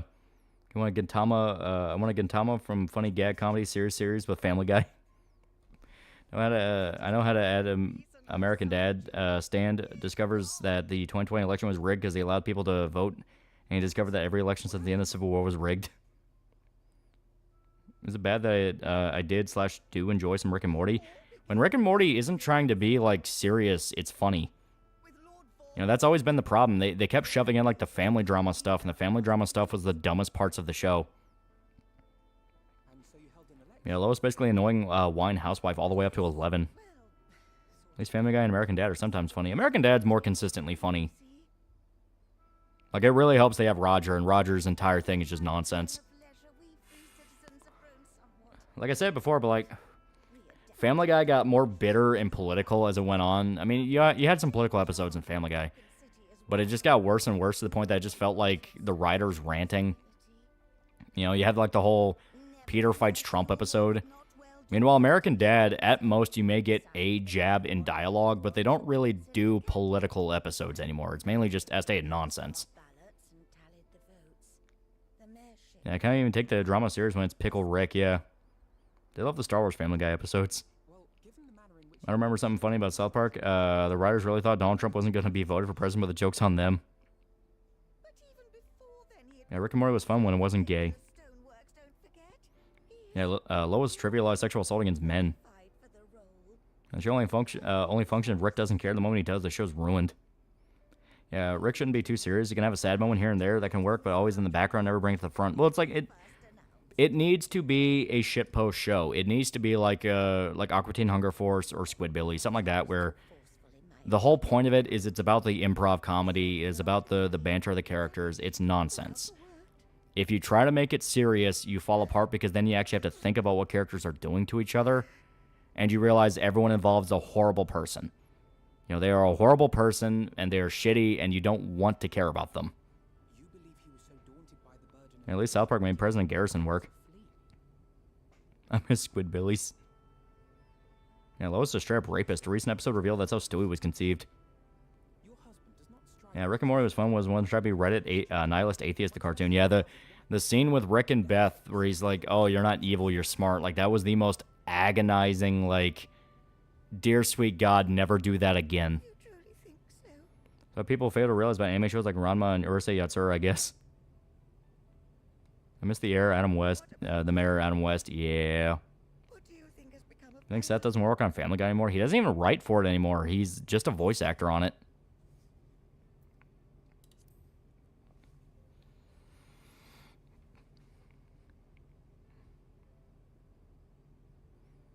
Yeah, Venture Bros story building is vastly part of Rick and Morty. Well, yeah, because they acknowledge stuff can be serious while still being funny. Squidbillies really dropped the ball hard on the final seasons. Yeah, because they did exactly what I'm talking about. They try to make it a family drama when it's like, dude, this is explicitly not the show to do that with. You like Robot Chicken? Yeah, some of it's pretty funny. But it's a sketch show, so sketch by sketch. Was that the scene with the therapist who coincidentally resembled the writer? No, that was a different one. Yeah, Rick is who Rick and Morty fans who want to be. Jerry is who they actually are. Oh man, the Rick Prime storyline was good, but then it does end in the recent season. What should I do with 20K? I'm getting back pay. Want to rent an apartment, get a cheap car to save the rest as I figure out the rest of my stuff in my life. Put it in some kind of like investment portfolio. You know, put it in a way to where the money can organically grow. Like, you want to invest in it, but admit that you have no idea what investing is or does. So you want to buy into like security, stuff like that. Like, you can use the money in a way that's helpful. Yeah, bitch pudding, blam.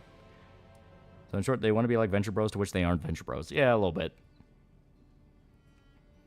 I think Simpsons should end with Homer waking up in every episode since the 90s been Homer in a coma. All the other crazy stuff is the family trying to wake him up. Well, going out of way to cause mass suffering for no reason is really smart. And for Smiling Friends Season 3 is serious drama. God, I hope not. Oh no, knowing Knowing that when he plays guys, they'll expressly make jokes about that. Like right about Squid Billy's episode where Rusty tries to be a superhero, but everyone in town told him Rusty grew up and paid child support. At least that was funny. You know, that's one of the shit post episodes where it's mainly just nonsense.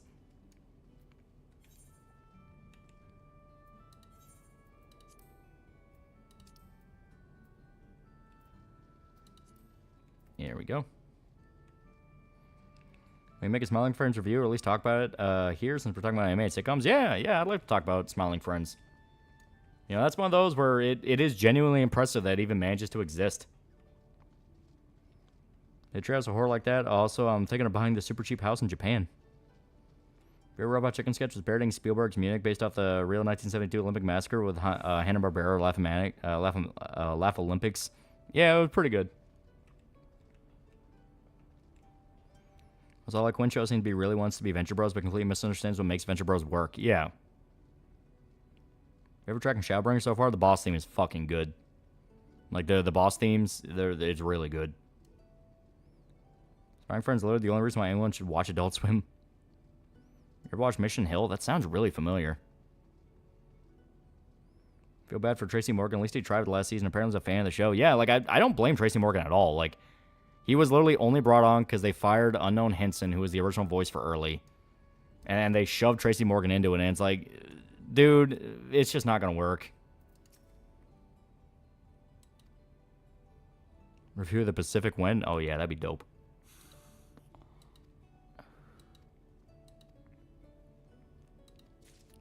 Yeah. Isn't every episode of Squid Bill is a shitpost like Aqua Teen? I've only seen 2 episodes so far and feels like Aqua Teen. Yeah, a lot of the same people who worked on Aqua Teen worked on it. That's what I mean by an Adult Swim shitpost show. Like, it's not meant to make sense. It's not meant to build to anything. It's a shitpost. It's a sitcom.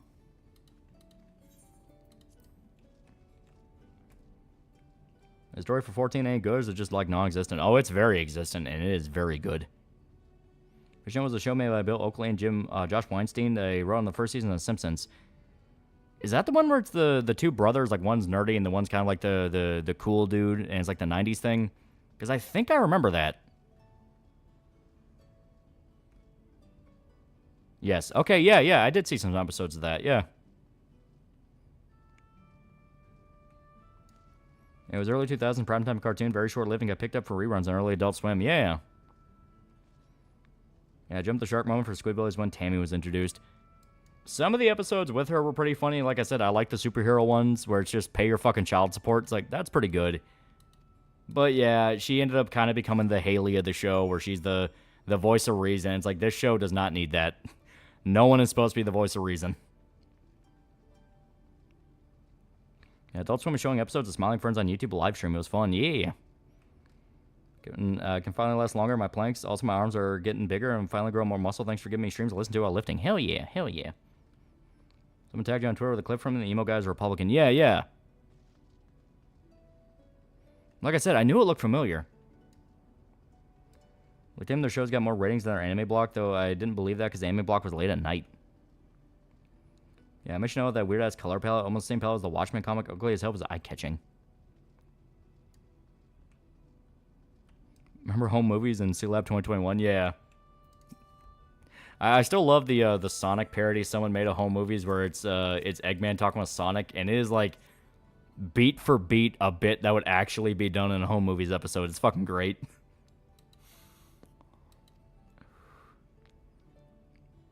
Yeah, so we should make more games like Astrobot. They're really fun. Why does Squidbilly guys fire him?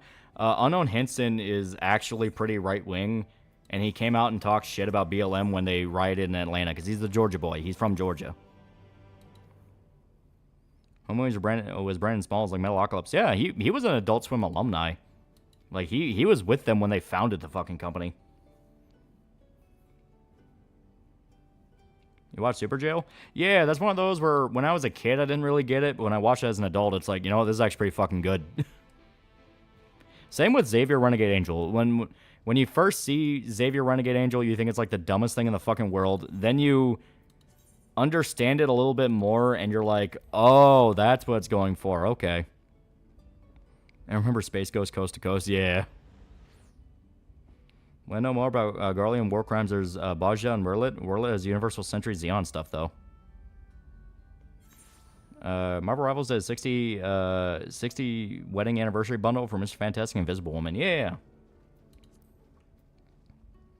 Yeah, Super Joe opening song is so fucking good. Yeah. It's so good, the band that made it made a music video that references the show. They know what they had. Yeah, Xavier the Show was smart. It is genuinely a lot smarter than people give it credit for.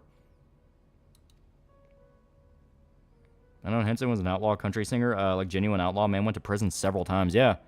That's part of why he was able to play early so well, because he knew how a fucking white trash, multiple convict redneck worked. You believe in God? It depends. We spent Apocalypse ended in a great way with a movie. It was pretty good. I don't think the music in the movie was as good as the opera, but it was still good. Yeah, Xavier's very esoteric. Like Eric Andre show? Yeah, Eric Andre's great. Even the Chinese did something for the Fantastic Four. That's kind of sad. Thinking of watching Kung Pao Enter the Fist with my mom on the weekend. Should I? Oh, hell yeah. That movie's fucking amazing.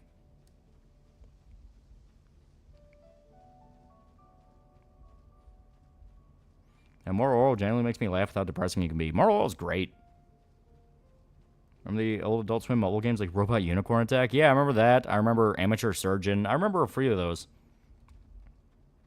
Who killed Hannibal? A disease you created. Crack? No, the other one. They made an opera for Metalocalypse? Yeah, it's called the Doomstar Requiem. Genuinely fantastic. Swinging the chain, swinging the chain, swinging the chain. An episode of Octane Hunger Force with a Sanchi medallion. Who would wear it? Probably Meatwad. He wouldn't know any better. Remember Strip Revolution? I don't remember that one.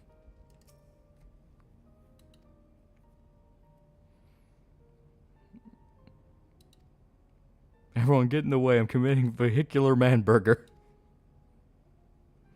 Really understood Eric Andre as a kid. Now I realize it was just a show where Eric messes with celebrities. Yeah, it's great. Wish Venture Bros would come back. I still haven't seen the last season or the movie. Worst thing about having to work is not having time to lift. The Octopus Rape Dream t-shirt episode except as a Sanchi medallion. Yeah. Yeah, Shake would try to wear a medallion. He would only try to wear it because Meatwad wears it and he gets jealous. Yeah, Meatwad just think is a cute little thing. Yeah. It would be Mashstick or Carl if you told him he'll get him bitches, yeah. When you ladies are done kissing, I got some ass kicking for you.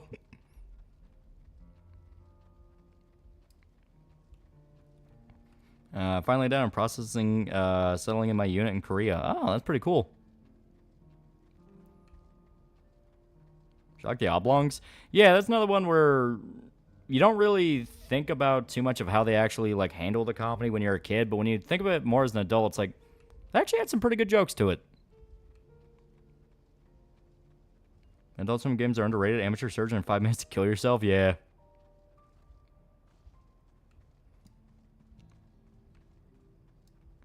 Yeah, Broodwitch episode was great, yeah. I think it'd be funnier if Carl wore the medallion. But that would be how the episode ends. Like, you know, all the chaos happens in the episode, and then Carl just finds the medallion on the ground and he wears it. What do you do if you found random Sanchi charms in your home and more keep appearing? Oh, at that point, I'd flee the fucking country. The only thing people remember from the Oblongs is the goth French girl. I remember Will Ferrell was in the show. Dad's give me anything. It's desire to see full run of Ava with Carl instead of Shinji. Would Jake have to kill himself since that seems to be the only thing he cares about if he were to use the medallion? Remember the PJ show, Stop Motion? Yeah, that's the one with Eddie Murphy, right? I didn't really watch that one.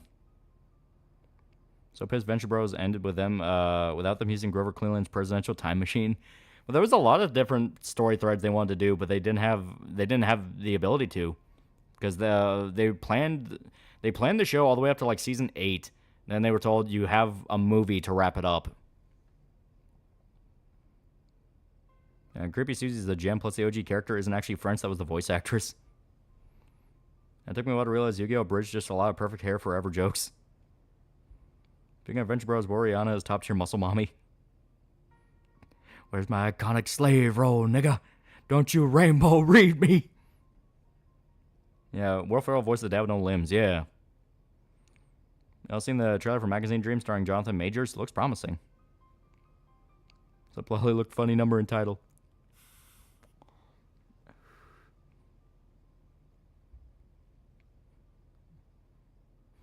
You took a minor inconvenience over who is to use the fax machine first, and you exploded that into physical violence. And for that, I applaud you. What would you do if the Sanchi medallion appeared in front of you floating and spoke in the layers declaring you the chosen one? Oh, I have a gun right here. I'd end it. Dude, when I was a kid, I'd fall asleep watching Adult Swim and suddenly wake up to hear random anime endings because of it being too nami, and that's how I ended up hearing Inuyasha's ending.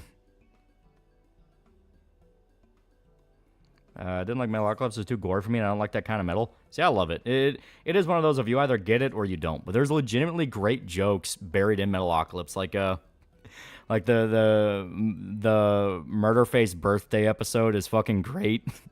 Where Nathan builds up, is like, we got you the most metal, most brutal present ever, and they just had the light on nothing. It's like, nothing. Wish I were LeVar Burton with my iconic slave role. Lonely Sanchi Medallion would be like Gandalf with the One Ring. I remember hearing that plans to bring back Dr. Oz's kid, Brock and Molotov getting used to working together, and Doc and Monarch Jane becoming closest. Yeah, Nathan having a loving father is a great joke. Yeah, just their fucking manager going, now I know you have a dad issue. He's like, I'm not. I fucking love my dad. My dad's great. I love prostitutes. I pay him money to give me pleasure, but when they bite me in my tongue, I start wailing on them. Honestly, that would be a bit an awkward scene. Medallion tells Shake he's the master chosen one, and Shake responds by taking out a gun and shooting it. Man, not a huge metal guy myself, but I love Metalocalypse, yeah. I'm Dr. Roxo, I do cocaine. Yeah. I love the episode where he tries to have like a revival tour, and Nathan points out all the different times Roxo tried a revival tour, and it just kept fucking up.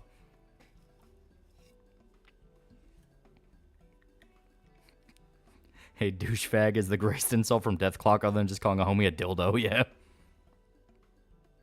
Jim made friends with my partners on a project in college because it turned out we all love Metalocalypse and started bonding over it, yeah.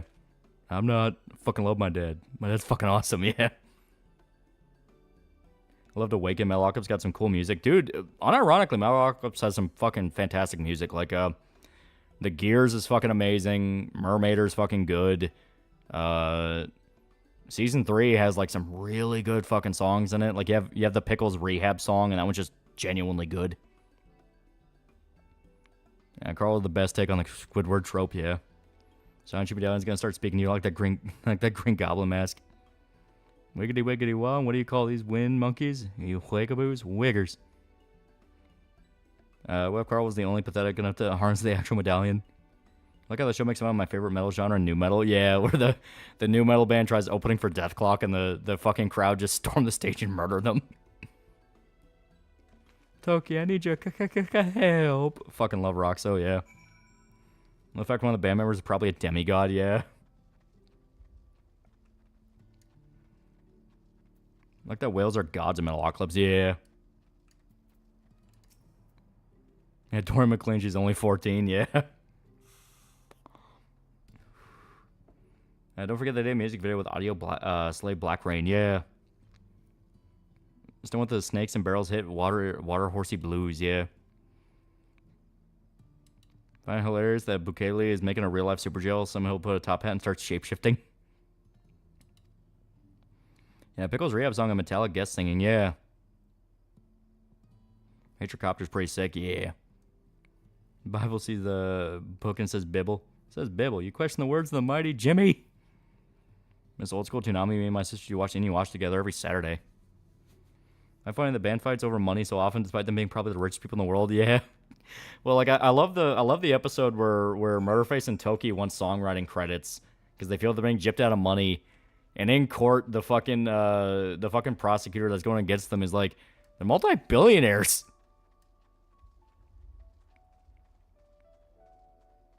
Like how Melaka was such a mean-spirited and violent show, yet Toki's so nice to everyone, especially Roxo, yeah. So when they create a landing by unloading tons of ordnance from the Hatricopter, killing everything, yeah. Remember the episode of Death Clock, tried to learn the blues, and they did the whole make a deal with the devil, and they called the loopholes, and the devil's like, nope, yeah. Yeah, aren't they multi-trillionaires? Yeah. We could imagine Carl if he wears Sancho medallion, he slowly become Christian, Sancho then tries to get into a retirement home. They were all embezzling from themselves. Yeah, I fucking love that. No, I love the episode where they get accused of being sellouts at a show, so they're like, okay, we gotta get back to our roots. So they find out Toki is involved with a cover band of Death Clock. So they slowly like infiltrate the cover band until they just replace all the members and they're just the cover band now. So they become their own cover band and they have to go back to doing like basic bitch shows at like, you know, a fucking ice skate rink and stuff like that. And then get into Metalocalypse because I had no interest in metal when I was younger, but I have to give it a try now. It's really good. It's funny as shit. Like the episode of Murderface and Toki get a rap rock band. All of them are heroin addicts. They can't make one song. Yeah, Toki and Murderface have to, I think that is the one where they want songwrite credits and they get pissed off they don't get them. So they decide to become managers for a new metal band. And yeah, the new metal band immediately fuck everything up. Well, the Death Clock is also a real live band. You gotta see them live someday. Apparently the shows are really good. What would you say is your favorite Bart-centered episode? The one where he genuinely studies for the test is pretty painful, because the one time he actually tries in life and he fails, and he just feels like a complete fool. Do I know the order of shit? You get famous, then become heroin addicts. Come on, guys. Yeah, I remember Nathan's crazy girlfriend Metalocalypse. He starts dating one of his fans. Yeah.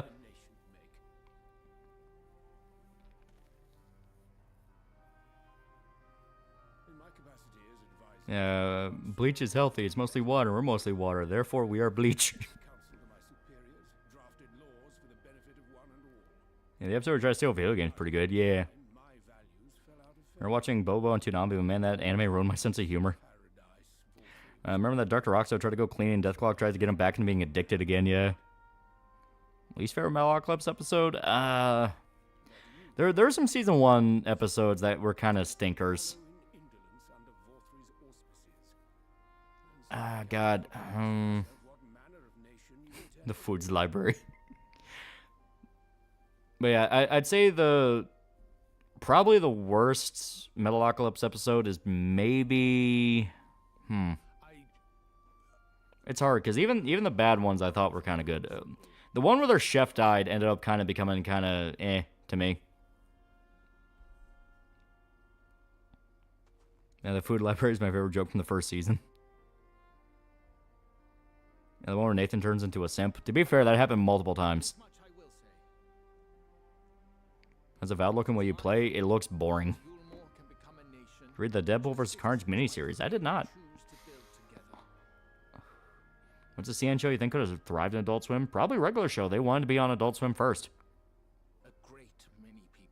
Well, the one where Bart becomes friends with Chalmers over Luck and Teddy Roosevelt.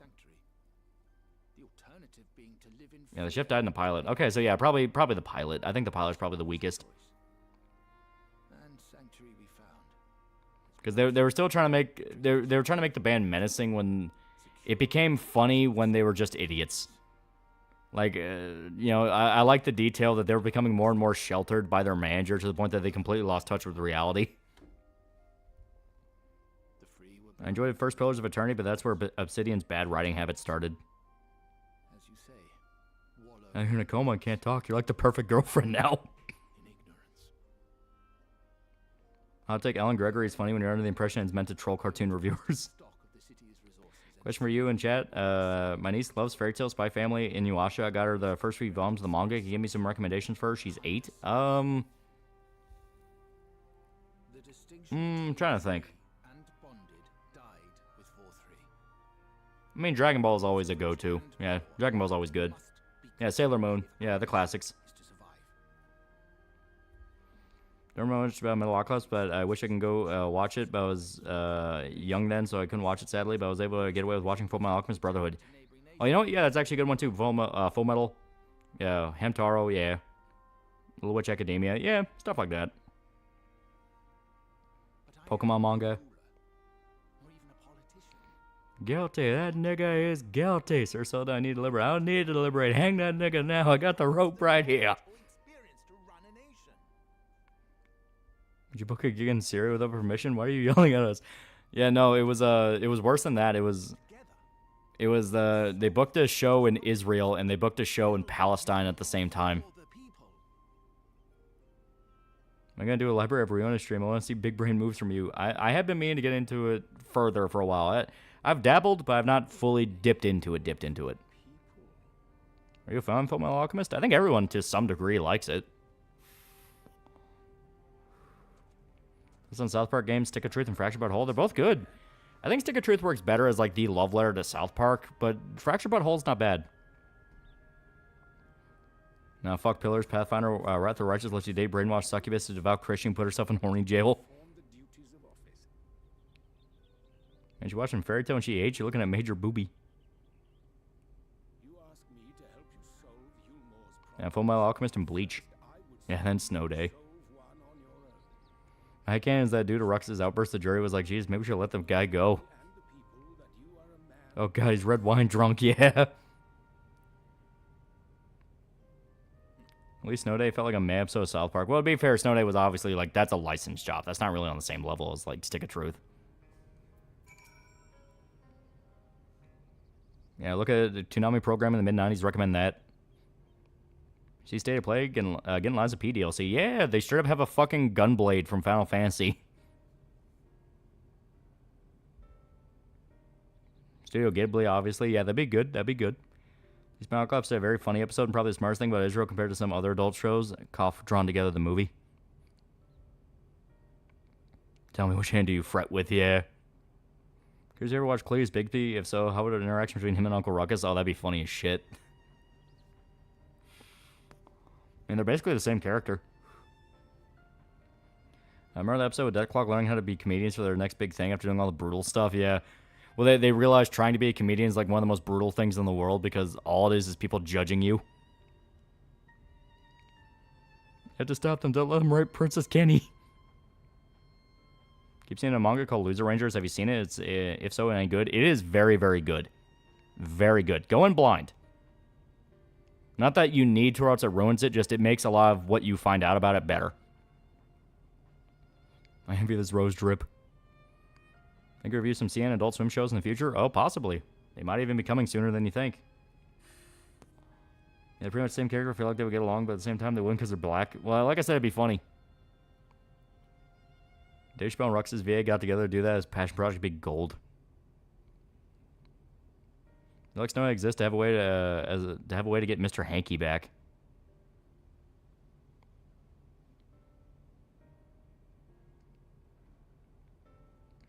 Uncle Ruckus, what kind of shoe is this? I'm not walking to the moon, I'm walking to the liquor store, yeah.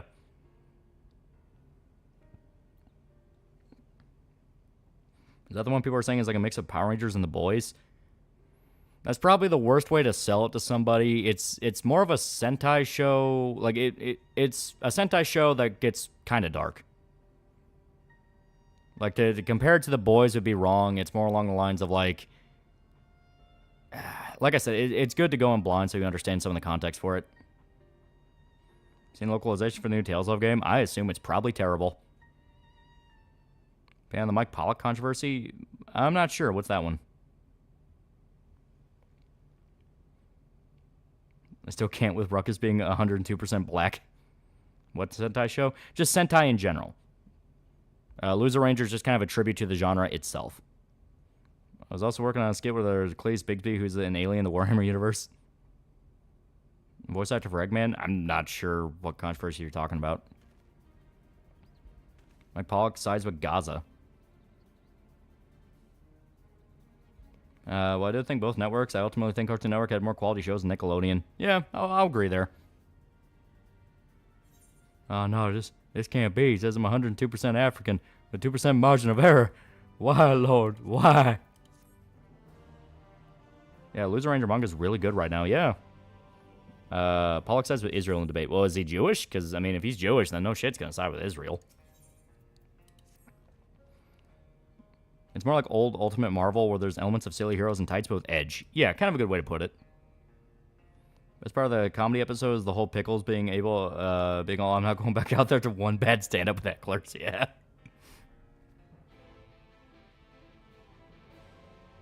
Yeah, voice act for Eggman is on one side of the Israel-Palestine based on his heritage. So yeah, if he's Jewish, no shit, he's gonna side with Israel.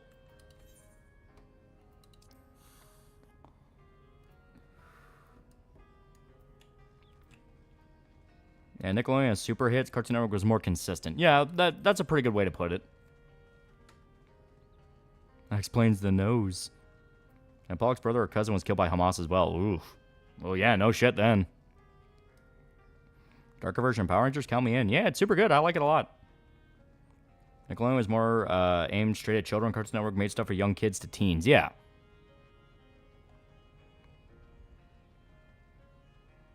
And when I was a kid, I didn't know Adult Swim was a thing. So long time ago at night, I watched Cartoon Network, got to channel. Show traumatized me for a bit. Show was Mr. Pickles' fucked up dog. Yeah. Personally, I didn't think Mr. Pickles was really that funny. It felt like Discount Metalocalypse. The reason I tell everyone no relation, I have to say Ruckus. They literally named him Uncle. Oh shit, guys, we in the fucking clans. Yeah, it was all in the past several months, too. Jesus, man. Mr. Pickles was great. I'm sure some people liked it, but it wasn't for me.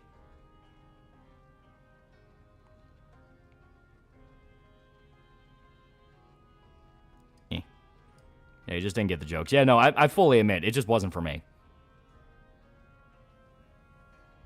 Reminder, Adult Swim dropped Hellbenders for Mr. Pickles.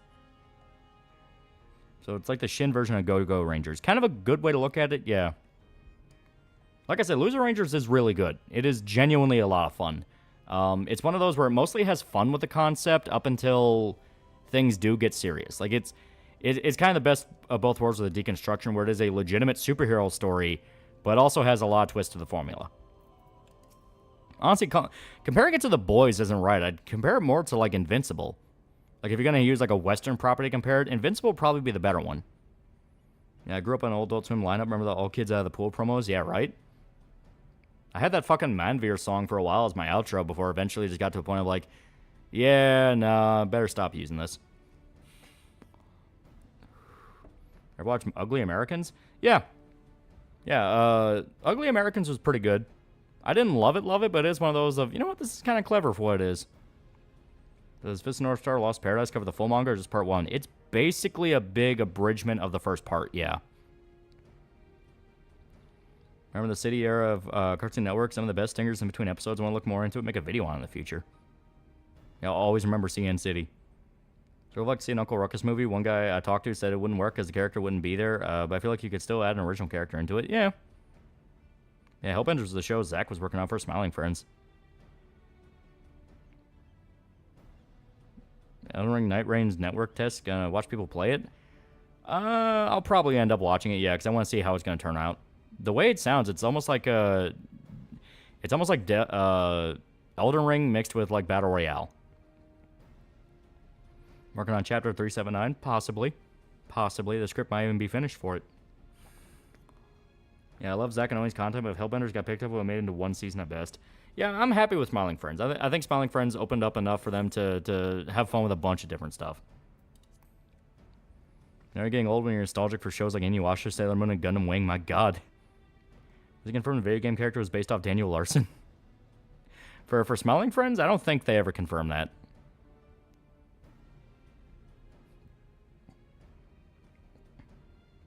Like, hell, I'm still convinced the president and the politician episode is based off Chris Chan. Like, there's too much about it that's like, this guy's Chris Chan. It has to be. Yeah, Hellbenders both Zack and Oni. The story of how they flopped their pitch is pretty funny. Hellbenders is the show Zack was working on with Oni as co-creator until it got rejected, but hey, at least that experience helped them in the long run. Yeah. Well, you know, that's just how media production works. You throw paper balls into a basket until one lands. Yeah, they almost got Chris Chan Smiling Friends, yeah. There's actual classes in Night Rain with class abilities. So respect Super Sentai, but isn't afraid to get dark and bloody. Yeah, that's the whole point of Loser Rangers.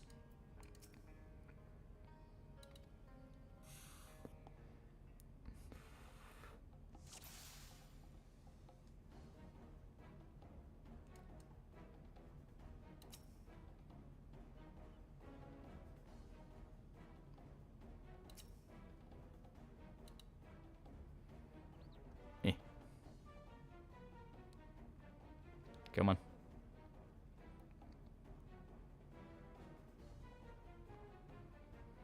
Grease based on Christian. Christian was supposed to voice Grease. Yeah, they couldn't voice. They couldn't get Christian to voice Grease because of union voice acting stuff.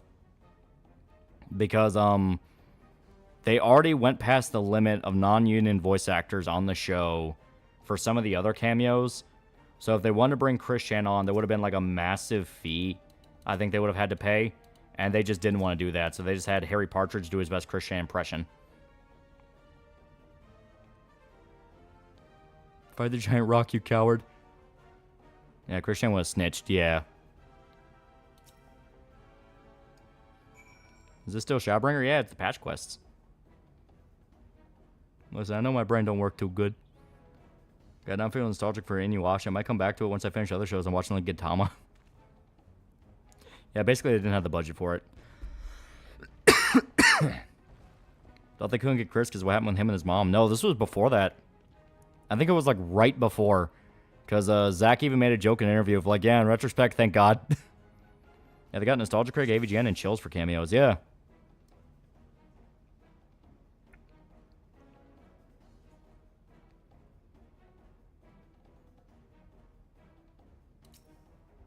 Oh, fuck. Yeah, he's gonna get his ass whooped.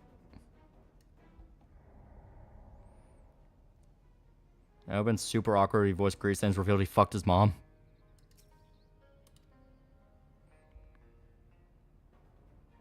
$15. Can I get the number 15? Remember that Zack and Oni cartoon about them going door to door caroling? I love when Zack got kidnapped by Jesus. Watch Michael Cusack Soul series like YOLO and Koala Man. If so, any thoughts on some of them? No, I haven't. Are they any good? Is he American Psycho? Oh, yeah. Multiple times. My sister and her mother used to watch Fairy Tail because the anime OP helped my niece fall asleep when she was a baby. Why does Adult Swim give Rick and Morty everything but Smiling Friends an anemic budget? That's how it would be. I'm fighting Linkara, alright, Gamer cameos the next Smiling Friends season. Linkara definitely would say no just because of a matter of pride and how much they made fun of him. Irate Gamer I could unironically see. Because he does seem pretty chill with a lot of people that made fun of him. Well, Smiling Friend DVDs? I think so.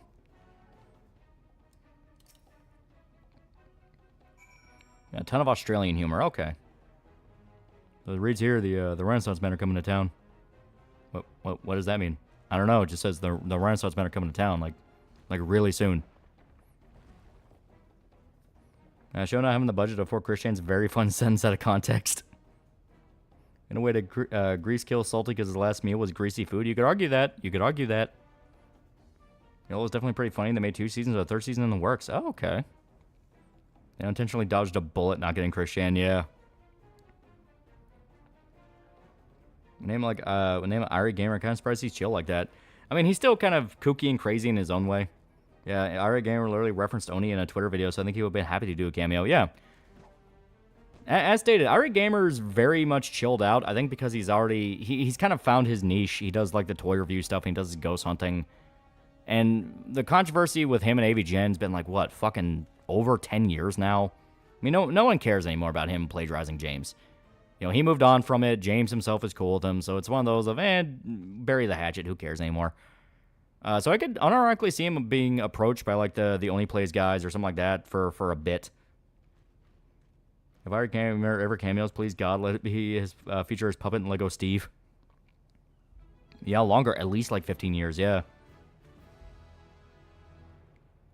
Struck down Game Dude for a cameo.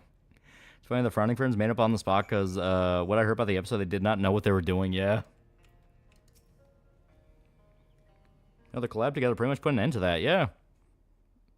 Oh, they had multiple collabs. Yeah, everyone plagiarized James. Yeah, to a degree, everyone kind of plagiarized James. Irate Gamer's just the one that got popular.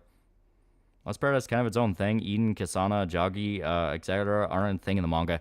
That's why I said it's kind of an abridged of part 1. Because there's a lot of elements that that never show up in the manga. Do you know the lead singer for Huey Lewis in the News did a parody of the murder scene in American Psycho with Weird Al? Yeah. Man, I don't know what to think, man. Get out of my head. Get out of my head. Yeah, even Doug, to an extent, took inspiration from James, yeah. Yeah, Irate Gamer is literally the good ending compared to Game Dude. Oh, he's just dropping hints about a voice cameo in season 3. Yeah, Joggery, not Jaggy. I know, but it's hard not to say Joggy. Wait, Road to 80 what? Which kind of shows how much ego Linkara has, because at least Doug laughed at Oni mocking his voice. Well, yeah, it's like that's always been Doug's big thing compared to a lot of other Channel Awesome people. He could make fun of himself. You know, a lot of jokes in Nostalgia Critic was that Nostalgia Critic was an asshole. He was a prick. He didn't know what he was doing. Like, they would make fun of that all the time. You know? Like, one of the Nostalgia Critic episodes ends with him, like, calling the director of a kid's movie to rant at him on the phone. And then you hear the director go, like, wait a minute, you're a grown man reviewing kids' movies on the internet? And Doug just puts the phone down, looks out the window, and that's how that video ends. Like, Doug was always capable of making fun of himself. That's what a lot of other people on Channel Awesome couldn't do. Have you read The Marshall King yet? I have not. Well, I always remember that he is the game dude, and he is so rude. Yeah, I remember that one, yeah. You read the last few chapters of Berserk, kind of forgot what's happening, something to do with an attack on the Kushin? Yeah. Final Fantasy Road to 80 part what Lollian showed to do in bed during streams. The video Flash gets put out with a refused an offer for a streaming deal? Yeah. And the day isn't being made fun of by a fan, another form of flattery? Well, it's a matter of respect. You know, like, the big thing about it is, usually when someone pokes fun at you, they're just trying to test your walls and your boundaries in the sense of, like, how are you going to react to that? And if you react very, very badly, people lose a lot of respect for you in the sense of, like, well, dude, fuck you, you can't take anything. Because, yeah, a lot of the time people poke fun, it's a joke. It's for fun. So if you're able to show you can laugh at it and even poke fun of yourself, people will respect you a lot more. That's literally what happened with Doug. You know, all the rest of the Channel Awesome contributors fell the fuck apart, and they had massive egos, and they could not take being made fun of. Doug showed he could take a lot of it on the chin. And Nostalgia Critic was based off Daffy Duck, who's pretty much made to be the butt of the joke. Yeah. Yeah, Doug did reviews of the Channel Awesome movies and ripped them to pieces. If you take the rage bait, you risk becoming a lolcow, yeah. I mean, everyone has those lines where they'll get pissed off and they won't think about it. But, you know, if you're able to recognize somebody actually trying to fuck with you versus someone just having a bit of fun, that's a good skill to have. I did just call you gay and you laughed at it, so you good. Yeah. Yeah, look at me, I'm Donkey Kong. Did Iron Liz mention that Lewis was downing Tylenol for the tooth pain because he was broke? I think a man would swallow their pride over tooth pain. Also, why the fuck they localize Kisana and Tizana? If it's that Tales of game, because Tales of games infamously have horrible localizations. But of course I'm back. You didn't see. Literal fat cat of the town, but she's really nice.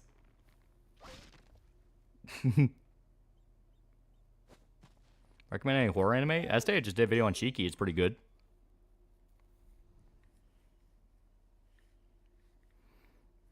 Only a handful of people made it out of Channel Awesome made it. The rest went back to their old office jobs.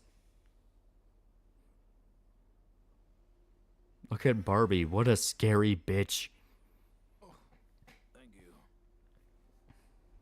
Man, she broke that man's spine. Literally needed Alpha Node to heal him. Filled me with such joy, I couldn't help myself. Going an exciting job for you all. You two have the privilege of helping the one, the only Jared Fogle, the subway guy. What it was I was intending instead of entrusting the task to Or if not featuring his Lego and Puppet Steve, please let Irate Gamer reference his breakfast rant. Well, it's like he has a ghost hunting thing. Like, Irate Gamer has like a ghost hunting channel. You can do that. Well, I'm here, aren't I? Imagine if you and Shota Raspy on Smiling Friends. Signified any unwillingness. I never really understood the jokes about grown men reviewing children's shows thing. I know it's meant to be a joke, but when people constantly do it, it's kind of annoying after a while. Alan Carr is someone that has no spine with anything and tries to cover up the Lightbringer, and he covered up his addiction to gay dead Muppet gangbangs. I would consider the opinion of someone with gay dead Muppet gangbang in their browser history.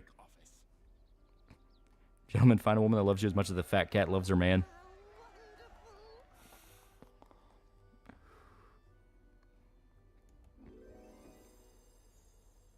Oh god, she's going for 2.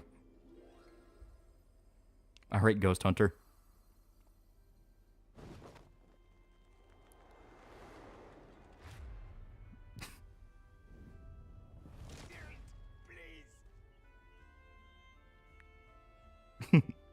That was pretty good. That was pretty good. I like that. Yeah, Alright Gamer made a video to see if the Sanchi medallion's cursed. Or is that from Doug, the only member of Channel Awesome who isn't terminally online in some form of locale is Phalus?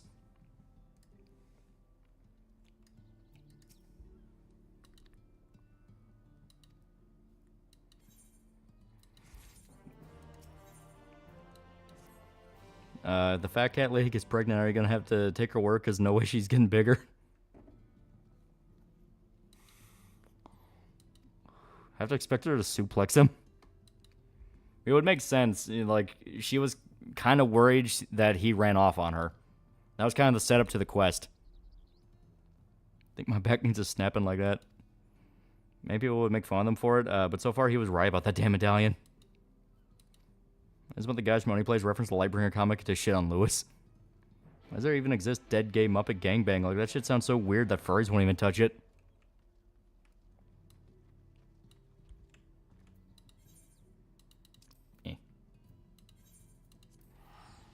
What a nice lady. And reviewing a children's show with the same scrutiny as The Wire, Judgment, and Nuremberg is kind of pathetic. Gay Dead Muppet Gangbang.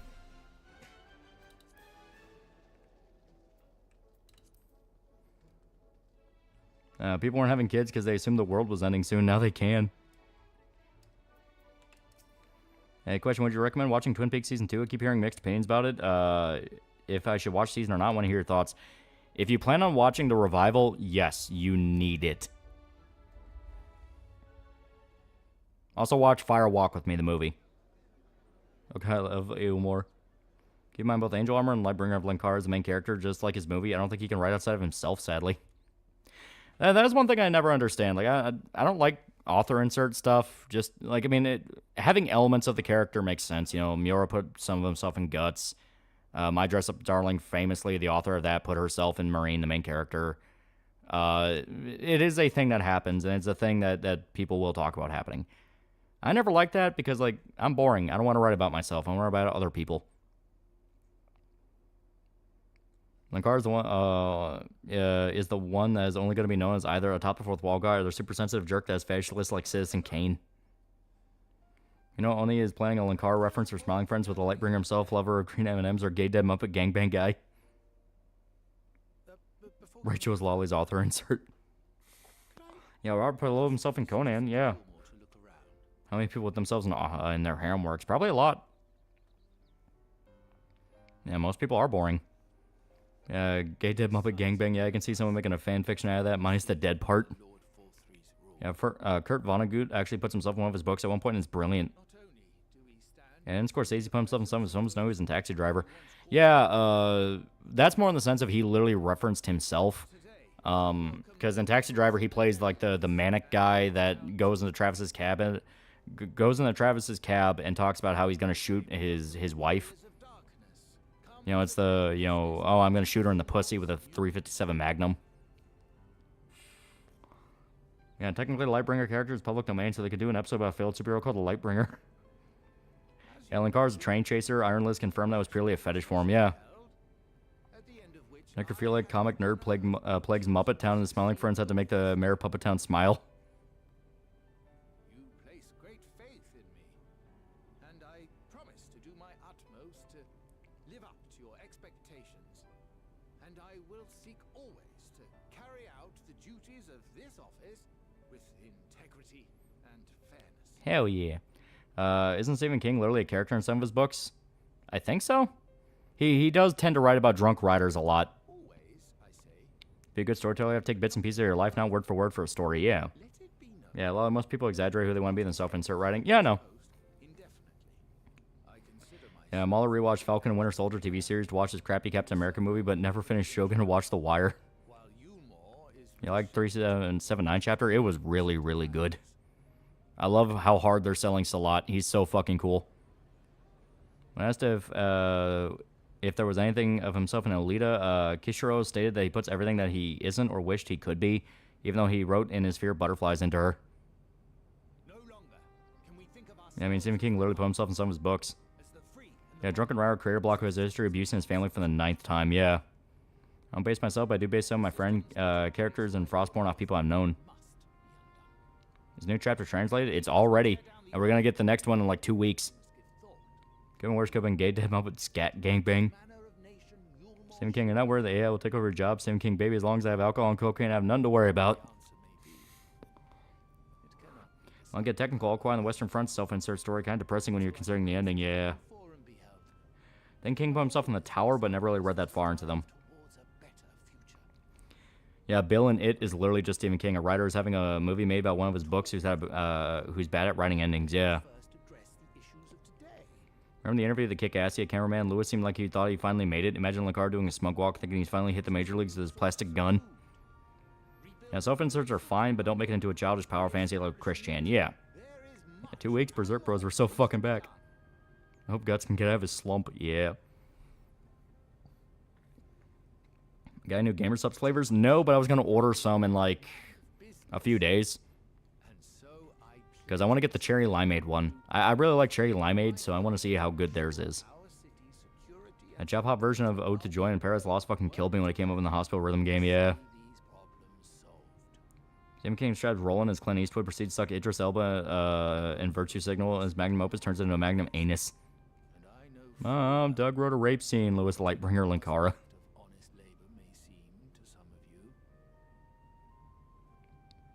Would you ever do a Stan Lee cameo in Cyberpop? Like I said, no, I don't want to reference myself. Like I want to have as little context with me as possible.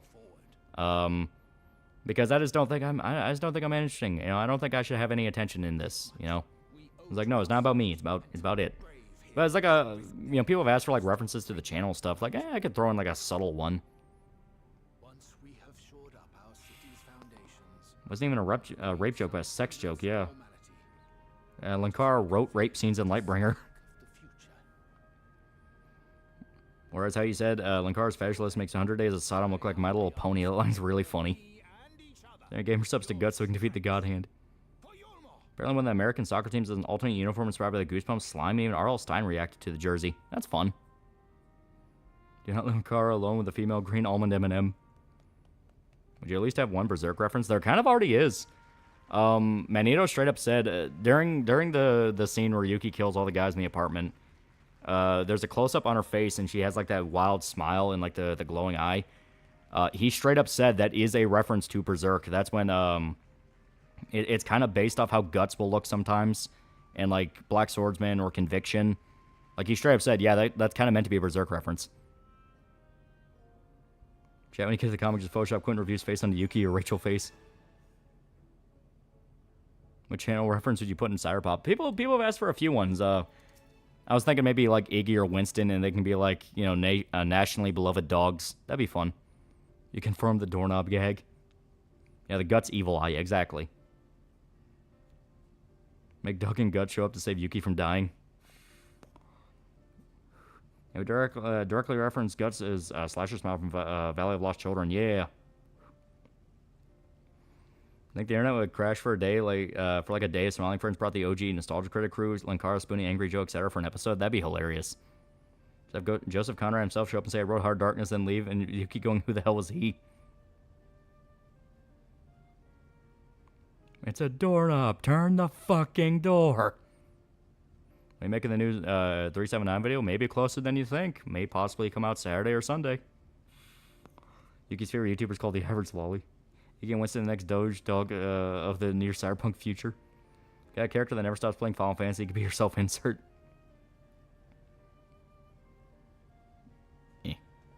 But yeah, no, I have ideas for stuff. I have ideas. Eh. Like, I've already started on the draft of the sequel. The sequel issue. I'm like 15 pages into that, and I like what I got set up for it. I like what I got set up. I make a self-insert, I would make myself a traveling merchant. You buy my wares I obtained in my journey off-scene, but on post-game you fight me like in Bravely 2. Molly's literally Guts. I went to name names, but there's this one YouTuber I know who featured as part of a bad YouTubers list. The rape scene to boldly flees part channel also being bad. How many interaction between Guts and Joshua Graham be like? Just them sitting next to a fire? That would actually be, that would be cool. It's a doorknob, open the fucking door, be a funny reference. Just write yourself in, have a threesome with your OCs, and then call the reader a fag. Rachel's favorite streamer is a lowly hag in the universe. This doorknob, turn the fucking door, fucking cocksucker. Why should he want to kill you? Yuki's fumbling with the door while crying as Rachel is drunkenly yelling at her. Yeah, Guts Evil Eyes, why most anime badasses have one glowing eye and all, yeah. A Baby's Alex-esque gag where Yuki tries to keep Iggy or Winston in danger, hijinks ensue.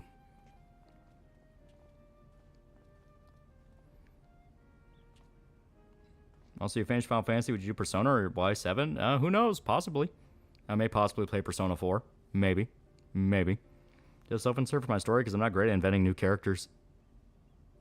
See, I like inventing new characters. I like coming up with fun little bits and gags for characters. The poor pizza guy. He heard everything. He looked at me and his eyes were like a fucking wide as dinner plates. I was like, yeah. Yeah, Rachel have a dog keychain that features either Iggy and Winston. Yeah. Stream Persona, you fucking northerner.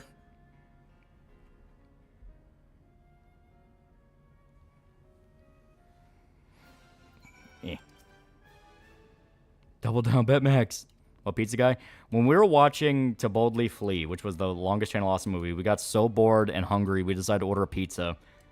The pizza guy came by, and I was having trouble with the door, because it was when Shota was living with Irishmen, and their front door didn't work right. You had to use their side door, but the pizza guy didn't know that.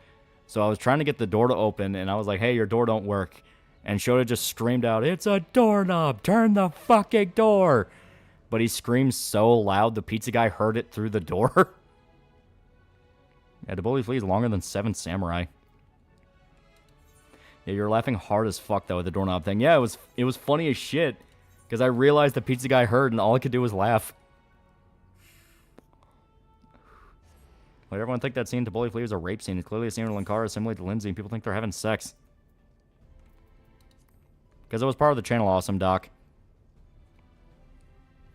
It should be a reference to the Kerberos unit as like SWAT or PMC. They're just an unstoppable force. All the timeline of the pizza sat in on the rest of To Boldly Flee. You could try to be a VTuber and collab from the minor company from Canada called Face Hollow. Boldly Flee is longer than Apocalypse Now Redux. Your dad was right, Shota's pretty intense.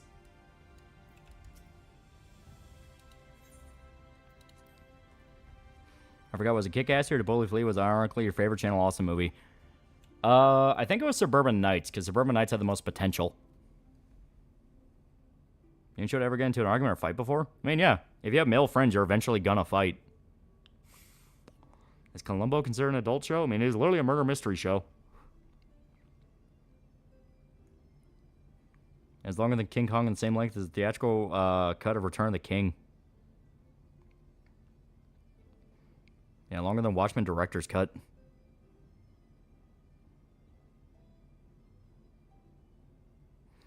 I was listening to that VOD on the way to the shooting range just as I pulled in with the windows down. Showed a scream at the doorknob. Yeah, Chad hasn't been drunk Showed it yet.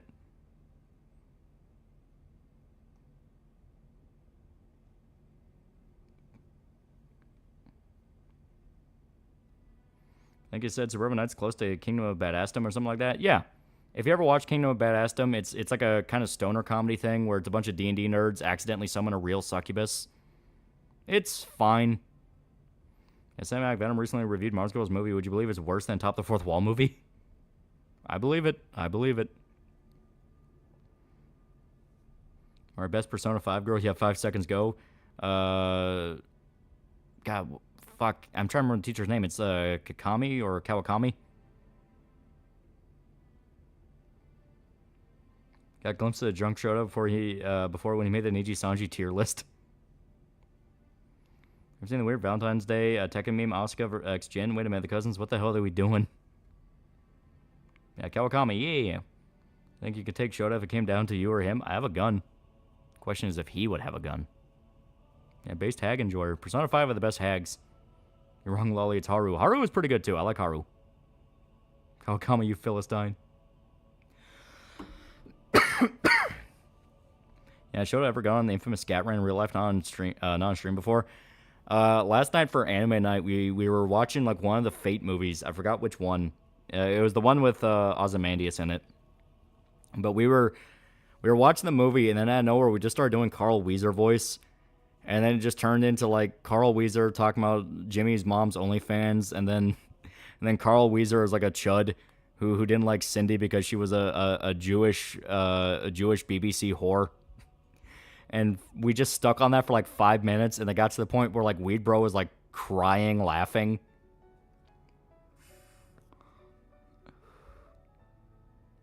I was very upset you couldn't take the sister in P5. Howard just has a problem showing up too late in the game to spend time with. Yeah, that is true. Tied to Kimmy's supremacy, goth mommies for life.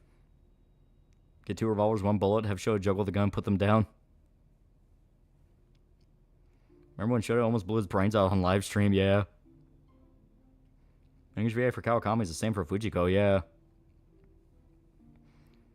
Yeah, so River Nights could have been workshopped into an actual decent movie, just less of an ironic shitpost, tons of pop culture references, yeah.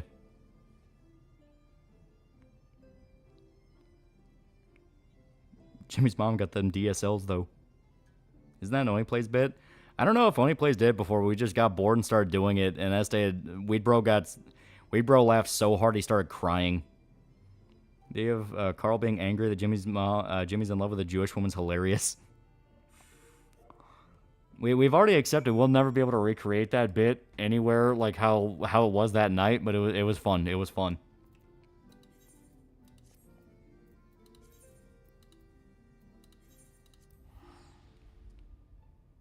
Hey Jimmy, you want to join Antifa?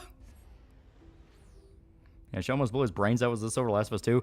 No, he was cleaning one of his guns, and he put a bullet in the chamber of one of his revolvers, and then spun it, and then pointed at himself, and he saw the bullet was in there at the last second, and he was like, "Oh shit, almost blew my head off." It was something like that. When I plays data about Carl being an antifa, he's part of the incel Reddit. Empty Arrow's done Carl Weezer impressions on stream too. It's very common and funny. One time, me and my dad watched Friday the 13th Part 5 a few years back, and the character Joey sounded like Kyle's cousin, Kyle, and turned 30 seconds of Kyle impressions.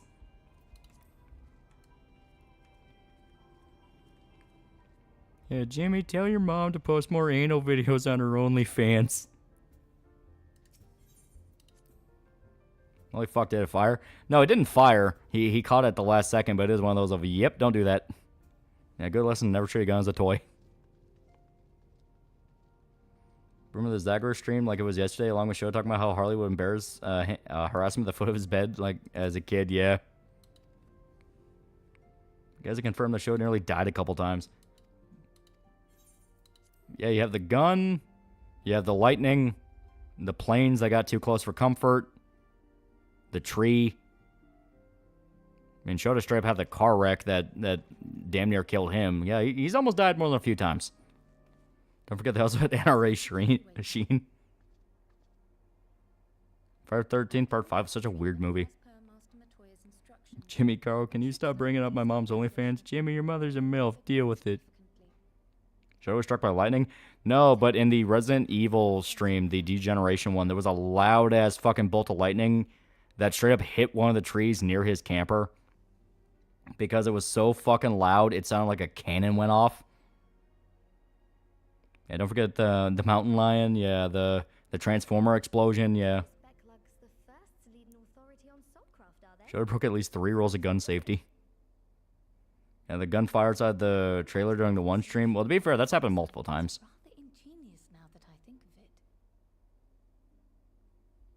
God was pissed that fucking night. He was. Also, if y'all have been on I-10 more than 5 minutes, you can count that as a near-death experience. Joe was enjoying outdoor golfing in the mountains during a thunderstorm. And it's Valentine's Day. Surprisingly, my girlfriend looked a lot like Lady from DMC. Also, we're going to do some kinky Valentine stuff. I remember that one God got angry at Joe for having a shit opinion on anime. Yeah, Carl John calling Jim a Jew lover and recalling his fluoride's hilarious. And none the worse for wear, I see. One of these days, we're going to hear one of you guys die live on stream. Estinian, yeah, he's back. We've been worried sick. Did you lose your link pearl or something? Remember that stream, the rain came back, and I thought you were going to die when that lightning hit? The situation in Garlemald has become more complicated. Hey Jimmy, can you ask your mom to do more POV videos on OnlyFans? I want that personal experience again. I'm telling my friend some nigga almost blew his brains out live on stream. I can't remember which stream it was. I also can't remember which it was, but it was in the camper.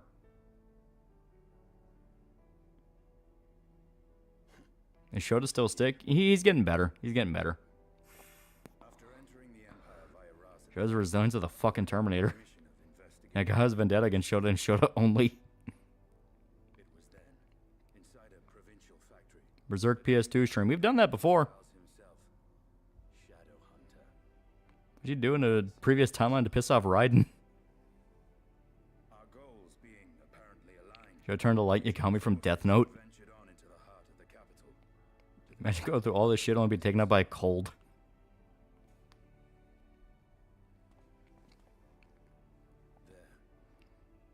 So I got my pox blanket as expected.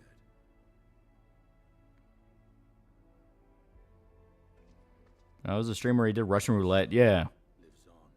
Oh, okay, yeah. So yeah, that was the one. Shows the only person that God personally likes to fuck with. Hear me out, make a video about Street Fighter lore. I expect Show to stream tomorrow so I can spend time with his girlfriend. That's probably a safe assumption. No, my buddy's got hunted down in the woods on one of Nora's streams. Jimmy, does your mom have an OnlyFans? Carl, I don't like being asked these uncomfortable questions.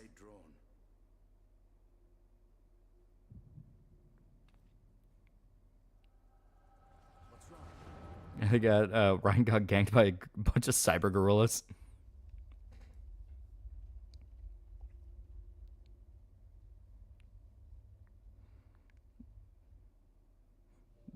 Jimmy, can you tell your mom to play Honey Pop 2 so I can jerk it to the CGs? Alright, lore time.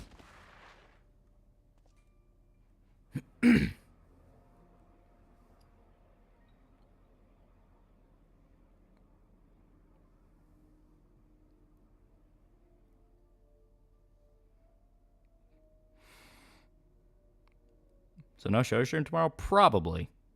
I say that depends on if he has plans with his girlfriend or not. And I'm going to be working on video stuff. Empire Plot really builds here, yeah.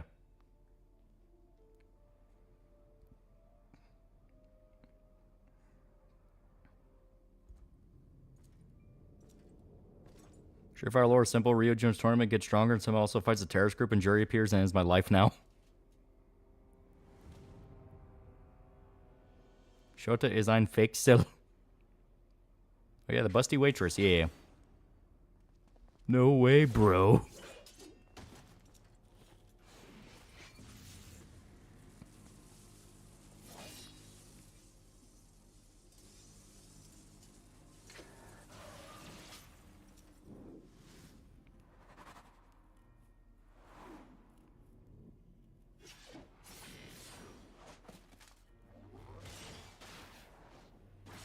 It was a pretty good fight so far. Zek's pretty dope. Yeah, he's so cool.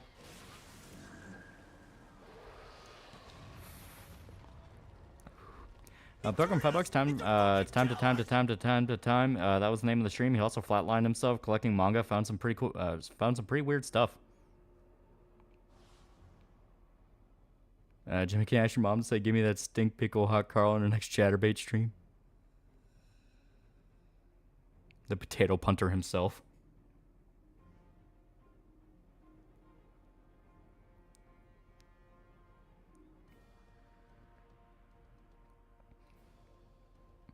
Genesis Valentine.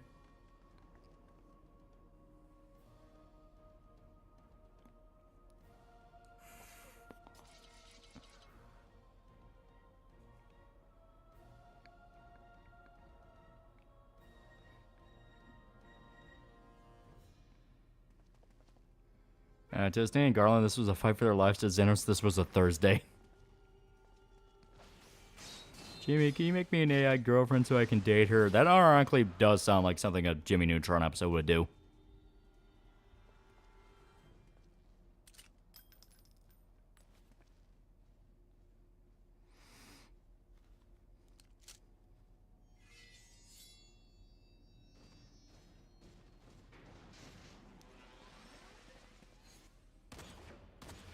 He's so edgy, like literally covered in edges. It's so cool though. Should have barely survived his death and gets a hot busted girlfriend. Should have been me. Yeah, I forgot how much of a weirdo Carl was. Yeah, that was kind of his old gimmick. Him and Sheen. They're both weirdos. Rifle gunblade looks cool. Gunblades are cool. Did you try to reason that human intimacy is important? Sheen would chime in, if intimacy is so important, how come you don't fuck Cindy?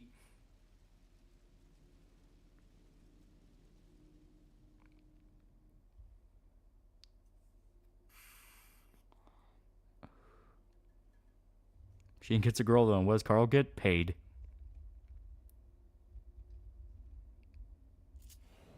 I'm peeing in the shower. Alright. Now he actually plays Estinian. Fuck yeah.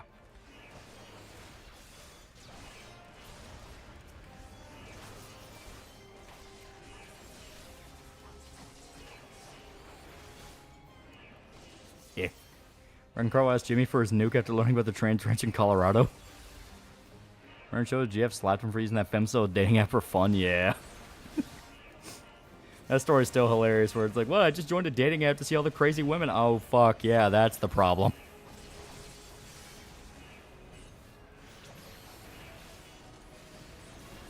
You're not playing as 14 elf guts. Yeah, Stain's really fucking cool, though.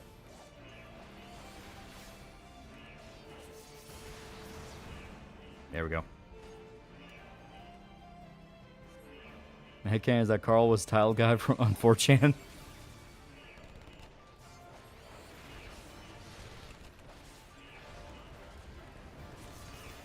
Oh god. Here we go.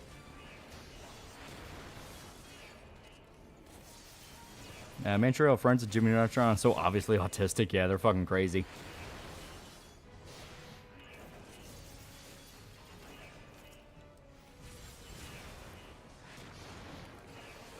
Yeah, Carl's date with a woman turns out to be a femboy. He can't live with himself.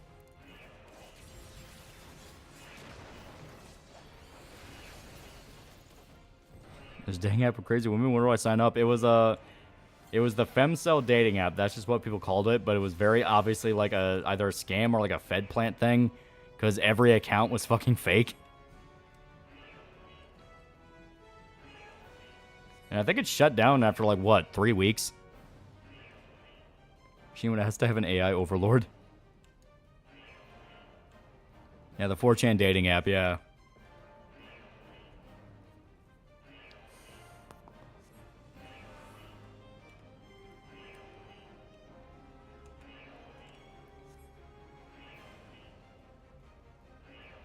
Yeah, Duolicious. Yeah, it was something like that, yeah.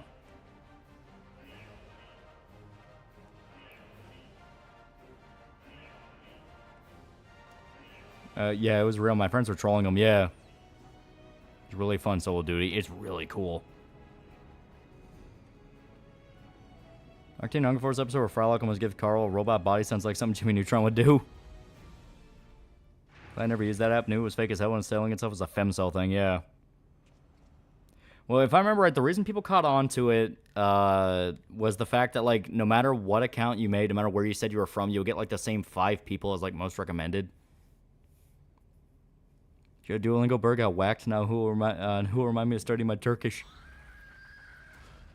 Yeah, she would ironically post stuff on 4chan.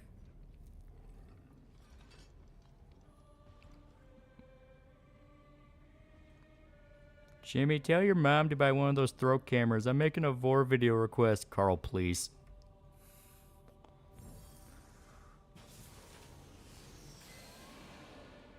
Cool boss. Already a pretty fucking dope boss. They brought back Ultima, and now there's a person inside of it.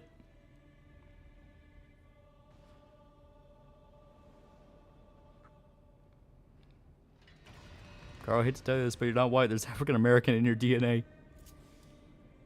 Yeah, taking me a crazy woman sounds like a good time. Believe me, it is. If you value what's left of your sanity, you do not approach them unless you really want someone.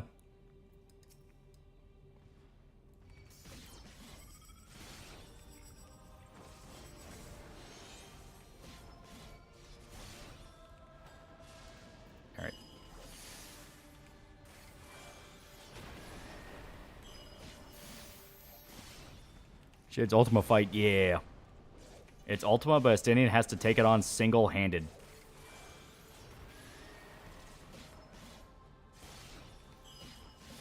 I'm going to bed tonight? Yeah, I'm not too far off. Pretty much as soon as this duty's over, we're gonna call it. Imagine if Carl was a true Aryan man. Jimmy, my family's from Rhodesia.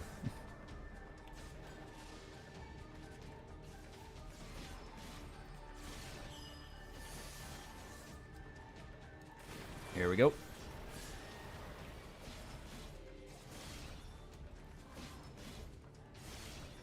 This music's pretty fucking good.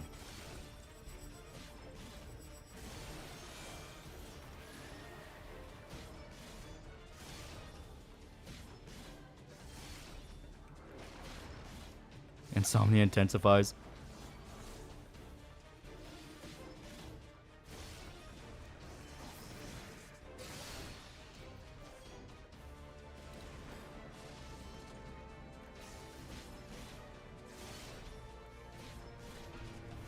Jimmy, I got my results. I'm 102% black with a 2% margin of error. I can fix her, and by fix her I mean beat till she acts right. Like seeing Iron Fist games sort of like Sifu, but on Dark Souls. Like, yeah, that'd be dope. There's a lot you can do with Iron Fist, just for some reason nobody wants to do it.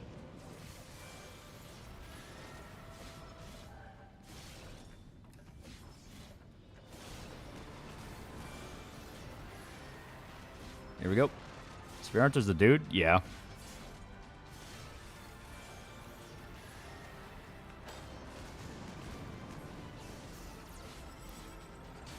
Yeah. Yeah, Shang Tsung happened. And Mulan before that, yeah.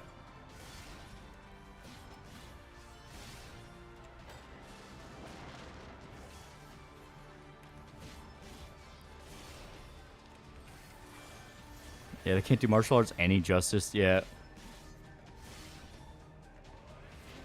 Oh, fuck. Oh, fuck. Here.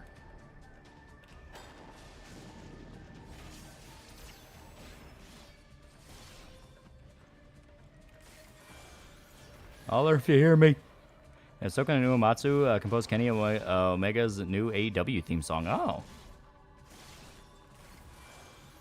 You should have learned the hard way yet. So Carl got pregnant. Yeah.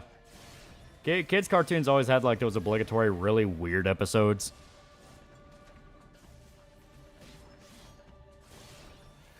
Eh.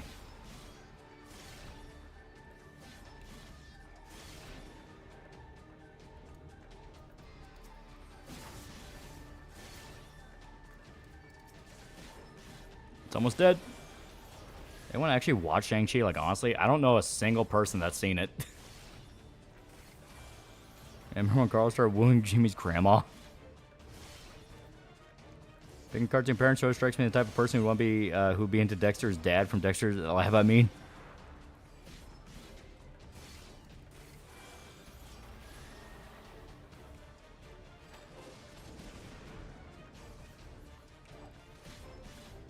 Come on.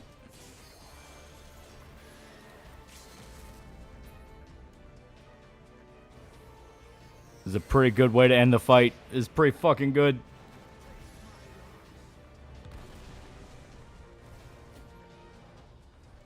Actually dumbfounded knowing Spear Hunter's a dude.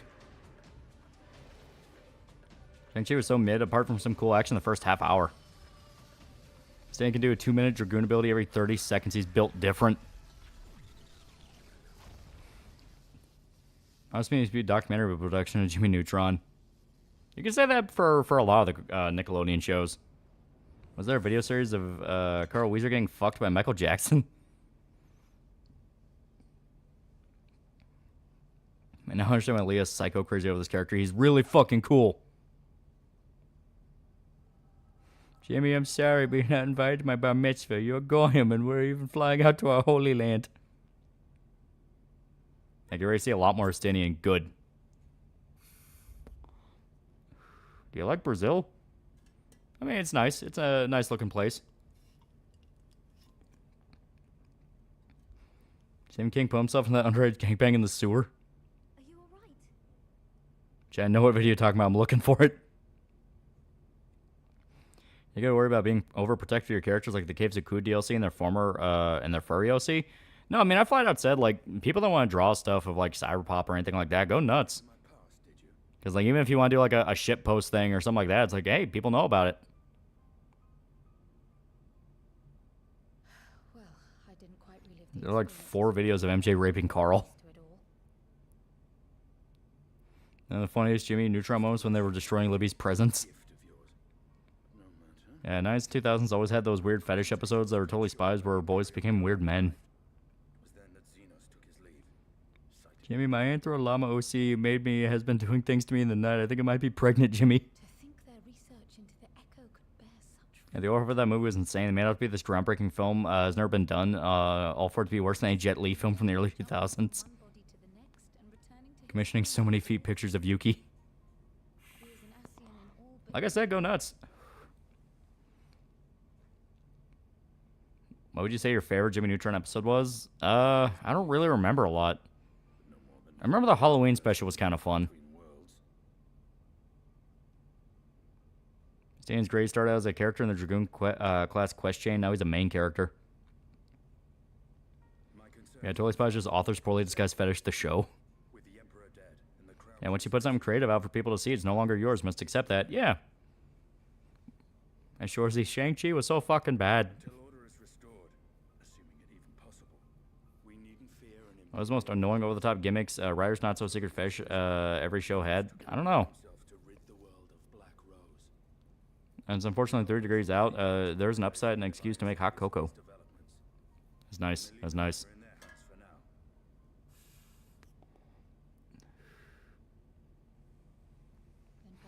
Luke Korolowitz art for $5. Geeks and gamers come to the Tail Evangelist anti-woke. They stream and upload nonstop every hour. Do you agree they're PTL club for anti-Disney? I just don't watch it. I mean, and like I said, it gets to a point of you just get exhausted of hearing about it. Like, oh, Kathleen Kennedy be fired any day now. It's like I'm just gonna enjoy stuff. I'm just gonna like make stuff and have fun. And draw Johnny Silverhand giving Yuki a noogie while V and Rachel are getting drunk at the corner. If you do that, my only request is make sure you make it clear Yuki's crying. Like you can have like the over-the-top anime cry face, but that'd be funny. How about favorite Jimmy Neutron character? I like Sheen a lot. Sheen was funny as hell. Jimmy went on the internet and cyberbullied these lefties until they killed themselves. They couldn't handle the Neutron style, Carl. For 2 episodes, Totally Spies, one of the main characters turned to a cat and a lizard woman. Yeah, fart jokes and stinky person storyline were everywhere in the 2000s. Well, it was cheap, cross-out humor. we do have a mysterious new threat to look out 3 Degrees is tough. It was 9 Rahim the other day. I'm seeing so much porn, Totally Spies, that I thought it was some porn comic until I found out it was an actual show. and Al Shinobi are made aware, though we still know next to Remember the spin-off show to Jimmy Neutron playing Sheen? No, that was way after my time. I know it existed, but I never watched it. Well then, with Black Rose nipped in the bud, I believe. Yeah, Total Drama was something else. Yeah, did you watch Total Drama Island? Yeah. That was kind of during my time, yeah. My brother told me Shang-Chi. I forgot my brother has the worst taste in movies. I think he thinks Captain America Civil War is peak cinema. Yeah, it was shit. Don't bother. Jimmy, they dropped the sun in Japan twice. They couldn't handle the Neutron style. But I'm not inclined to extend my contract. Gaius isn't the only. Yeah, Total Drama Island was peak. It was funny. There was an episode where the antagonist talks Jimmy into streaking. They were literally alone in a room where Jimmy was naked under his command. With your help then, Estinian. I see why Alphino admires you so. Yeah, later, Nick. Yeah, French-Canadian animators are a hell of a drug. Gamer Geeks and Gamers lost all legitimacy. Kissing Zack Snyder's ass guy comes onto his stream to show about being against white supremacy, and Jeremy didn't tell him off. Yeah, Billy Mandy was one of my favorites next to K&D. Yeah.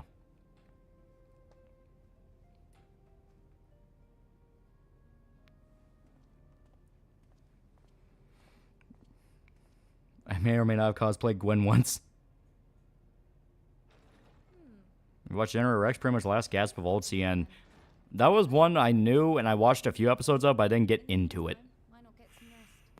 You've more than earned it. I like Professor Calamitous, now we couldn't finish this sentence, yeah. I think Billy Mandy could have worked on Adult Swim. I mean, it did have some pretty dark jokes, yeah, I could imagine it working. What comedian glad to see gone from me is Aziz Ansari. He was so annoying.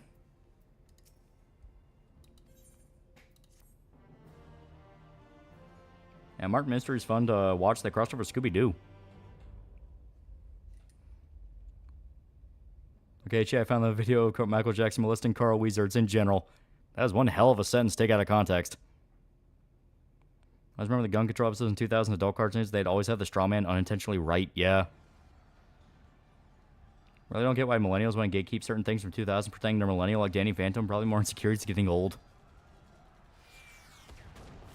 They're like Fosters and Teen Titans as a kid. Raven fucked up an entire generation. Find it hypocritical of modern comic pros to hate Steve Ditko for making objectivist comics or all their works that deluge your leftist fantasies. Yeah, I've said before, like, you know, everyone will make their own political propaganda, and trying to demonize one side or the other for it, to me, is silly, considering the fact everyone fucking does it.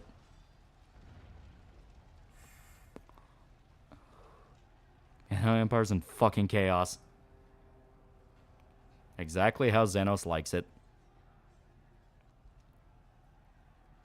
He is such a prick. I love him.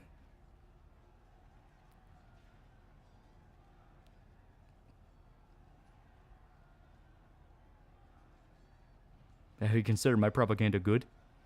When Billy and Mandy parodied God Emperor of Dune, it was an entire episode and was basically adapting the book in a 20-minute episode. Favorite shows of Samurai Jack, Justice League, and Dexter's Lab. They were pretty good. I watched every episode of Total Drama when it came out. I saw the first episode while in extreme pain and water slide was unknowingly scraping my skin to hell. Ever seen Villainous? If you think French are bad when it comes to horny cartoons, you should see how down bad Mexican animators can get.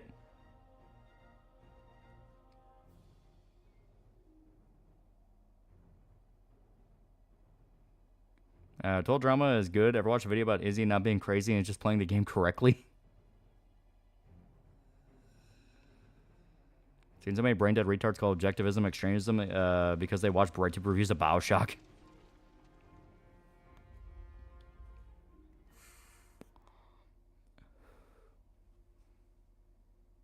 And Chatter and Flapjack was cool too. Yeah, those are pretty good too. And Christ Cartoon Network got a lot of banger shows. They were really good. Yeah, it's Valentine's Day, so get around to watch My Bloody Valentine. Oh yeah, Izzy was a vibe. Which one was Izzy? Was she the black chick?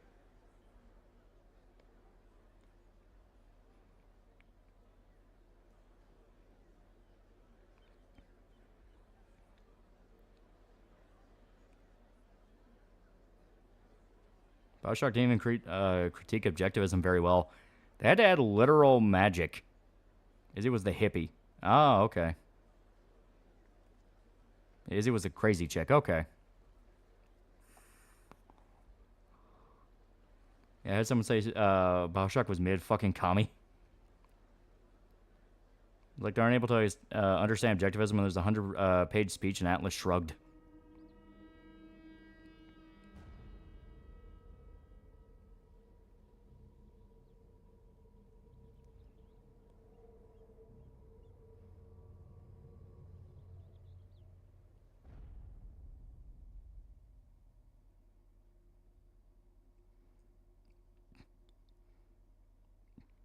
Who dat? Pretty important guy.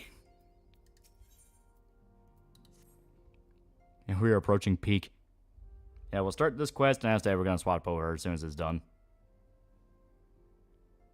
BreadTuber say objectivism because Ayn Rand was a woman who witnessed the rise of communism and hate everything about it, and commies hate women who destroy their politics.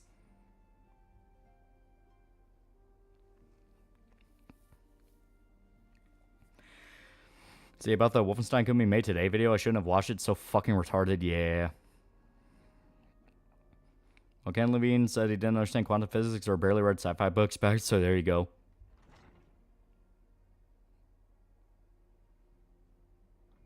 Bioshock 2 critique communism, but just saying communism is stupid like a religion, yeah, that's all you need. Yeah, to a degree. A guy called Switch1E does Total Drama reviews. He also did a pretty funny review of a pornographic furry visual novel called Amorous. Yeah, commies should hate everyone and themselves. Yeah. Yeah. Courage the Cowardly Dog was a pretty good show, too. Megasex LR is an underrated gem. Oh, hell yeah. Megasex LR is fucking awesome. And 2000 Cartoon Network was great. However, it's been co-opted by annoying animation review channels to make it their entire personality. Regardless of whether you agree with their politics or not, Ayn Rand was a pretty terrible writer.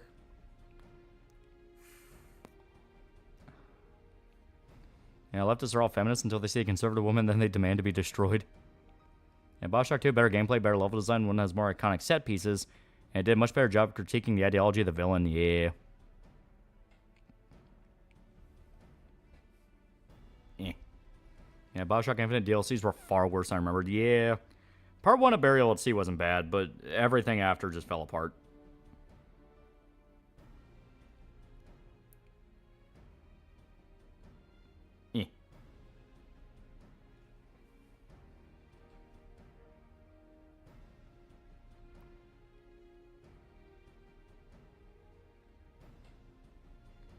Ed, Edd n Eddy is a great show. Ed, Edd n Eddy was fucking awesome. That's still probably one of the all-time best Cartoon Network shows. BioShock 2 wasn't that good. Half the goddamn game was escort missions, but they were fun escort missions. They were fun.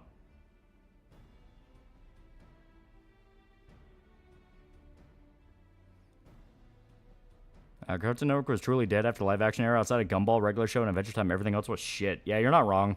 You are very much not wrong.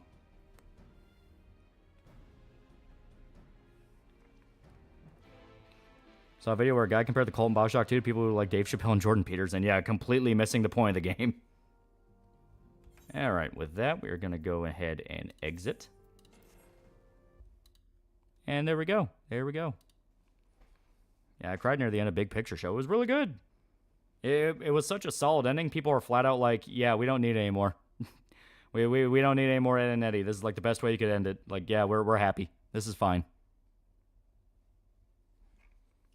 It's too short. Why even make all the gameplay changes and introduce new plasmids just for like 2 hours? Just make it Elizabeth a full playable character for both parts. Yeah, Ed and Eddy is timeless. Breadtuber types so ignorant of their own stupidity when they make a strawman villain to act out revenge fantasies that always accidentally make the video villain relatable. Which make comedies more butthurt. Wolfenstein Video, Disco Elysium. Probably Wolfenstein.